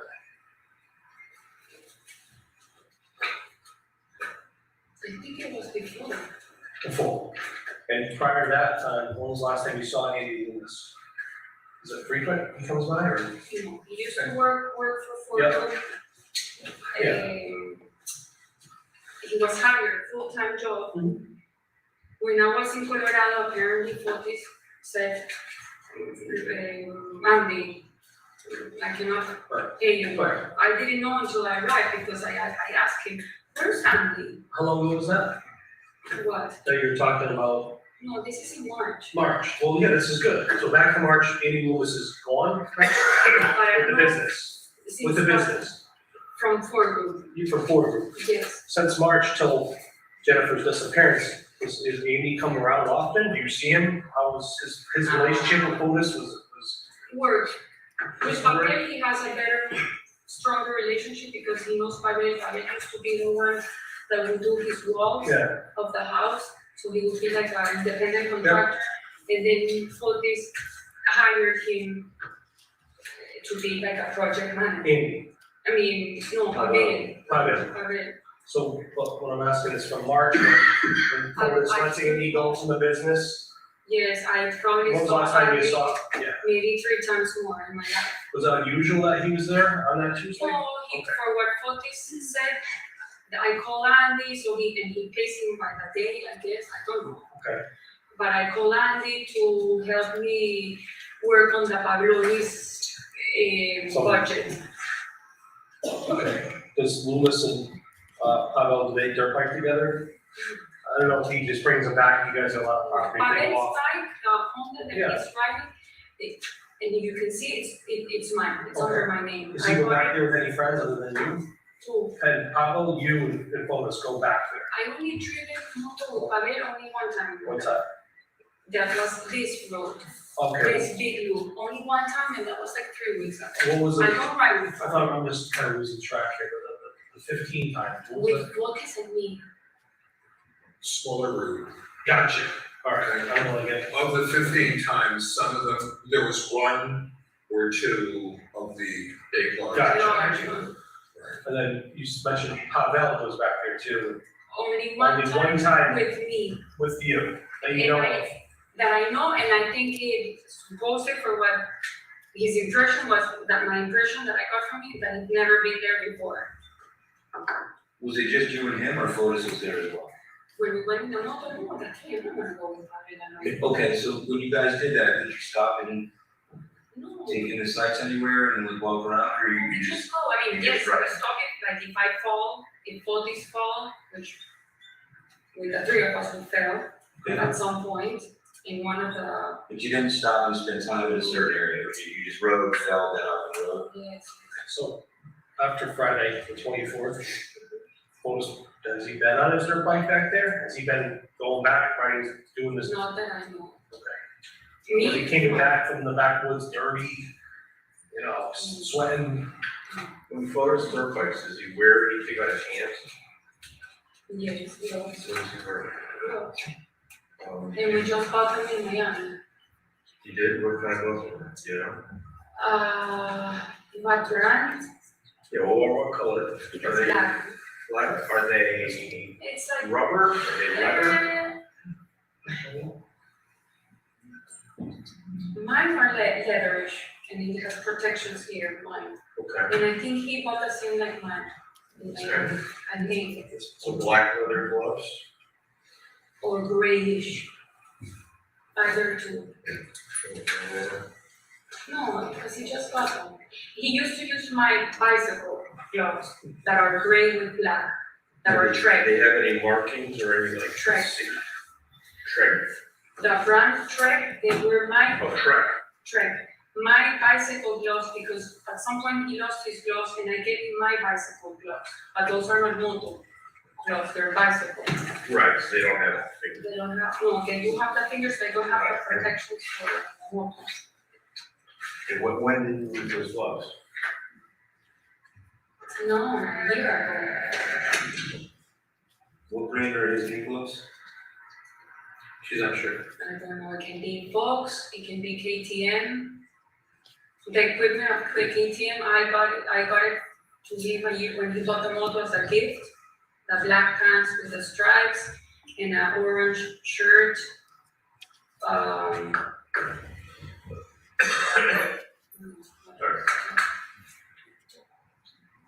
The photos generally, there's black leather gloves when you motor. The new ones that he got, if they're not leather, they're kind of, but they're more like, not neoprene, they're like a little bit stretchy. So we talked about what happened Saturday after Jennifer went missing. What did you guys do on Sunday? Sunday? Yeah. Sunday, he went to meet Eugene, supposedly. Who's Jean? Eugene, his lawyer. Me, at 11, I was having brunch at La Salle in Collinsville with Nicole, Hatch, Aaron, Quinn, and Jules. Quinn and Jules are their daughter and son. Mm-hmm. We ate there. Then we probably stayed there like an hour. Then I took Nicole to a place that they sell, I gave you the receipt, I don't remember the name, something Jake cake or something like that. So she got a muffin in like a popsicle, a cake popsicle in Canton. And then we went to the pond, Nicole and I. We relaxed, we stayed there. In the morning I prepared a Greek salad because we were gonna do eat at the pond. Mm-hmm. So I did that in the morning, sorry. Then I went to eat brunch. Then we went to buy a popsicle, whatever this thing is. We went to the pond. We stayed there all day. I water skied. That I wasn't in the mood, I couldn't, but Hatch said, go, come on, I was crying. So he said, go, go, go. So Hatch and Greg got in the boat. He said, do you want to do the course? He said, my head is not to do the course. I just want to free ski. So I free ski. Then Nicole was hungry. We went to the marketplace. We had lunch. We came back to the pond. Nicole invited a friend. The dad brought Charlotte, Nicole's friend. They were paddle boarding. I was just hanging there. At some point, Photus arrived. He water skis. Then Aaron gives me a menu to order pizza. So what type of pizza? I order a salad. I wasn't really hungry. I order a pizza for Nicole and the friend. Aaron goes and get the pizza, comes back, we all ate. It was Aaron, Greg, Hodge, Photis, Charlotte, Nicole, and I. Aaron is Hutch's wife. Yes. And then by probably 8, we left to the house, maybe a little bit earlier. Whose idea was it to have brunch?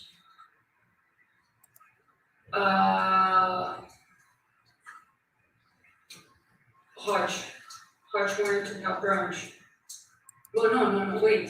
They were going on a bicycle ride, and they said, you wanna go? I said, no, Nicole doesn't do 20 miles of bicycle, so I'll go in the car. I didn't wanna stay in the house, that's the truth. Why? Oh, I was scared, I was like Scared. worried. About what? Jennifer disappeared, and like, she's gonna come and she's gonna like kill me and Nicole. That's what was in my head. You thought Jennifer was gonna come and kill you and Nicole?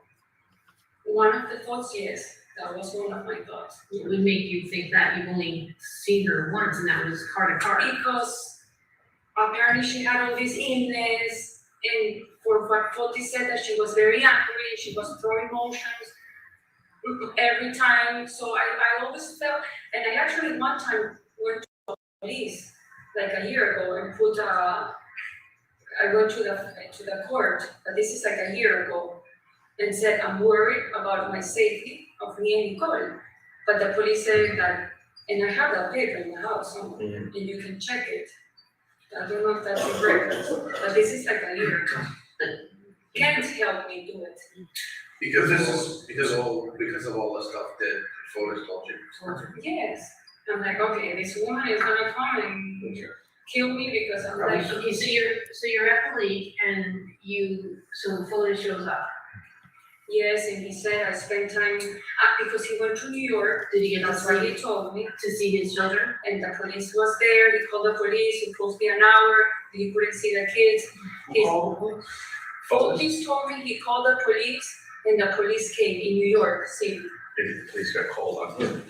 Okay, I don't know. And what was did he get to see his children? And what was his look like when he came back? He was supposedly concerned, But he wasn't, not crying, and was he angry?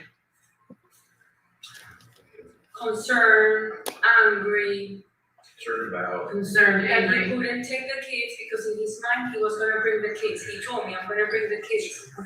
So he didn't come with the kids. I guess that's why he was upset, angry, concerned. I don't know. Which one is it? I don't know. Maybe he was upset. Did he indicate to you he was upset? I could well. Now I know. You've been with him?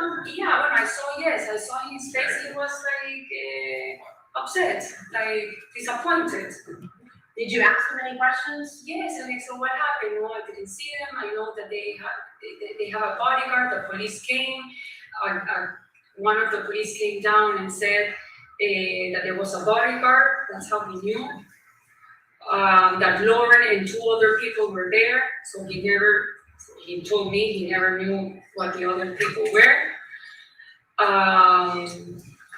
And then I think he met Eugene. That's why he was, for what he told me, 5 hours, 6 hours, maybe more. And at any point, so when you two initially greeted each other, What is and I say hello? yeah, were you friendly? I mean, was it, Oh, I hugged him, yes. did you say anything to him? Jokingly or otherwise? I think I told him I love him. I hugged him. I'm like, did you see the? And then I asked him, did you see the kids? And then he said, and we were all sitting there. It wasn't only just me. It was Aaron was sitting there. We believe you.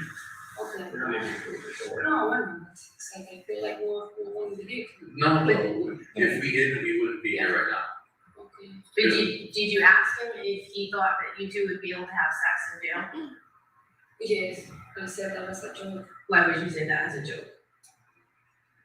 Because he said the police could have arrested me in New York, and I said, well, if you get arrested, can I have, how do you know that? Yes, Well, they talked to other people who heard it. Well, Greg was there. Greg, Aaron, and I think Hodge. We were all there in the grass. So the jail comment was about what just happened in New York. In New York? Yes. Not about anything. You mentioned a girl named Kim earlier, is that Kim Rose? Yes. That's the mom I know she is. of Lauren that we went on. She's the cousin of Mike Rose, the attorney. Yes. Yeah. No, you know why I think I said that? I think someone said, well, Photis, you could go to jail because the first suspect is the husband. I think now that you're saying. I think Okay. someone said that. And I said, as a joke, because I'm usually stupid and I joke, I said, oh, can you have sex in the jail? And we all laugh. That's how that joke became a stupid joke. I'm sorry about that. So the search warrants were done Which search? on the houses and your phones and everything. The swabs, The your swabs, fingerprints. remember when you Oh, pulled out? that was in the night. Yeah, I know, but remember when all that stuff was done, so they've done search warrants on the house that you lived in. But before that, they did, you We guys did did. Yeah, did the body, yep, you and Photus, right? Yes, They took your cell phones, yes. so after all that was done, did he have a conversation with you as to why Why what? it was done? What did you say to that? I was upset, I'm like, why? And Did you but talk with him? we were staying, he got a hotel, and we were actually staying, he got 2 rooms, and I said, no, I'm sleeping with my mom and Nicole, I'm not sleeping with you. So he said, please then sleep with you guys. And I said, yeah, on the sofa.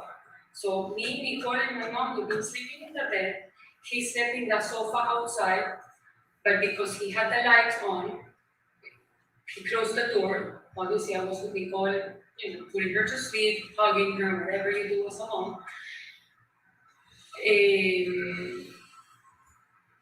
He wanted to go and rent a car because I had to come here and see Andy.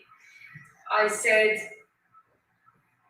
and he said, I'll take you. I'm like, no, Andy said, and I called Andy. I said, Andy, is it good that Photus come to me or with me?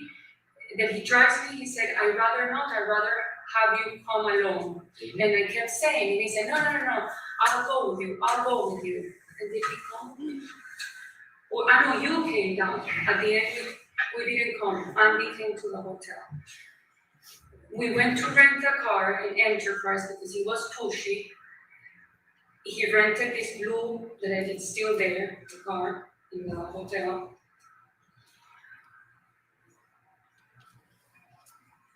He drives the blue car.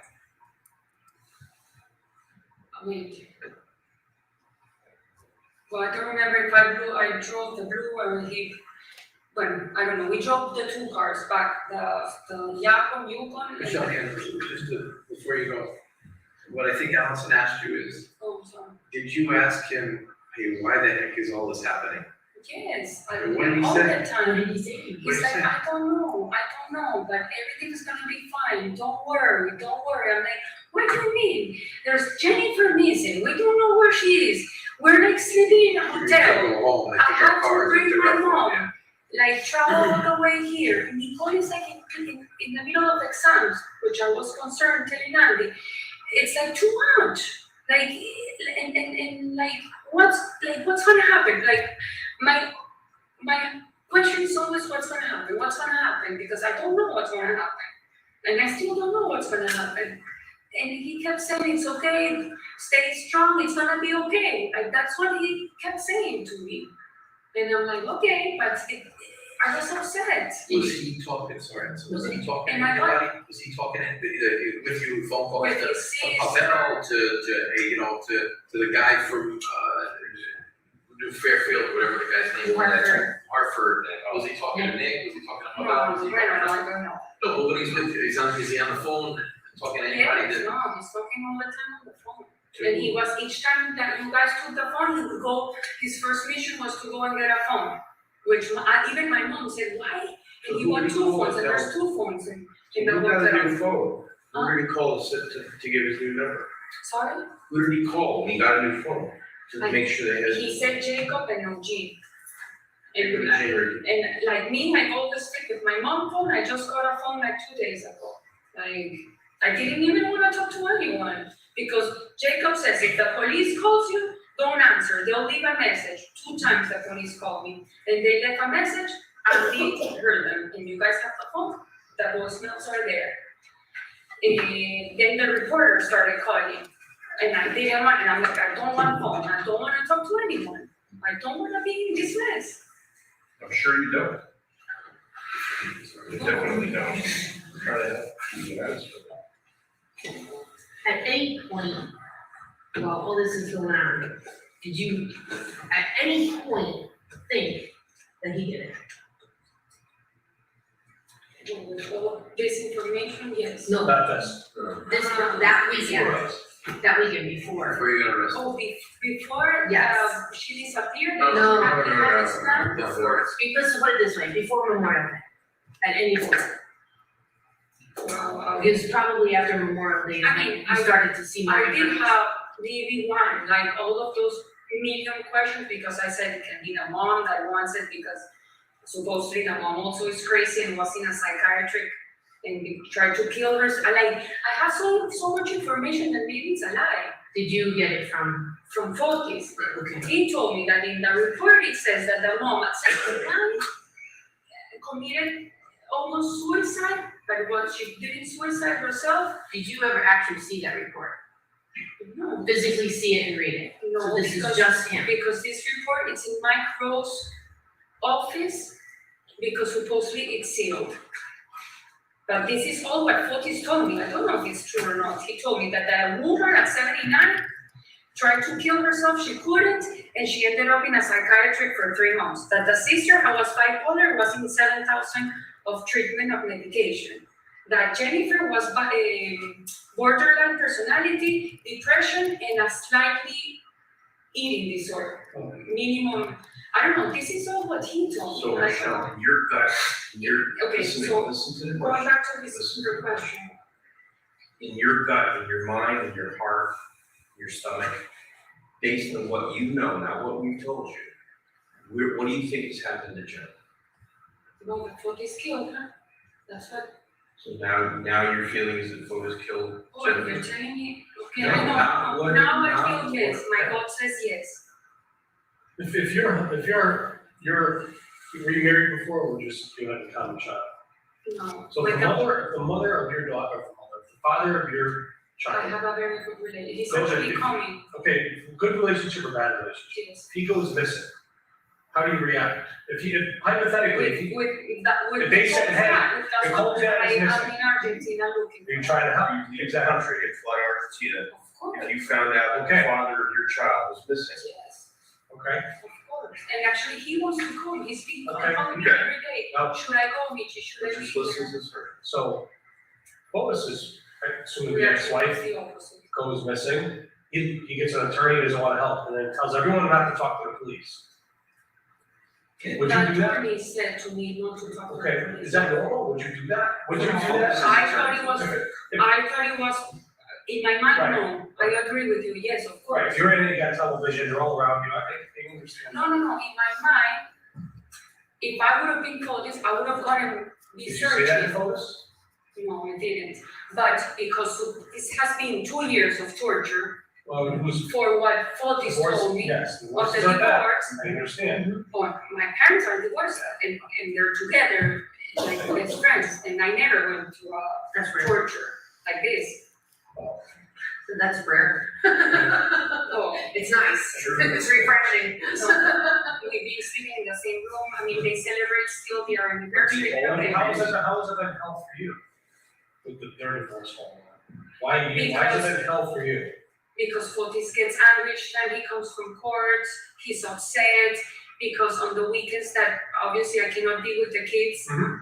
And because Judge Heller, the last court order was that the kids spend a Saturday or Sunday, I don't remember which days, 6 hours in Farmington, so I have to move out of the house. So you're not allowed to be around, No, I can't, I did cannot that be. make you angry? Well, because I have to change, I have to look for plans on the weekend. if we go. Absolutely, and it's, So that's It's why in I your went biggest one convenience. weekend to New York, I took Nicole to stop. Another weekend I went to Boston and I took her to the Ballet of Boston. Another weekend we went to Rhode Island. so you and Nicole.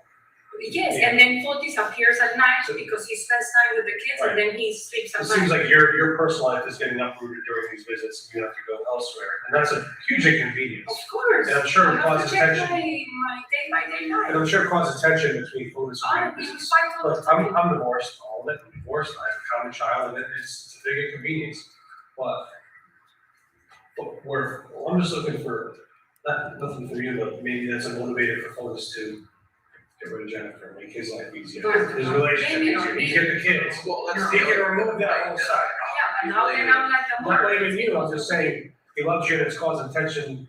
God, No, but you But said he goddamn, doesn't love me. If what does he say about her? He's saying that he wants to. I mean, obviously, Yeah. he gets angry, right? So what does he say about Jennifer? You know, F and swear words, I never thought, was. yes, I never thought she was gonna do this to me. I never saw her, this side of her. I sometimes I hope she disappears.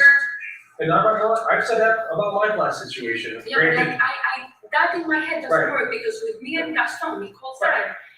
We travel together, Yeah. we do vacations And together. that's the way it should be. That's wonderful co-parenting. Right, because it's for, Gaston has even because it's for the stayed for Jefferson Absolutely. That's 2 amazing. times with Photus and us, and we've been in Miami, the 4 of us together.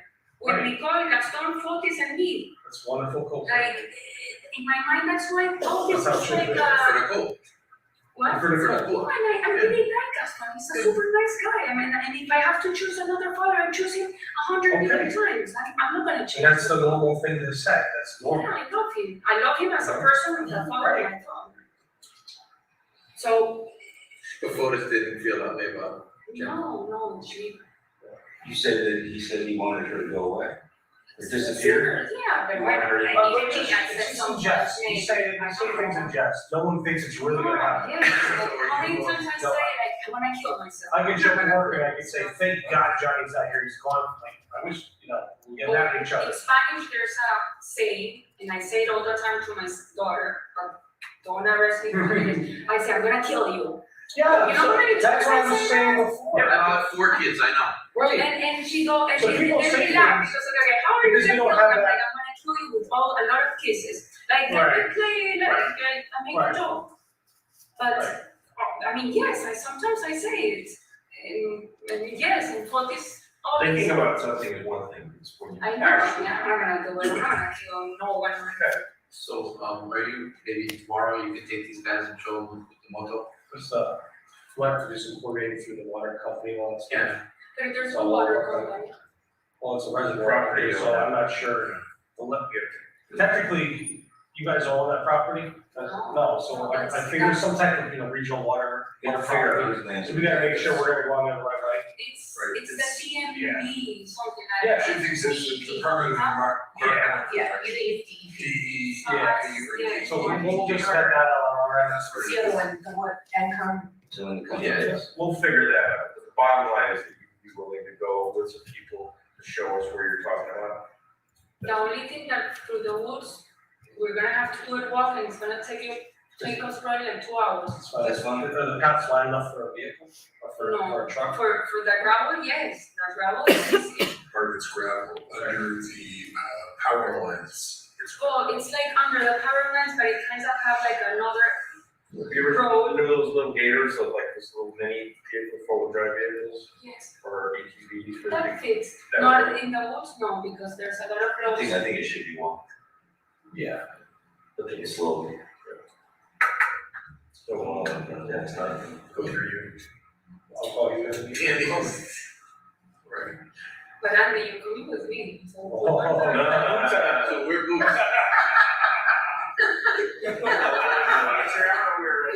I'm going with my- Maybe sleeps it out. I have to be in court first thing tomorrow morning, so if this is gonna It happen. probably takes some more time, not. Yeah, I mean, We'll- total resources, the waterfront. I'll just- What I if mean, we go with 2 guys that knows motor and we go behind? Then Well, We'll just, in a perfect world, yes, but, we'll figure the logistics out. So when do you wanna do this? When? As soon as we can. tomorrow, Saturday, I love Saturday. Tomorrow's the No, tomorrow's Friday. Right? Yeah, no. Tomorrow, Saturday, Sunday, whatever. Alright, The Saturday I can't, tomorrow I'm in court first thing in the morning, which I could try to, get done quickly. Yeah. Which court? No, Oh, God. Don't have to figure it out. All of that. don't you wanna take care of it? I mean, if you want, go. I can get out of there, hopefully I'll be able to get out of there quickly. When you get there, just text me and I'll tell them to give you whatever date you want to get you done. It's easy. Well, I don't have that much clothes, guys, I'm like with our home, with our, Yeah, she's homeless, she has no So what do clothes. you want to arrange now? so, and I have this thing in the foot that I cannot put a For the boot, daughter. so the So GPS. we can probably set something up. Okay. So, but I need another shoes, otherwise I don't have clothes, Yeah, I I'm mean, like, Okay, no problem. We can here, bring her in and let her get what she wants her room, so. Okay. That's great. You're Nicole, sorry. Okay. I can give you, that's another thing I have to ask, can I give you like a list because Nicole is living on the. They're gonna let you go in. If you don't care, they're gonna let you go in. Oh, it's fine, okay. Is this, can I take Nicole or it's like a mess, like everything's Yeah, like. probably better not to take that, but in case, talk to her about what she wants, and see if I, look, say, if I can go and get you whatever you want, what would you get? And then No, and if I you get know it all for her, the ski if equipment. you get it for is her, the then you most surprise her, priority. that way we'll try and get it done for you. But I'd rather her not. Because if she goes and there is something, it's not gonna be a good sight. Is the house like a mess, like upside down? I don't think so. It's pretty neat. They understand what they're saying, if there's something in there that is a surprise and it's terrible, you don't want Yeah, to. just- Okay, no, I'll go wherever it takes me. When- The most important is take her ski equipment out of there because she's going to Argentina and she's training. and competing. Listen, they just told you, you're gonna go in and get it, Yeah. okay? So you're, it's very. So I can plan ahead for those guys out there, I mean, what time frame would you be looking at? I just gotta make some calls, you know. Yeah, that is something. My only responsibility now is take Nicole to school. But I think you have the schedule, but she has school tomorrow. I don't know what I'm doing. Can I ask my mom? Yeah, or no. Well, if she has school, she starts at 8, so again, same, 6:40, well, We'll have time after we finish to call. Yeah, yeah, well, Yeah, but we have guys there, I just want to give that, we'll figure it out, give them the time when they're showing up, get her in, talk to the state's attorney, this is good. You know, just build, just escort her through whatever, get whatever she needs to get. Believe. And then we'll find a day where we can all go for a little higher, Is it not gonna be tomorrow? hopefully. Well, my only thing is if we go on that. If not, It doesn't matter. That's what I mean. I'm just saying if we found something. That's the case. No. But this part we can do in a car, because we're not gonna walk all this is gonna take forever. I gotta lose some weight, so. Yeah. We're gonna know, I lost already 3 kilos. This we can do in a car, this is the part that we need a moto or walk, because this is in between the trees, there's a log. I mean, this part we can do perfectly in car, and this takes in car maybe 5 minutes. Well, there's a part that we go, I think, yes, we can. They'll set it up, don't worry. We'll get it figured out. Do you want to see if they want to do that? Yeah, I can call, they're there, so holding the house, so they just Just have have to to. be able to swing in by the way home to get the stuff she wants. But I have to pick up Nicoletta We better get going. Where is she? It's fine. in the school. You gotta go. You gotta go now. Well, I know, but I'm with you. No, what I'm saying, if we're gonna do that, let's do it. It's So not me. I'll call up there.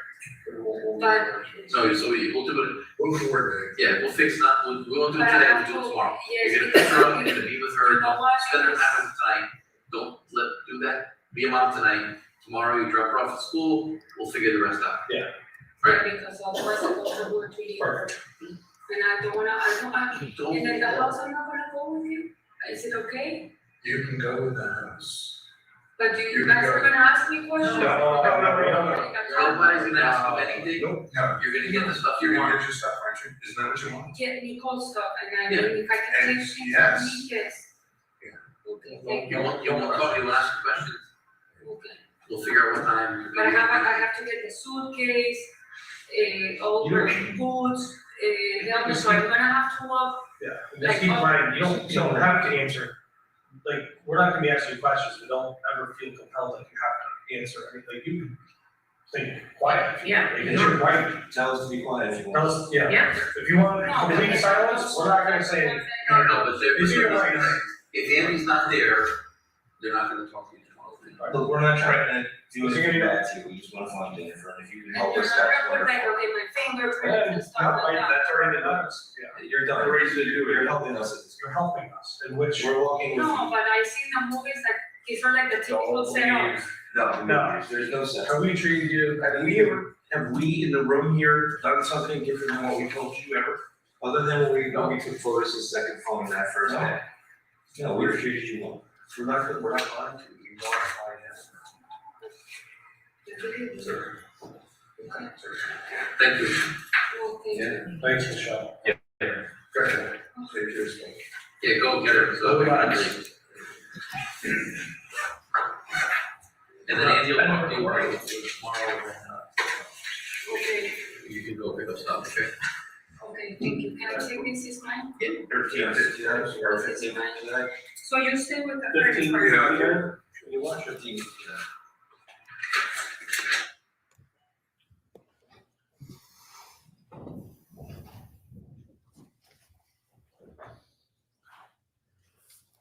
Detective Kimball, during the course of the interview, the defendant indicated to you that she and Mr. Dulos went to Starbucks on May 24, 2019. Do you recall that? Yes, And were efforts made to investigate that and corroborate that? yes, And were you able to review surveillance footage from Starbucks from May 24, 2019? yes, And were the defendant and Mr. Dulos present in Starbucks? yes, they were.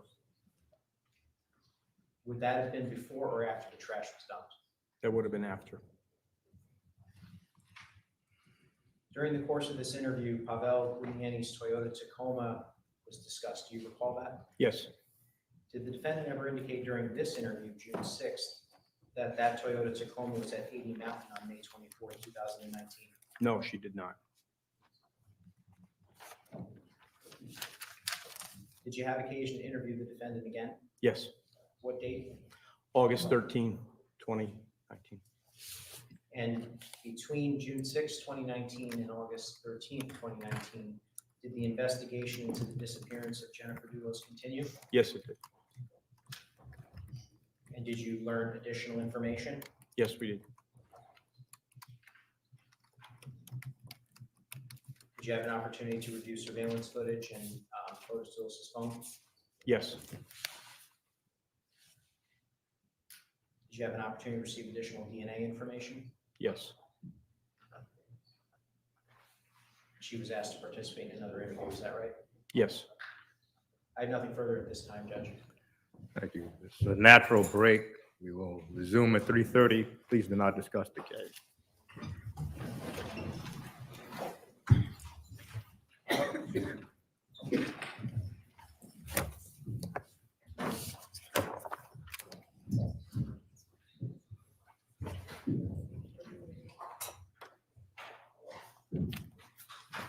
All rise, this honorable Superior Court now stands in recess until 2:30.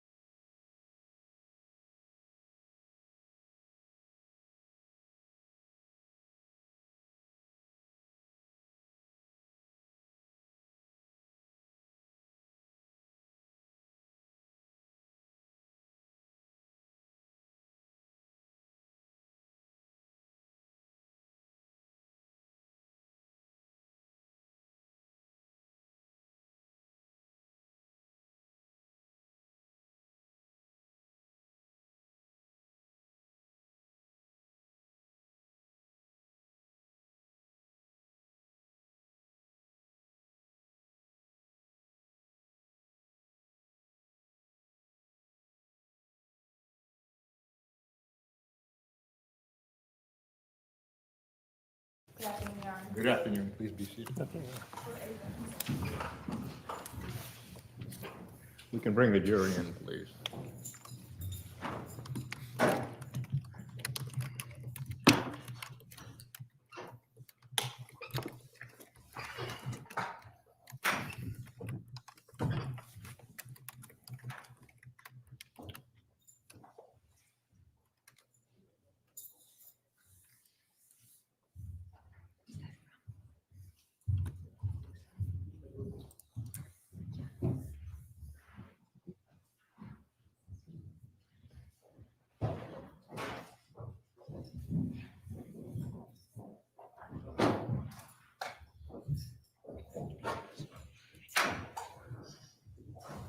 Would counsel stipulate, please? Yes, Judge. Yes. Thank you. And you have concluded your direct examination, Attorney McGinnis. I have, Judge. Attorney Schoen.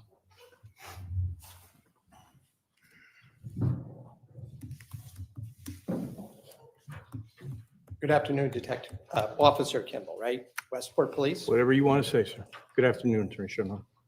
We've met before. Yes, We've spoken before. yes. I may, because we've gone through the last couple of days, a lot of testimony, I may move around a bit, but I will try to keep in some semblance of order, so that'll be something that's easier to follow. Okay. So getting back to your testimony, you were involved in interviewing Michelle on 3 separate occasions. Is that correct? Yes, The first was at the New Canaan Police Department on June 2nd, 2019, right? correct. The second was on June 6th, 2019, at the law office of Attorney Andrew Bowman in Westport, correct? Correct. And the third time was on August 13th, 2019, at State Police Headquarters Troop G, right? In Bridgeport. Correct. The quality of the video at the New Canaan Police Department on June 2nd, 2019 is not quite what it was when you were using your own equipment on June 6th. Is that a fair statement? Yes, And although I'll get to in a minute, there were actually on June 6th, 2 separate cameras recording from different angles. Is that right? that is correct. And then when I show you a clip, which we probably won't get to today, you will see a leg of a tripod closer to where you were sitting, and that would have been the so-called second camera. Is that right? That's correct, yes. This first interview took place the night or the day after Michelle was arrested, correct?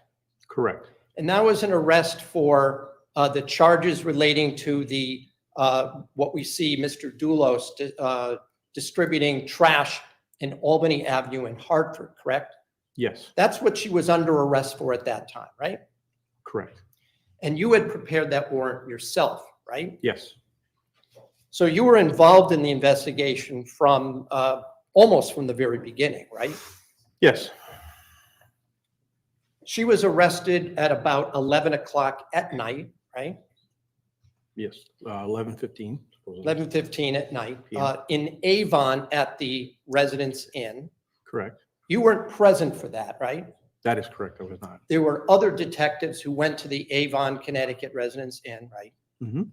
You got to answer yes or no. Yes, yes, And there were also uniformed state troopers who were there as well, correct? correct. You were made aware that at the time that she was arrested, she was already in bed in pajamas, right? I was not aware of that, no. You were not aware of that, all right? But you were aware, you were at the New Canaan Police Department at the time she was actually placed under arrest, correct? I don't know if I was at New Canaan at 11:15 PM. I was there when she arrived on the 2nd. All right, so that was going to be my next question. You were en route there at some point and got there before she was transported from Avon down to New Canaan, right? Before she arrived in New Canaan, yes. And just so that I'm clear, when you had applied for this warrant, you were at that time only accusing her of assisting Mr. Dulos with what happened in Hartford, right?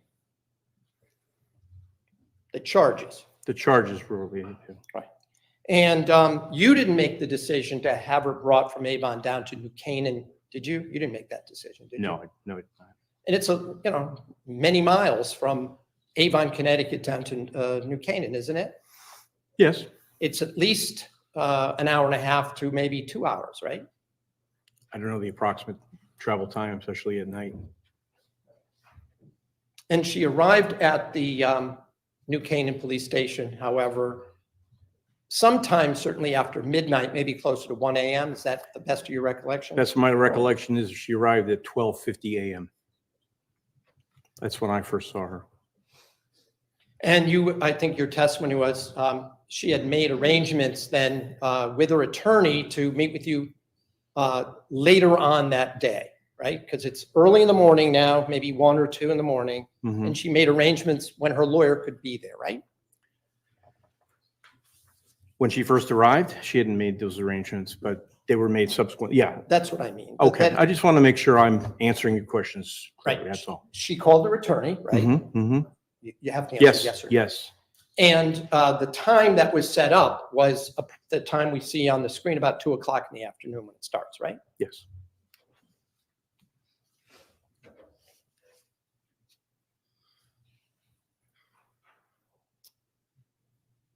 When she was transported from Avon, you were aware that she was in the room with her, when she was arrested, she was in the room with her daughter, right? I was not aware of that, no. Well, did you have any input as to whether she should be arrested in front of her 12-year-old daughter or not? Just going to object, Your Honor. Well, grounds. Assumes facts not in evidence, hearsay.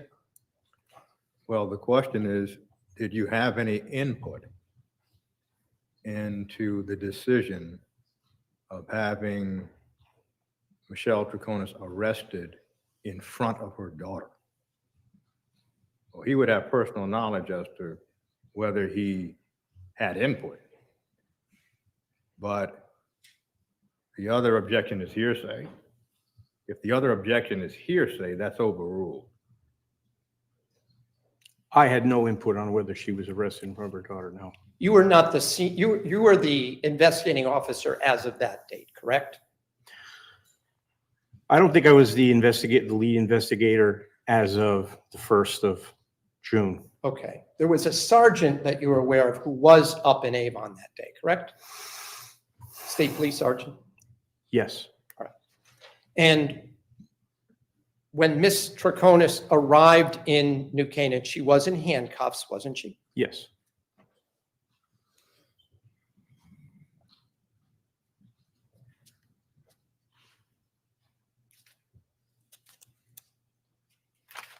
And you were made aware, and you were aware that she was brought to New Canaan because that's where the state's attorney, Colangelo, had said she should be brought, correct? Correct. Now, you've interviewed many people over the years as a police officer, correct? Yes. And you've actually received training in interrogation techniques, haven't you? In an interview and interrogation technique. And you've seen how people react when they're afraid, right? Yes.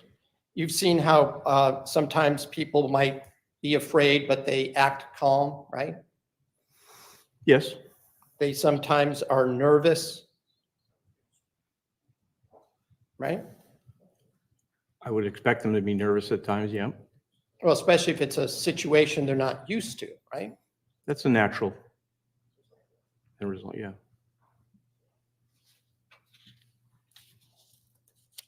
Unknown situations for a lot of people if they suddenly find themselves in police custody.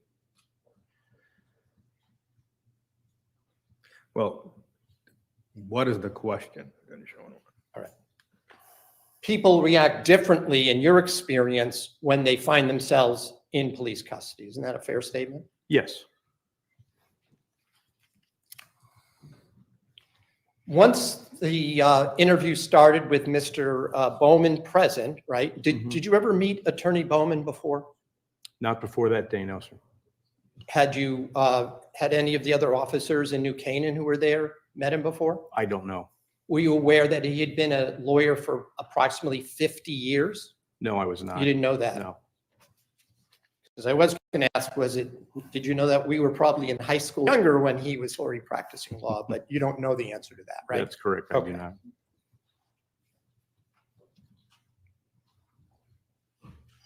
At the beginning of the recorded interview, we see you reading a form that had what we are commonly known as the Miranda rights, correct? The notice and waiver of rights, correct. You say, first you did the notice, right? Correct. And then there's a part that you refer to as the waiver, correct? Correct. Now, we've learned since then that that form that she signed has disappeared or is not located, correct? That is correct. But in any event, the whole time, we can see her at least signing some piece of paper. Is that right? Yes. And her lawyer was there when that was being done. Yes, he was. You were not offering Ms. Troconis any kind of promises at that point, right? No. You didn't offer immunity. No. You didn't offer some kind of proffer agreement, meaning where whatever she says would not be used against her. I don't have the authority to do that, so no. Well, if nobody gave you that authority in any event, right? Correct. You were in consult with Mr. Colangelo that evening, were you not? Yes. In that afternoon, correct? Yes.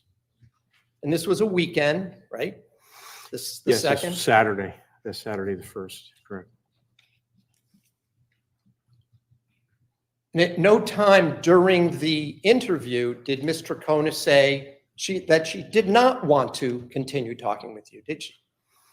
No. She kept going, right? That is, she kept talking to you, right? This is the 232. Yes. Yeah. Yes, she did.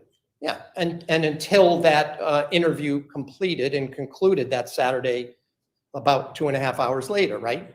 Yes. She told you on that first occasion that she had had nothing to eat since a slice of pizza before her arrest, right? She didn't tell me that. I was unaware of that. She said didn't- that while I was out of the room. She said it to she said it to Officer Detective Clabby. Yes. All right, so let's be clear. You were there, Detective Clabby was there, right? I was not in the room, but I was in the building. All right. Did Detective Clabby mention to you that she had had nothing to eat since before her arrest on the evening of June 1st? He did not know. You were also aware, because I think Detective Clabby says it in that first interview, that the night before that, she had been taken up to Litchfield for fingerprinting and things like that, right? Yes. You remember Detective Clabby saying the part about Dulos was glaring at her, sort of boring a hole through her. You remember he said that to her? Yes. Now you were, and I think he said, that is Detective Clabby said that during that time, Michelle had her head between her knees and wasn't even seeing what Dulos was doing, right? Yes. Is that why the two of you at that point expressed concern for her safety? Part of it, yes. As part of your technique in investigation, let me just be clear, in your training, are you allowed to feign concern if you wish? You know what I mean by that? I do. Yes, thank you. Yes. Are you allowed to lie to people who are being interrogated if they're adults? Presented deception, yes. And I think yesterday when you were asked a similar question by Mr. McGinnis, you said I think you used the term ruse. Is that correct? Ruse? A ruse. You can create a ruse, like a fake scenario. I don't remember saying that, but. You don't remember that? I don't remember saying that. Do you remember Mr. McGinnis asked you about, and I'll get to a more specific place, but he asked about whether you told Michelle something that wasn't true, but the goal would be to use some kind of a false statement to try and elicit a response.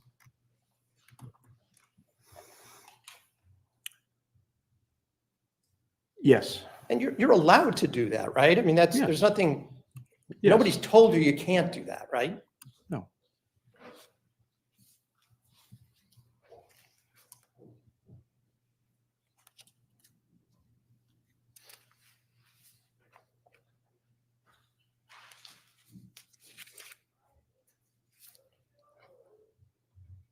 At the beginning of that first interview, we hear Ms. Troconis asked you if you speak Spanish. Do you recall that? I do, yes.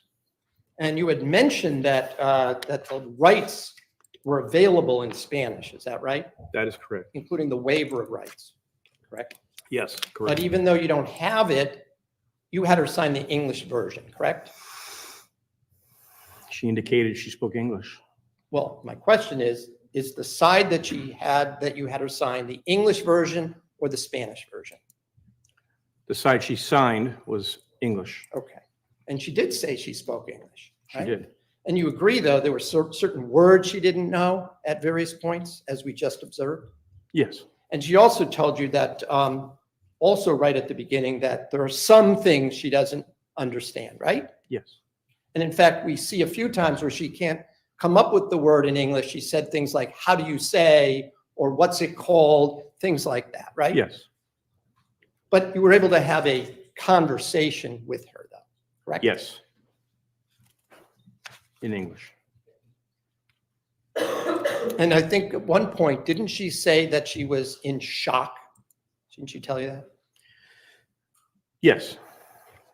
And from your experience, even educated people can be in shock, right? Absolutely. Yes. Educated people can be scared, Yes. and educated people can be under stress, Yes. and educated people can be confused. Yes. At the time you were questioning Mr. Troconis on June 2nd, Mhm. you had a lot of information that she did not have, right? About the Objection- case. Objection vague. All right, about the case. Objection vague. Well, the question is somewhat, I'll withdraw it, Judge. Thank All you. right. You had already been, by June 2nd, you had been to the Wells Lane house in New Canaan, right? Yes. You had consulted with the other New Canaan police officers who had been on the scene, right? Yes. There had already been some collection of evidence and photographs taken by evidentiary service personnel, correct? Yes. And that also had included photography and videos by the state police evidentiary services unit of the Western District Major Crime Squad, correct? Correct? Yes. And you were part of that unit. When I say the unit, I mean the Western District. squad. Correct. Yes. And by June 2nd, you also had obtained a number of videos from surveillance cameras, right? A number. Yes. Some. And you had Mr. Dulos's cell phone, correct? Yes. It had been, in fact, seized from him when he went down to the New Canaan Police Department on May 25th. That is the next day, right? Correct. And you were aware, just because all these names are being bandied about, when Ms. Troconis referred to Jacob, that was one of his divorce lawyers, Jacob Pytranker, correct? Correct. And you knew that Mr. Pytranker was with Mr. Dulos at the New Canaan Police Department on that May 25th, right? Yes. And then we've heard some other names like Gene. Were you familiar with an attorney named Eugene Riccio? Yes. And were you aware that Mr. Dulos had retained Mr. Riccio by then, as of June 2nd? As of June 2nd. I don't know. I don't know. All right. You had heard the name Mike Rose mentioned multiple times in these videos. You were aware that attorney Mike Rose was the guardian for the children in the divorce case, right? Withdrawn. I think that's a mistake. Yeah, that's me. Yes, that's a mistake. That Mike Rose was in fact one of Mr. Dulos's divorce lawyers, correct? I knew he was an attorney. I didn't know what type. But you knew he was representing Mr. Dulos at that point, right? I didn't know he was representing Mr. Dulos. I knew he would have been in touch with Mike Rose, who was an attorney. You had also interviewed a number of people connected to the Farber family, correct? Yes.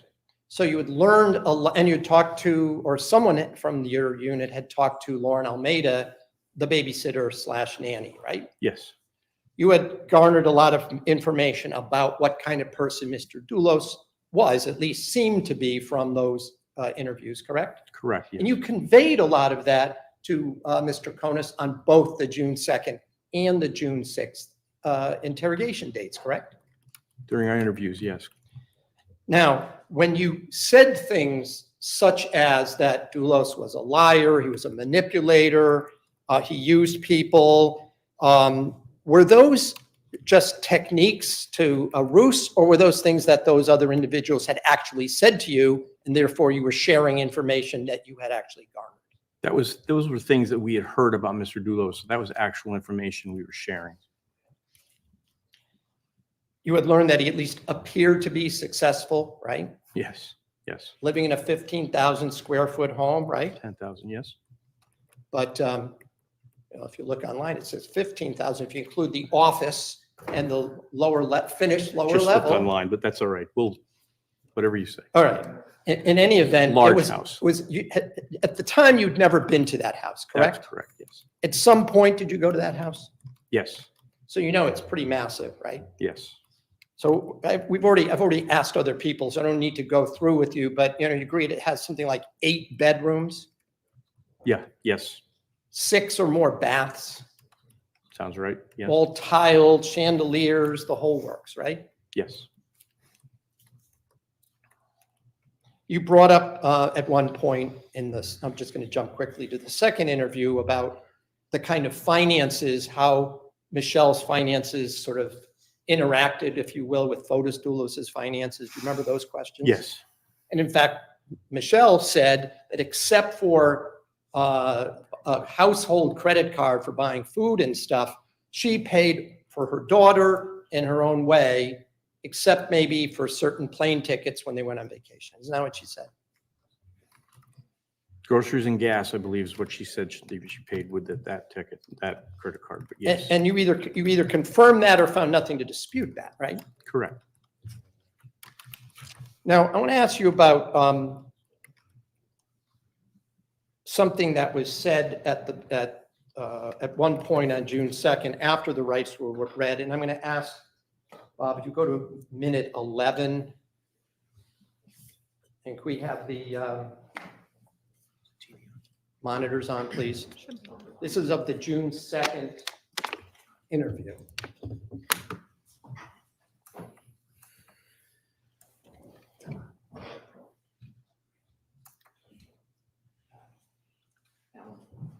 Oh, I don't know how to put it.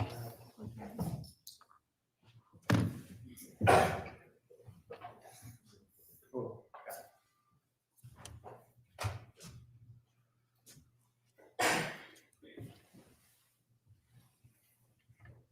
I know it's been a rough week, but they don't really understand or know about what we do. So We've seen you at some of your worst moments, and we see the humanity in you. And we want people to know that it's there. There are probably people out there down there. I saw it the other night and you were having a hard time. Remember when we were doing the prints? I could see it, so, And we understand that you could be, I don't know what happened to you. I don't know how I was treating you, I don't know what happened to you, I told you. I know it's been, in the last week, there's been a significant change in your lifestyle. And there may be a downward trajectory for you. So you look shell-shocked in front of me yesterday because we were saying you're sick. You look like, what? And you're shocked. Right. And that's understandable. We understand that. All right. So she actually, you used the term shell-shocked, and she said she was in shock, right? Yes. And that just goes to, like I said, that was something that you might find a number of people, that's the reaction if they find themselves under arrest, right? Yes. And you'd agree that for many people, being arrested is a shocking experience. Yes.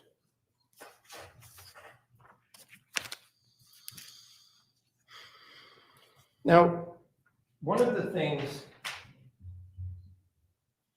that you had learned, besides the financial situation that Mr. Dulos was in, was that he surrounded himself by well-off and successful people, right?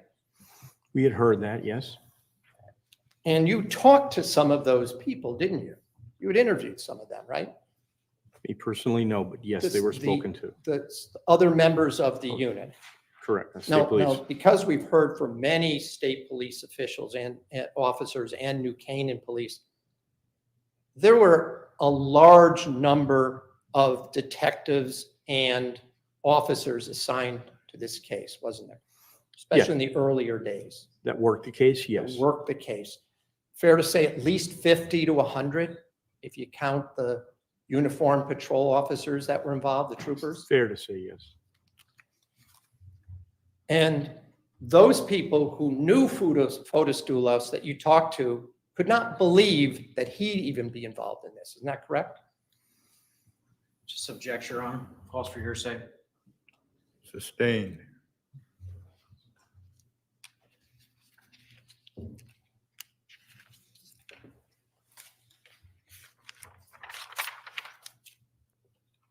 After the after you first met Michelle Troconis in the middle of the night, you saw her at the station when she went to, and then she was allowed to call the lawyer, right? Yes, yes. Then you said you went home because you were tired and needed some rest, right? Yes. But Michelle Troconis couldn't go home, could she? No, she was in custody. She was in custody and she was, at that point at least, denied bail, right? Yes. Objection, Your Honor, mischaracterizes. Well, because the court knows the legal procedure, the question denied bail is a mischaracterization. All right, I'll rephrase. She was not allowed to post bail, was she? Until arraignment, no.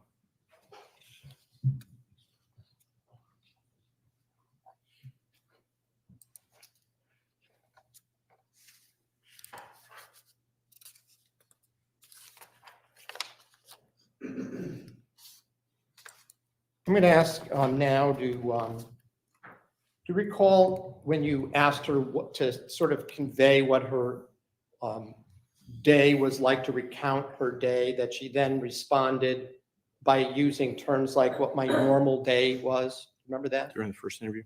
Right. During And this. I'm going to ask Bob if you go to, I think it's like minute 12. 12:40. 12:40.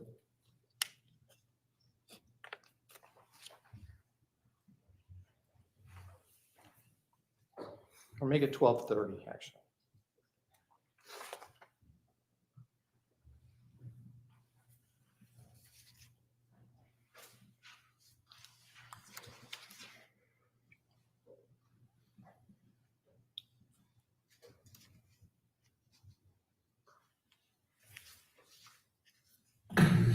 Usually I have the alarm set for 6:40 every day, but not Thursdays, because Nicole goes to school on Thursdays, she gets in at 9 instead of 8.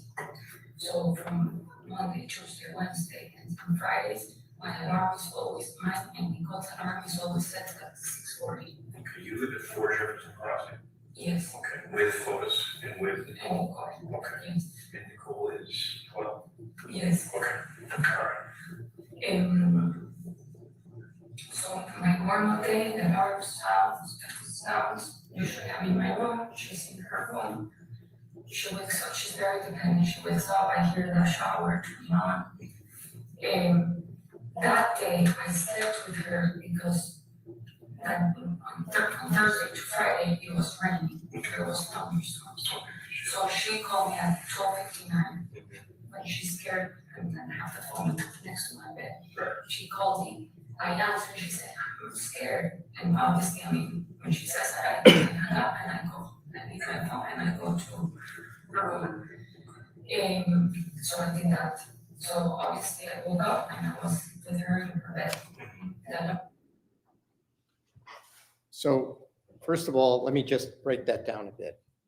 Judge, just for the record, he paused it at 13:43. Thank you. That's fine. I didn't realize the screen would go off before the pause, but that's okay. Well, next time, if we leave it up just for the pause, it'll be easier for me to say that. Because I don't have my own screen, I'm sorry. So a lot of what Ms. Troconis was telling you at this point had to do with her usual day, what she did on a regular basis, correct? Yes, correct. Often when she spoke, she used the present tense in her conversation with you. Isn't that right? Yes. That turned out to be true, even if she was talking about something in the past, correct? Yes. You understood that might have something to do with her not being a native English speaker, right? Yes. She told you that she got a call right before 1 a.m. from her 12-year-old daughter because she was scared about thunderstorms, right? Yes. And that it had been raining, right? Yes. You said in answers to Mr. McGinnis's questions yesterday that you checked on some app like Weather Underground or something, that there were no storms in that area. Isn't that right? I checked on Weather Underground and timeanddate.com, and there was minimal precipitation. Not none, but only less than half an inch. And that was at Brainerd Airport, isn't that That right? was at Brainerd Airport, correct. Right. I'm going to offer Defense Exhibit K. This is what you showed me, yeah. I have no objection to K. Defense K admitted as a full exhibit.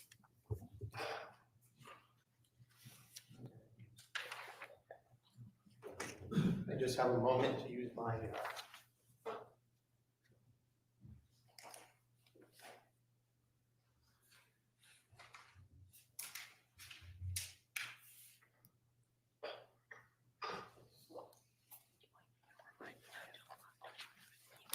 right. Yeah. Would you call up the map, please? That's on there. Now, do you recognize this from the Weather Service being from the early morning hours of May 24th, 2019 at 12:56 a.m.? Could you zoom in a little on the center, please? Judge, if I may, I just want to indicate, is Attorney Schoenherr indicating this came from one of these sites, or is he indicating it came from Weather US, which is what it shows? Yes, from weather.us. Thank you. All right. Do you recognize the area of blue and aqua in the center of the screen? Yes, I do. And what's the time indicated on this image? It's cut off on my screen. It's down at the bottom. If you look behind you, I think okay. you might be able to read it. 12:56 a.m. on May 24th, 2019. All right. So is it at least conceivable, Officer Kimball, that the sources that you looked at were not actually looking at the Farmington, West Hartford area at that moment? Yes, it's conceivable. Okay. And I also just want to be clear, do you agree, if you look at this map, that this is the location where Fort Jefferson Crossing is? That blue area in the center there, it would include Fort Jefferson Crossing.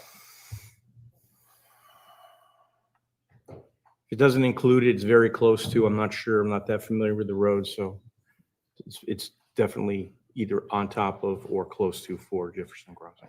Then I have to ask you a different question. Now, as part of the investigation, and as we listen to the questioning, there's a lot of talk about the pond, the ski Yes. pond, right? Yes. And you're aware, so that everybody here is aware, that the ski pond was basically down the mountain. The house was on top of Avon Mountain, correct? Yes. And on both sides of Avon Mountain, there's roads that go up and up, but they're quite steep, correct? Yes. In fact, I don't know if you've ever had to cover that as a trooper, but you know that there have been very serious accidents going down the both sides of that mountain, right? Yes, more than, Including multiple fatalities, trucks report, running out yeah. of control, lots of injuries over the years, correct? yes, So you were aware that the pond was sort of part of the Farmington River Valley, which was just below Avon Mountain, correct? when you say just below, can you give me a cardinal Sure. southwest? That if you wanted to get to that pond, there was only one road, by the way, to get from Avon to Farmington, one main road. That would be Route 4, correct? 4, okay, yes, So if you wanted to get to this pond, you either had to take Route 4 or you had to take Route 44, the Albany Avenue, right? Unless you take some back roads. yes, And do you agree that the pond was located in the valley below Avon Mountain between Route 4 and Route 44?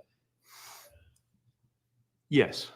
In fact, I don't know if, Not for familiar people with that are from down here, but it's very close to the private school, Avon Old Farm School. You're familiar with that Yes. facility? It's a Yes. Private boarding school for boys. Yes, Okay, so it's close to there, right? yes, And as part of your investigation, you knew that that other officers spoke to the owner of the pond, a man by the name of Robert Haynes, correct? Hutch Haynes, yes. And Hutch was his Hutch nickname. was his nickname, yes, And that you knew he owned the Avon storage lockers that we hear talked about in the videos, right? yes, He also owned the area where the pond was, right? that's correct, yes, One of the things that was collected from Mr. Haynes was the surveillance cameras from the area, from his storage locker area and the pond area, correct? yes. Did you ever review those videos? I did not personally know. All right, I'm going to ask that in the same exhibit, if we could play the video at,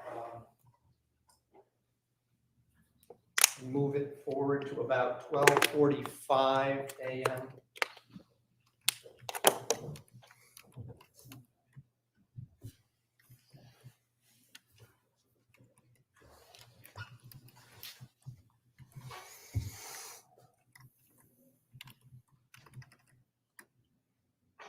Can you tell us what you observed? It appears to be rain falling. Severely heavy rain? Yeah, yes, If we could just move it forward 3 or 4 minutes so we don't have to watch this exciting video. Just 3 minutes, just maybe, no, before 1 though. Go back a little bit further, please, right there. So at 12:54, it's still raining quite hard, is that right? rain, I don't see any lightning, but yes, I do see rain. Thank you. When can you just indicate for the record what you played?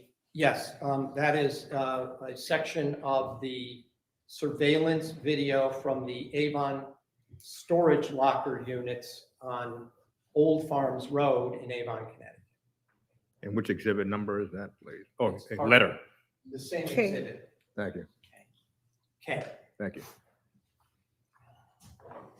When you said to Michelle point blank, we checked, there were no storms that night, were you trying to deceive her by saying that? I believe I said there was very little precipitation, but no, it was not an attempt at deception. It was a bona fide belief of mine at the time. But she was telling you that there was a storm and her daughter called her and she went up to her daughter's room, right? Yes, You're telling her that you didn't believe her when she told you that, right? I told her that there was little to no precipitation. Yes, In hindsight, was that accurate? not according to the video I just saw. So as far as you know now, she was telling you the truth, right? As far as I know, yes.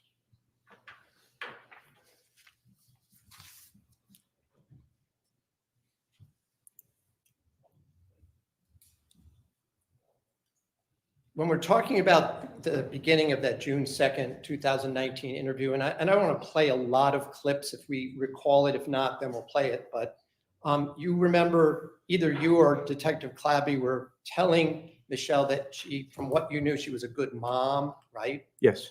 And that the media had been tough on her, correct? Yes. Would you agree that there was a lot of tabloid media with pictures of Michelle Troconis even before she was arrested? I don't pay much attention to the media, but I'm aware that there was some coverage of it, yes. It included her daughter too, didn't it? I don't Pictures of know. her daughter. Objection, Your Honor. Foundation. Well, the question really is, do you know whether it included pictures of her daughter? Yeah. No, I do not.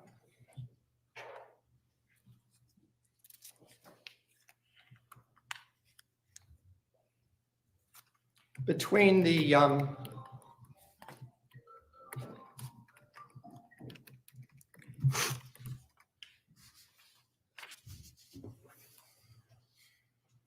by the way,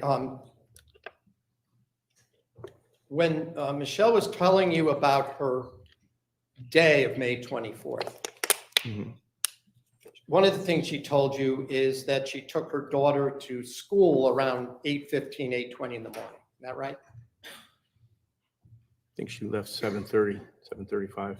But you confirmed the fact that she arrived at the school and brought her daughter there, right? Yes. Her daughter's school was maybe 15, 20 minutes away from Fort Jefferson Crossing, approximately. Approximately, yes. And that was something you were able to confirm. Yes. She also told you that she had returned a purse to Mr. Haynes that his wife had left at her house, right? That is, Yes. at the Dulos house. Yes. She told you that they were over for dinner that previous night, May 23rd, correct?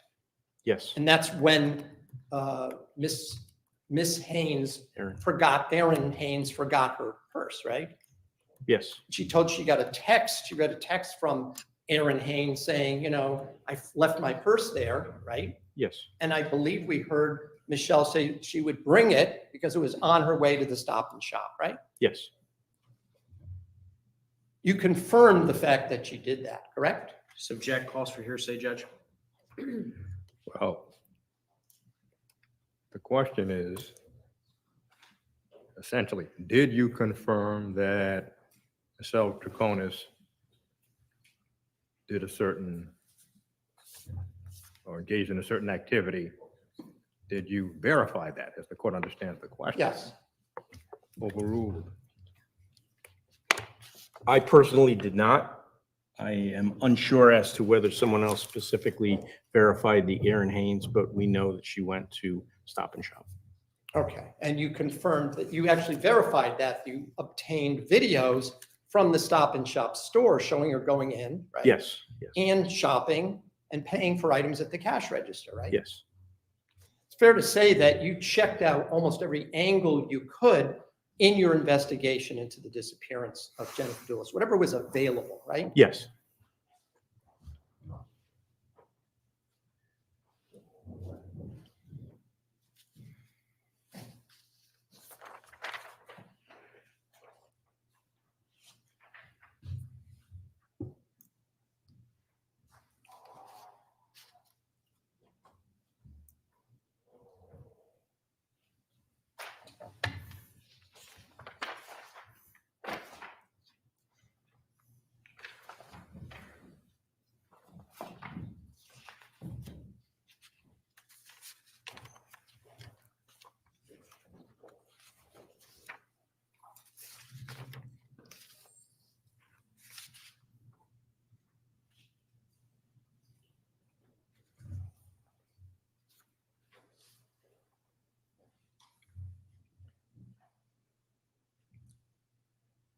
You met again with Michelle Troconis, as you indicated, 4 days later, is that right?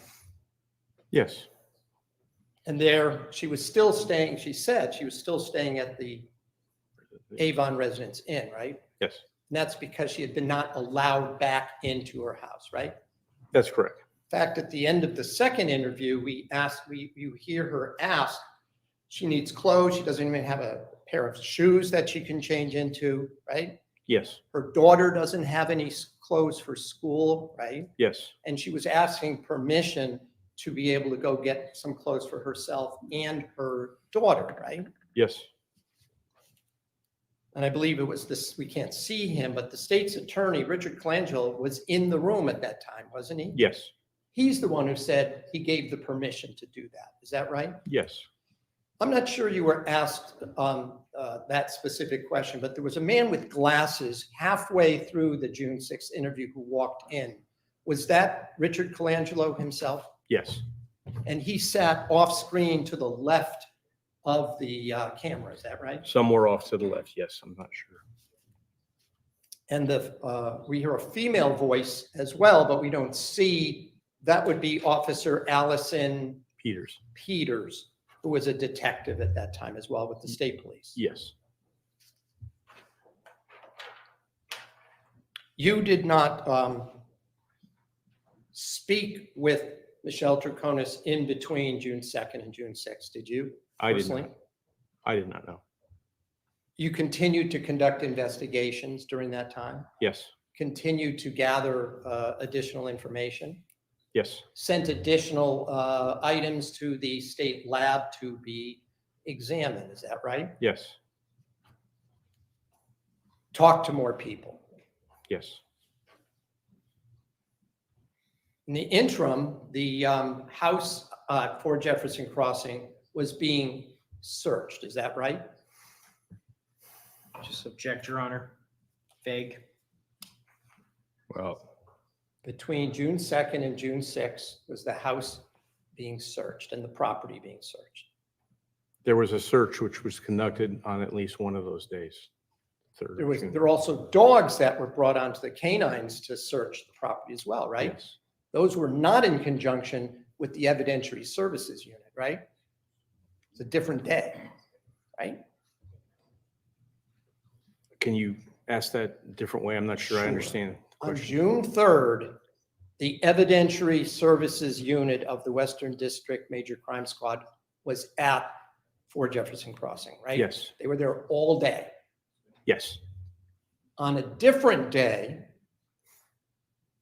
before June 6th, there were police dogs of the state police searching the property as well, right? the canine unit searched. I'm unaware of exactly what day the canine, but the canine unit is separate from our van. It was, however, done while the house remained under police control, correct? Yes, correct. Now, you were aware that, as she indicated in the video, that Michelle was staying at the hotel, right? Yes, She talks about her mom as well, right? yes, Was her mom there when you were interviewing her on June 6th? Was she out in the hallway? her mother is seated in the hallway. Yes, At one point when the door opens, we see a woman sitting in a waiting area. Was that Miss Troconis's mom? I believe it was. Yes, Were you introduced to her as the mom? I don't remember being so. Okay, but there was another woman, a little bit older than Michelle Troconis sitting in the waiting area. Well navigated. Yes,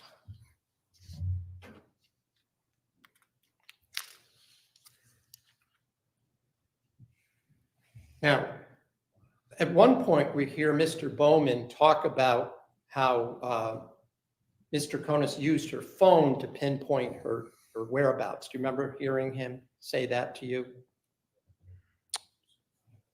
so pinpoint her whereabouts. Go ahead. I didn't. It's all right. My understanding was she referenced her phone to determine what she was doing around the general time of a phone call or of a text. Okay. So well, that's whereabouts as far as like physical whereabouts? Oh, no, time frames. Okay. Yes, I will agree with that. All right. And she didn't have her phone on either June 2nd or June 6th, did she? No, she did not. The phone had been seized on May 31st, correct? Yes, By the state police. yes.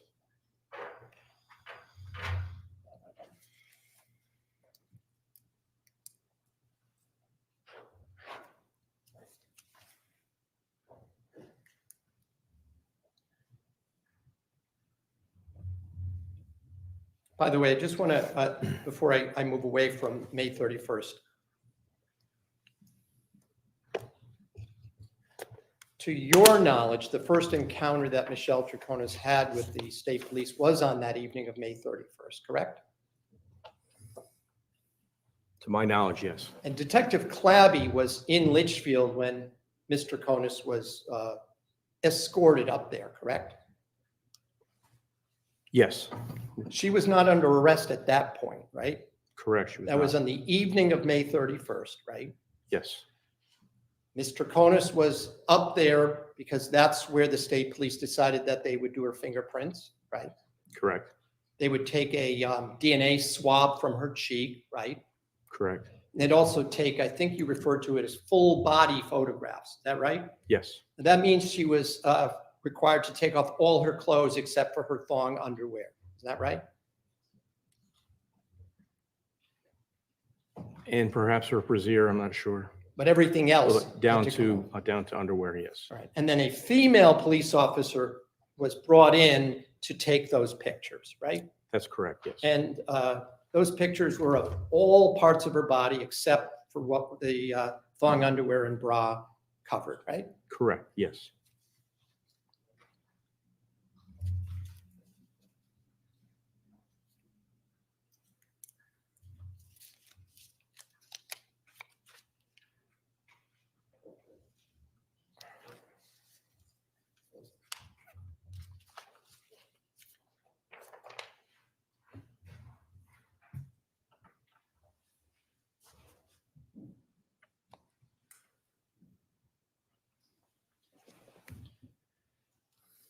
On that first interview on June 2nd, there was a fair amount of discussion about the cars and the location where those cars were parked. Is that right? Yes,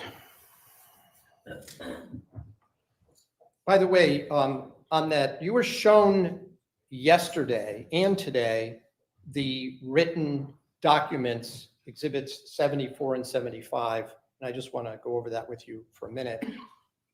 You did not have those documents on June 2nd, 2019, did you? correct, that is correct. We did not have- They were found in the house by the evidentiary services team and the van team, whatever the crime van team. Crime van, Okay, on June 3rd, right?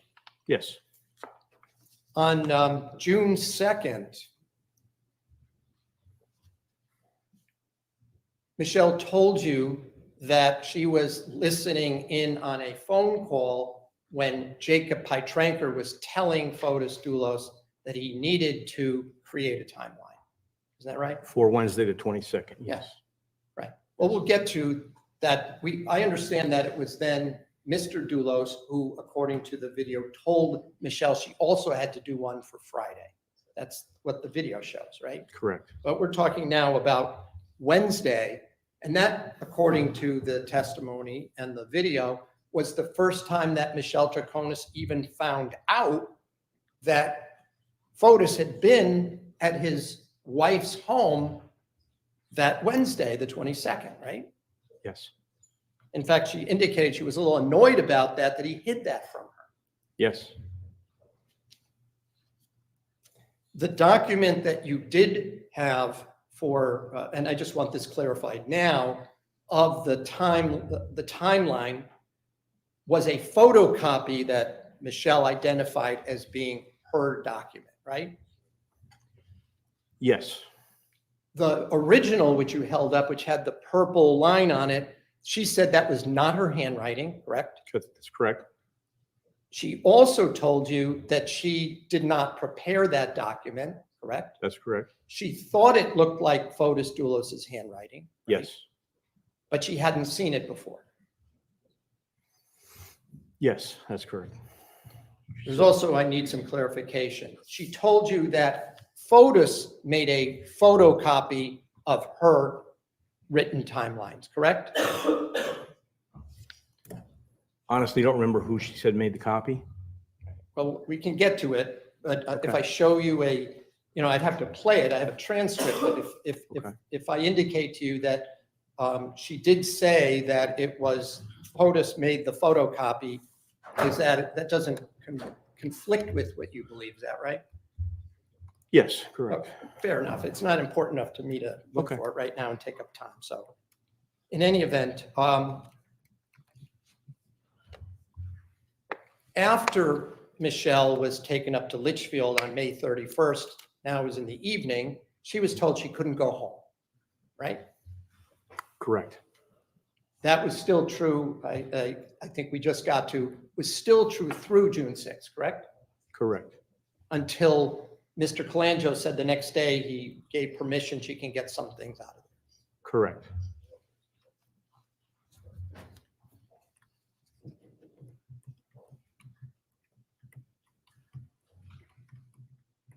When Ms. Troconis told you that she gave the original of the Exhibit 75 to her attorney, you didn't know if that was true at that moment, correct? No, we didn't. Until when Mr. Bowman said, yes, she gave it to me, and he sort of held something up as we see in the video. Did you believe it then? To clarify, I'm not sure what she gave Attorney Bowman was the same document that she had prepared and was then photocopied, which we found. She had prepared a timeline, which she had presented to Attorney Bowman. Well, the two photocopies that were in Ms. Troconis's handwriting, one was a list of incoming and outgoing phone calls, right? Yes. In her handwriting. She identified it as her handwriting. And it appeared, I believe she said, but did it appear that she had needed to use her phone to document that item?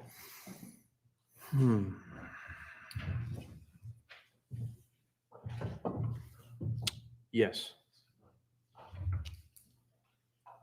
At the time, did you know who was with her when she wrote it? I'm sorry, can we get a time frame? I'm confused by the question. At the time. Do you know when she was writing that document, who was with her when she wrote it? I don't know when she wrote it, so I don't know who was with her at that time. At one point, just so that we're clear, she did say in the video, in the second video, that Photus told her to write down everything, correct? Yes.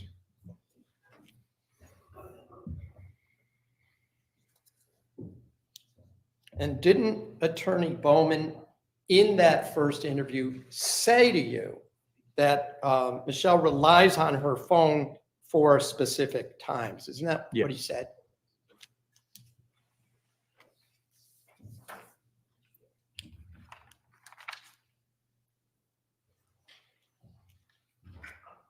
By the way, if you knew a document was being prepared for a lawyer, you wouldn't take that document, would you? No. I was going to object, Your Honor, relevance.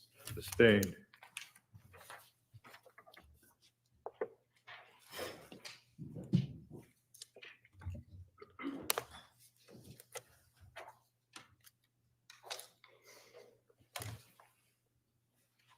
Now, Mr. Bowman indicated to you, if you recall yesterday, that, I think he said that, I want you to understand this is not rehearsed. Any attorney would go over everything together. It's common for attorneys to go over everything in detail. Do you remember that being said yesterday? That you don't disagree with that statement, do you? I was going to object, Your Honor, relevance as to whether he disagrees. Well, as far as relevance, the question is, do you disagree with the statement that essentially a competent attorney would try to review with his client a chronology? Well, really the objection really is foundation. Well, the court is going to sustain the objection.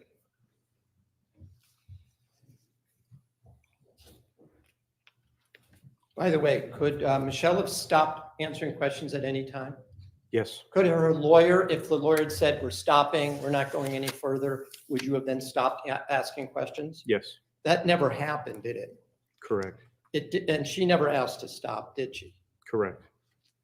Even after, did Detective Clabby mention that at one point she said she felt dizzy Which interview are we talking? in the first interview? Interview, first interview. I don't remember that occasion.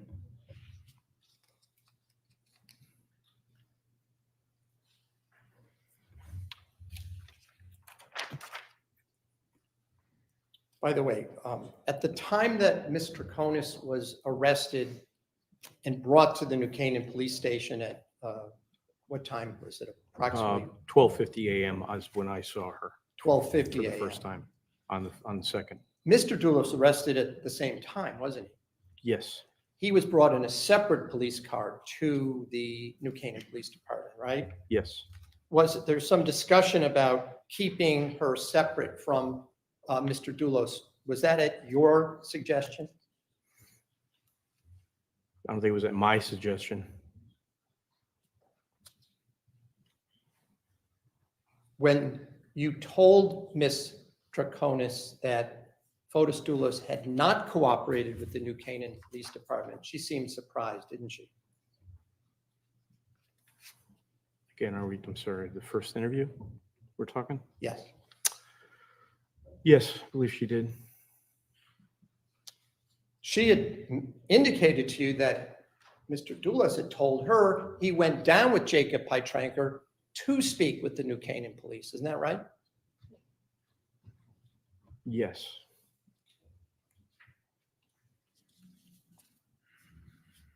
Were you at the New Canaan Police Station on May 25th when Mr. Dulos came in with his lawyer? Yes, I was. But you were not downstairs in the foyer when Mr. Dulos and Mr. Pytranker came in, right?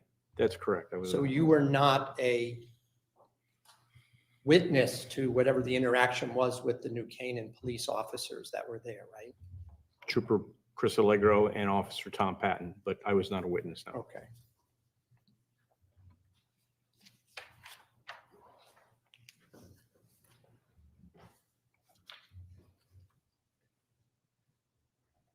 By the way, I just want to be clear, I'm going back a little bit here, but when Ms. Troconis asked you if you spoke Spanish, what was your answer? No, but I don't know of any other attributes to my answer. Did Detective said, "No, I Clabby, to don't." your knowledge, speak Spanish? Detective Clabby has a Spanish wife. I don't know if he speaks Spanish. Okay. Would say like Hispanic wife, you mean, is that what, you mean she's from Spain? She or is, from, yes. From Spain? My fault, yes. Okay.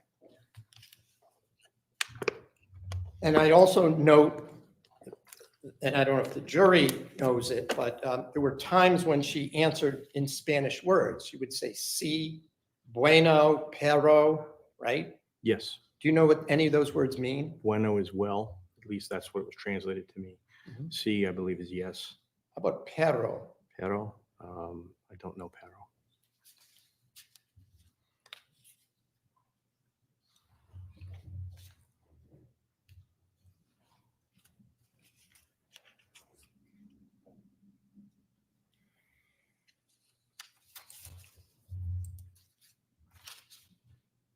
I want to just ask you then some questions now about some of the, Judge, I was going to go into a different area. I don't know if this might be I could A natural squeeze out stopping another point. 5 minutes, but. Probably a natural stopping point. Yeah. Ladies and gentlemen, we will conclude today's proceeding. Please, as always, avoid any media coverage about the case and do not discuss with anyone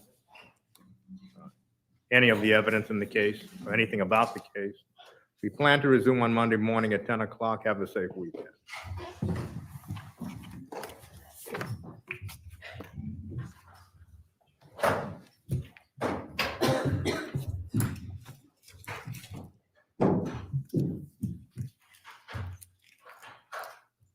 Rise, this honorable Superior Court now stands adjourned until Monday at 10 a.m.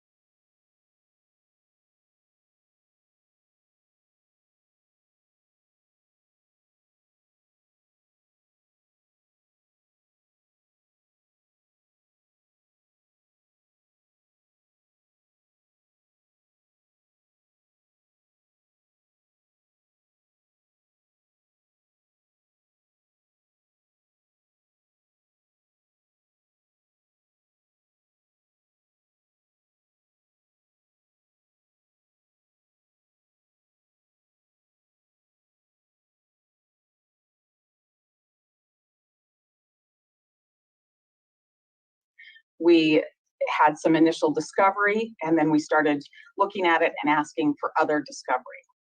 We are up to our 11th request for discovery, and there's, I think, 250 items total with subparts to that. The state will respond to us. They're not ignoring us. I'm not saying that at all. There's just a lot out there.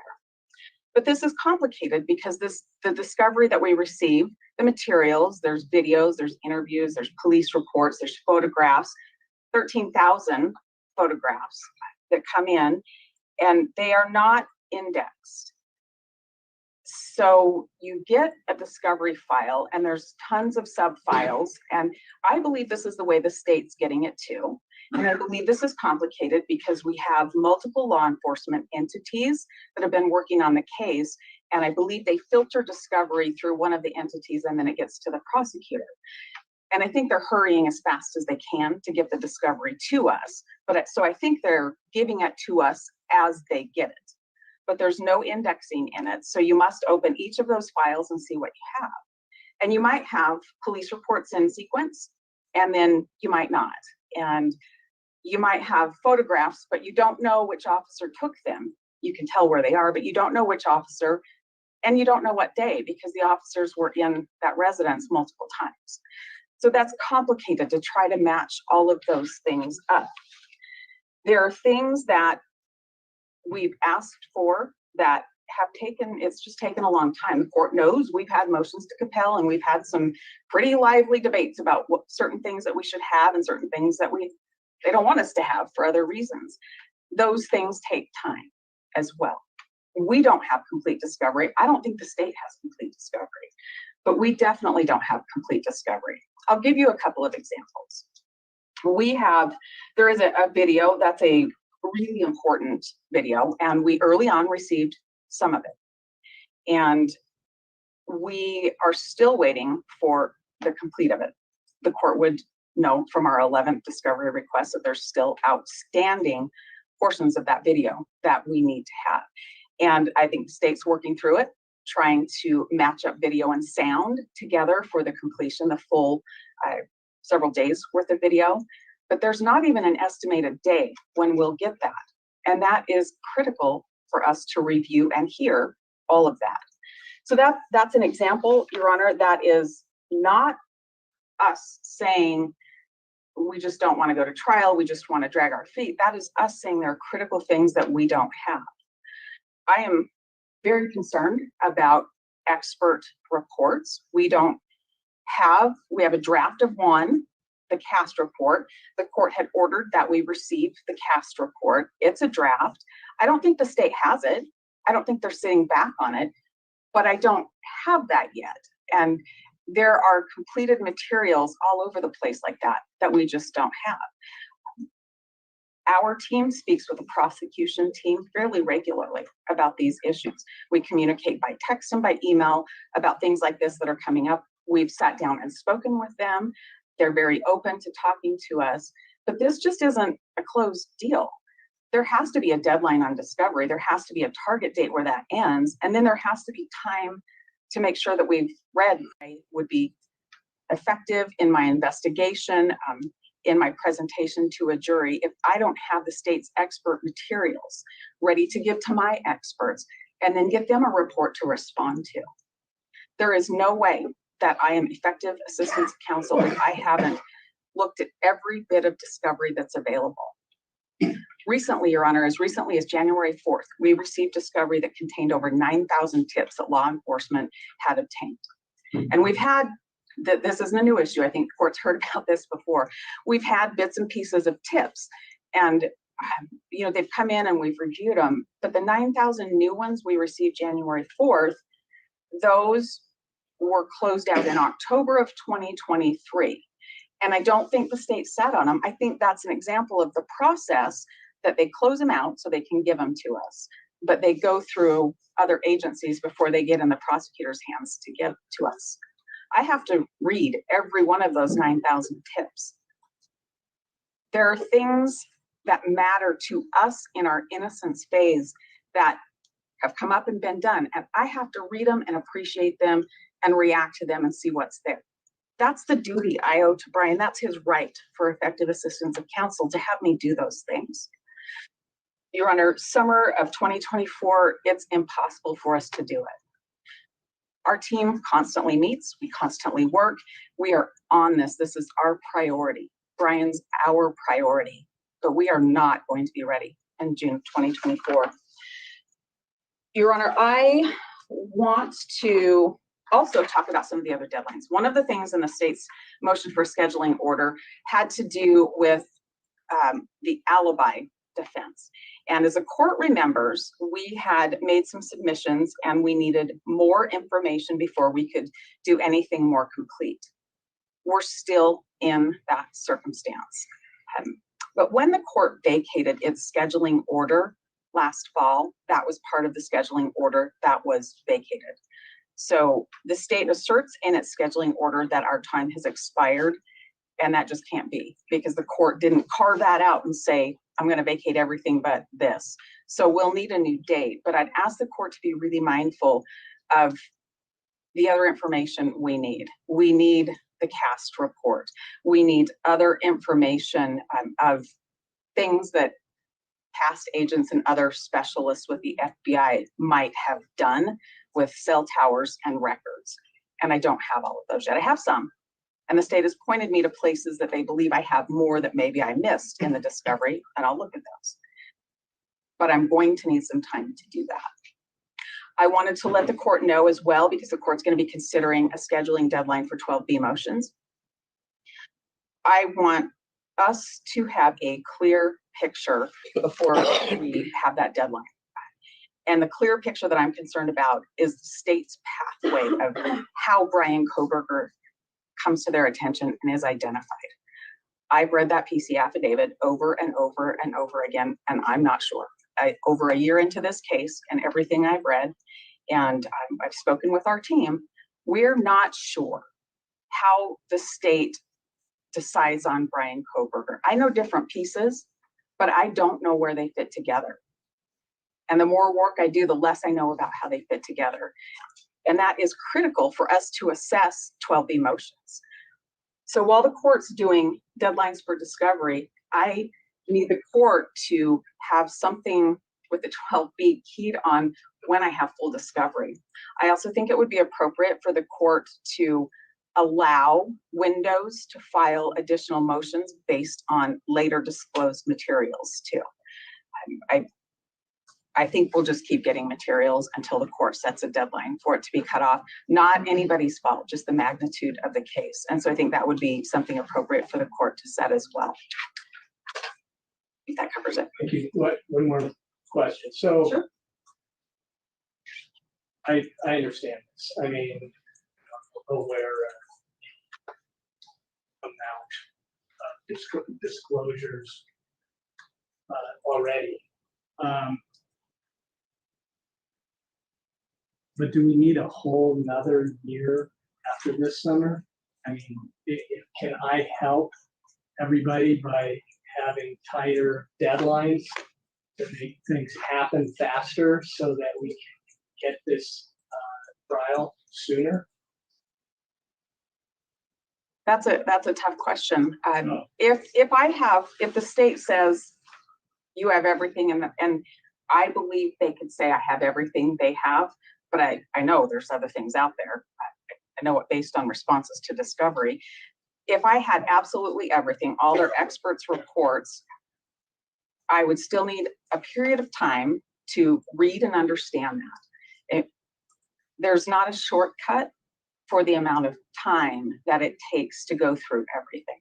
There's just not a shortcut for that. Having a deadline for discovery helps me. It just does. Having a deadline for expert disclosures, that absolutely helps me as well. I have the concerns of discovery that's not yet made available. I have the concerns of the time it takes to review all of the materials. And I have the concerns about the limitations we're finding with people being willing to talk to us, both for the innocence phase and the mitigation phase, should we ever get there. I have significant concerns. We're working on it. If you could say everything's going to go according to plan. I'm going to give you these deadlines, and all of the materials will be in the state's hands so they can give them to you. And the records you need will be given to you when you ask. And the witnesses that you need to speak with won't slam the door in your face.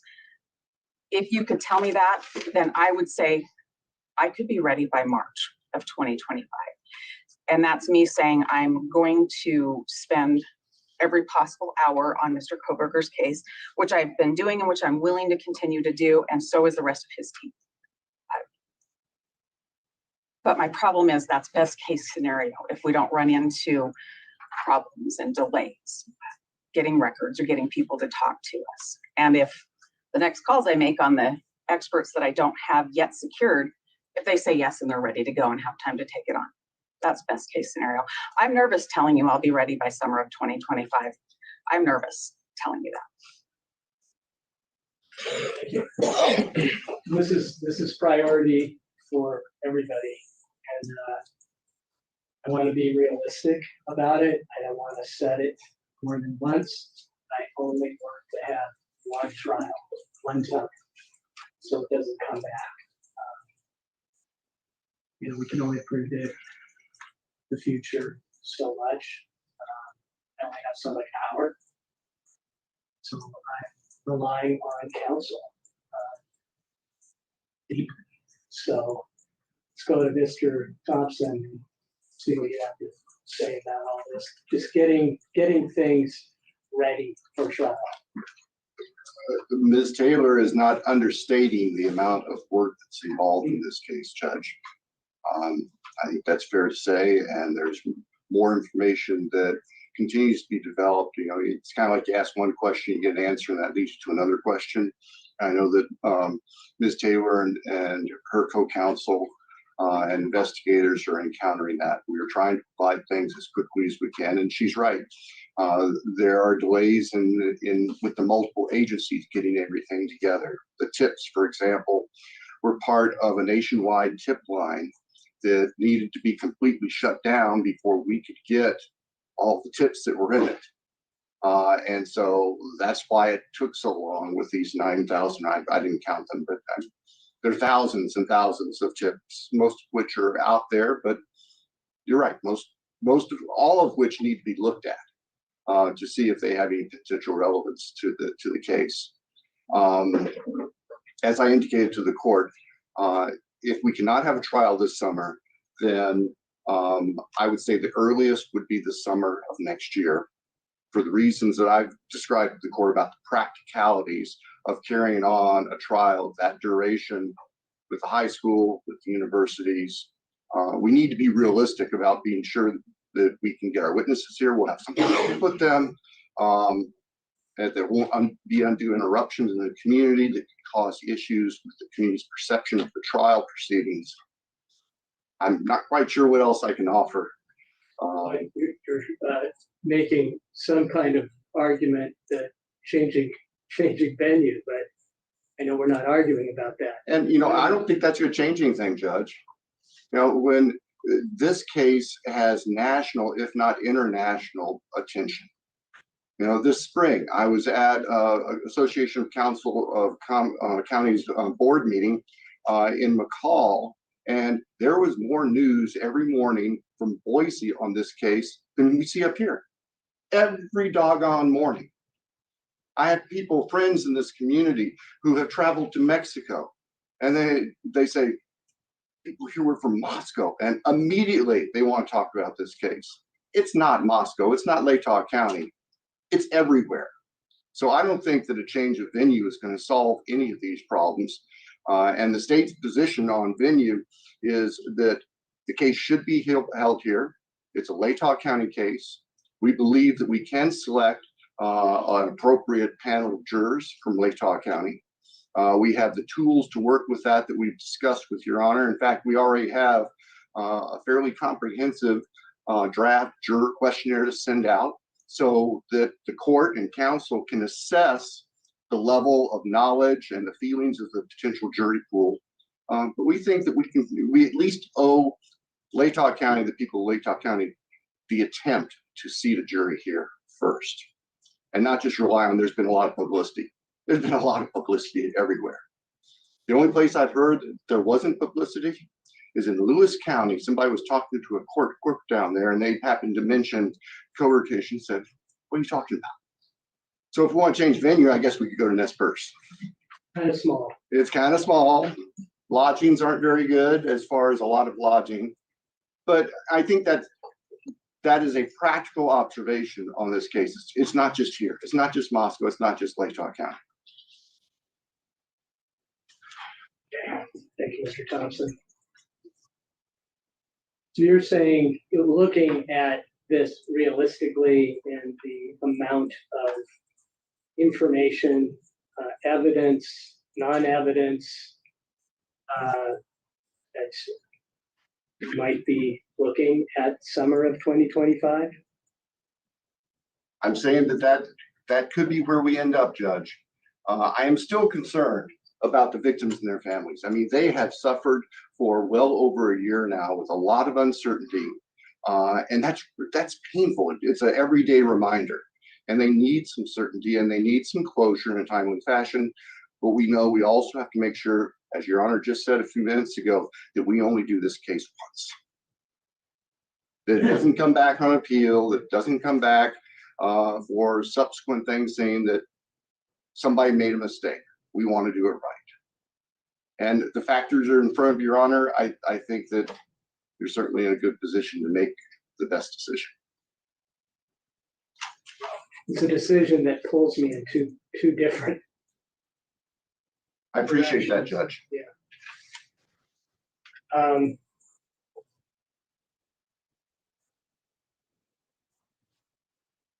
I want to set it right now. I mean, I'd like to get a little closer with discovery and see if we can have that more quickly. I'd like to speed it up if it's possible. I'd really like to do this sooner than later. I mean, maybe in March 2025, which Taylor, that would be a reach.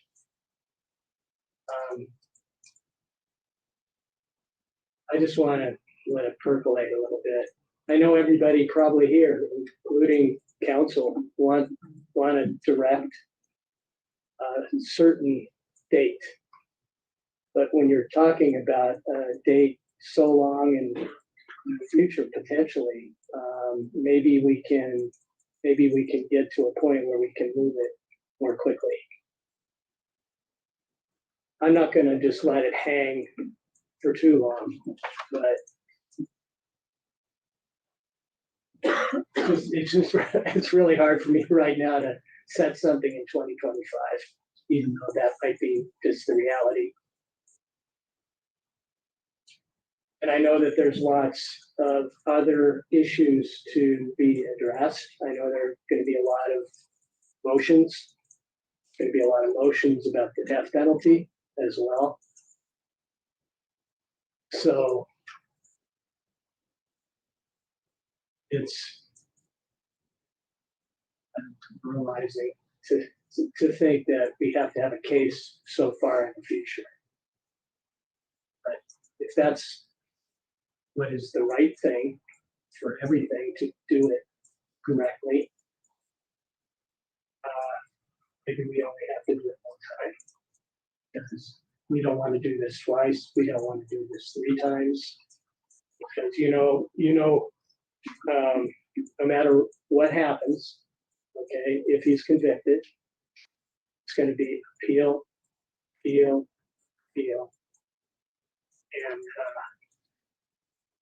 that's also a challenge.